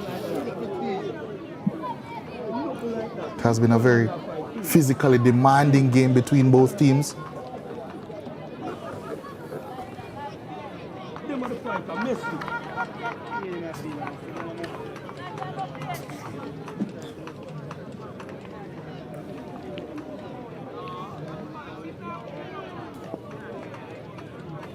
Yeah, so it was 3 minutes, a minimum of, that were added. Beyond that 3 minutes now, but there's another stoppage here. Referee Hamilton, I'm sure, keeping a track of all these stoppages. It is Goulburn. Goulburn has had a good game. Has been in some very tough challenges as well. On the end of one there from Keno Levy. That's the limp off the park.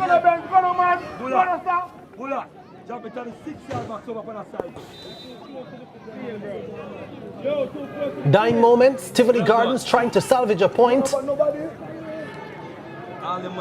Not able to get that one to a teammate.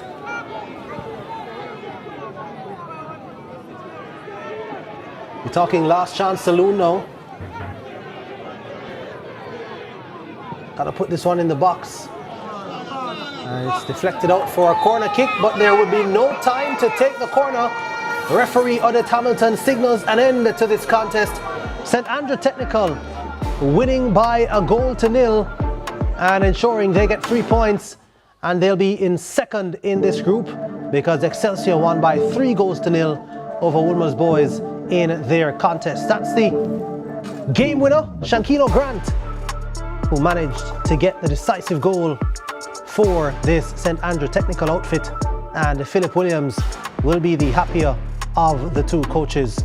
We're going to go straight into the full-time highlights and give you the full-time stats as we see the St. Andrew Technical fans waving the flags here at Waterhouse Mini Stadium,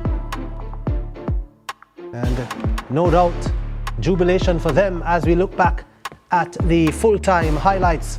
Early in the contest, St. Andrew Technical creating chances. Of course, Marvin Henry, always that target man with his height.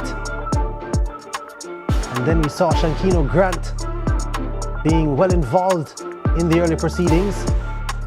Kenneth Brown as well did a lot of work for St. Andrew Technical. In this particular instance, stats pressure not leading to anything of significance. Grant again in the mix, and a strike by Kelvin Brown hitting the crossbar. No goals up to that point. Tivoli Gardens had some half chances, some look-ins, resulted in nothing, and then here was the decisive goal being scored by Shankino Grant to move to 14 goals for the season for St. Andrew Technical. Well taken, but it was a pass that really created that particular goal, and it turned out to be the difference between both the teams, as we saw the celebrations there from the St. Andrew Technical fans. And that particular one was Marvin Henry trying to just stick a boot out, get it past the goalkeeper. This one, the goalkeeper had his blushes spared. A shot from distance from Shankino Grant. Here again, some goalmouth action. The ball managing to stay out. Tivoli Gardens created one of their own, and that one was a fantastic opportunity for Kadeem Bingham, was not able to take advantage of it. And again we saw where the ball was in and around the goal area for Tivoli Gardens, but they could not get it across that goal line. Stats though created the majority of opportunities. This one was late in the game, and this one by Davani Goulburn, well controlled, and then a really good shot on target, forcing a good save. But it was St. Andrew Technical who came away 1-0 winners. 15 shots for Stats, 9 for Tivoli Gardens, 10 on target for St. Andrew Technical, only 3 on target for Tivoli Gardens. 15 fouls, the majority of them committed by St. Andrew Technical, 9 of them. 4 yellow cards, 3 to Stats, no reds. 7 corners out of the 10 went to Stats, and 60% possession to the winning team, St. Andrew Technical. We're going to be giving you the top striker, sponsored by Burt's, and of course it is none other than the number 10, the man we identified as the player to watch, Shankino Grant, and he scored for St. Andrew Technical the winning goal this evening to take his tally to 14 for the season. He is your Burt's sponsored top striker of the match. Here's another look at the goal. Shankino Grant, the all-important decisive finish to give St. Andrew Technical a commanding 3 points here in their opening game of the round of 16. Still second in the group, St. Andrew Technical, but the top striker is none other than Shankino Grant. So it's Excelsior who will be at the top of the group at the end of match day 1 in the round of 16. Stats though ensuring that they are on the board as far as points are concerned. There we go, Excelsior with 3 points, but 3 goals to Stats, 1 goal, and then Tivoli Gardens having conceded 1, sit in third, with Woolmer's Boys in fourth, having conceded those 3 goals against Excelsior. That brings an end to our coverage here of ISA SBF, the Manning Cup round of 16, match day 1 from the Waterhouse Mini Stadium. Jordan Fort, Leger Williams, and of course we had Janae Robinson, who was doing all the work on the touchline for us. Philip Riley doing the work as a producer for us. Thank you so much for joining us. Stick with us, weather permitting.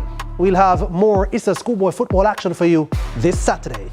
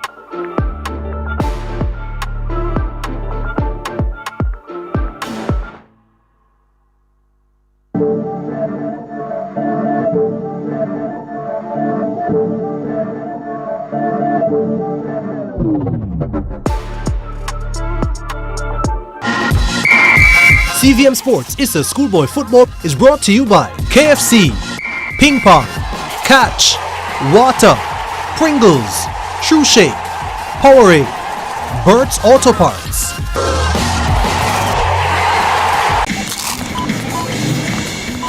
Hi, I know you weren't expecting to see me here. Now you can find your favorite chicken and snacks in the same place. It's true. Come on in. Introducing the delicious combination of KFC fried chicken and Doritos nacho cheese.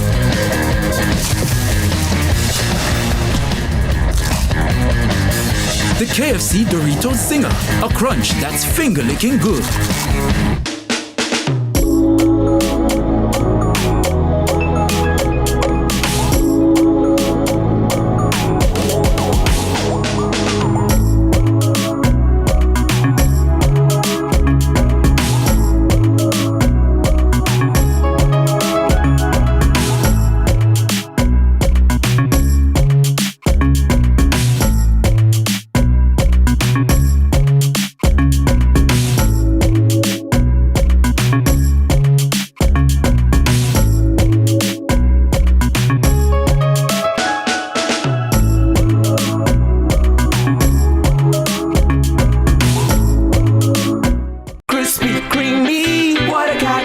So tasty. What a catch. With a caramel center. What a catch. And so much chocolate. Ooh, yeah, yeah, yeah. First it's crispy, then it's creamy. With so much chocolate, smooth and milky. And when you go a little deeper, you find caramel.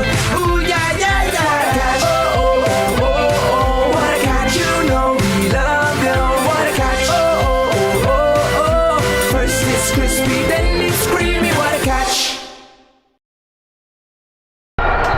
Team, we need to pass the ball quicker, much quicker. And you need to make sure. Need to. I'm the coach. And I'm the assistant coach. No. Your job is to bring the water and keep us hydrated. Matter of fact, where's the water? I've got it, coach.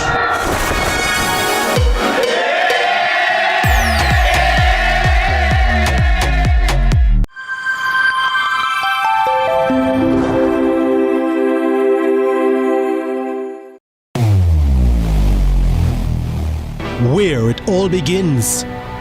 The quest to become great. Inspired by those who went before them, these four boys dream of playing in the Issa Schoolboy Football competitions. Will you score this for Casey? Will you score? It's a shot, it's a goal!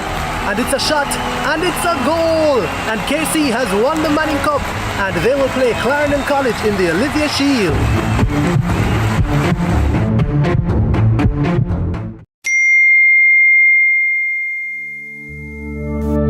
Mammogram can shape your motherhood.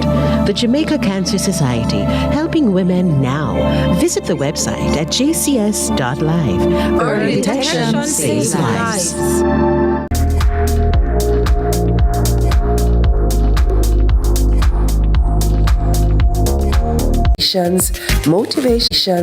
Motivations, and experiences to inspire our own life journey.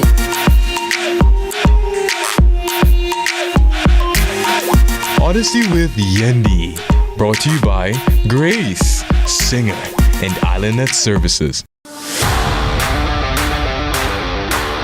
It's time! Welcome to High School Pitchside. We have another fascinating episode for you. More matches, more big clashes. Let's talk about some of the big rivalries coming up this week. More of your favorite features. And trust me, you won't fall asleep in this history class. And of course, we always want to hear from you. Hear from your alma mater's players and coaches in Team Talk. You know we can't leave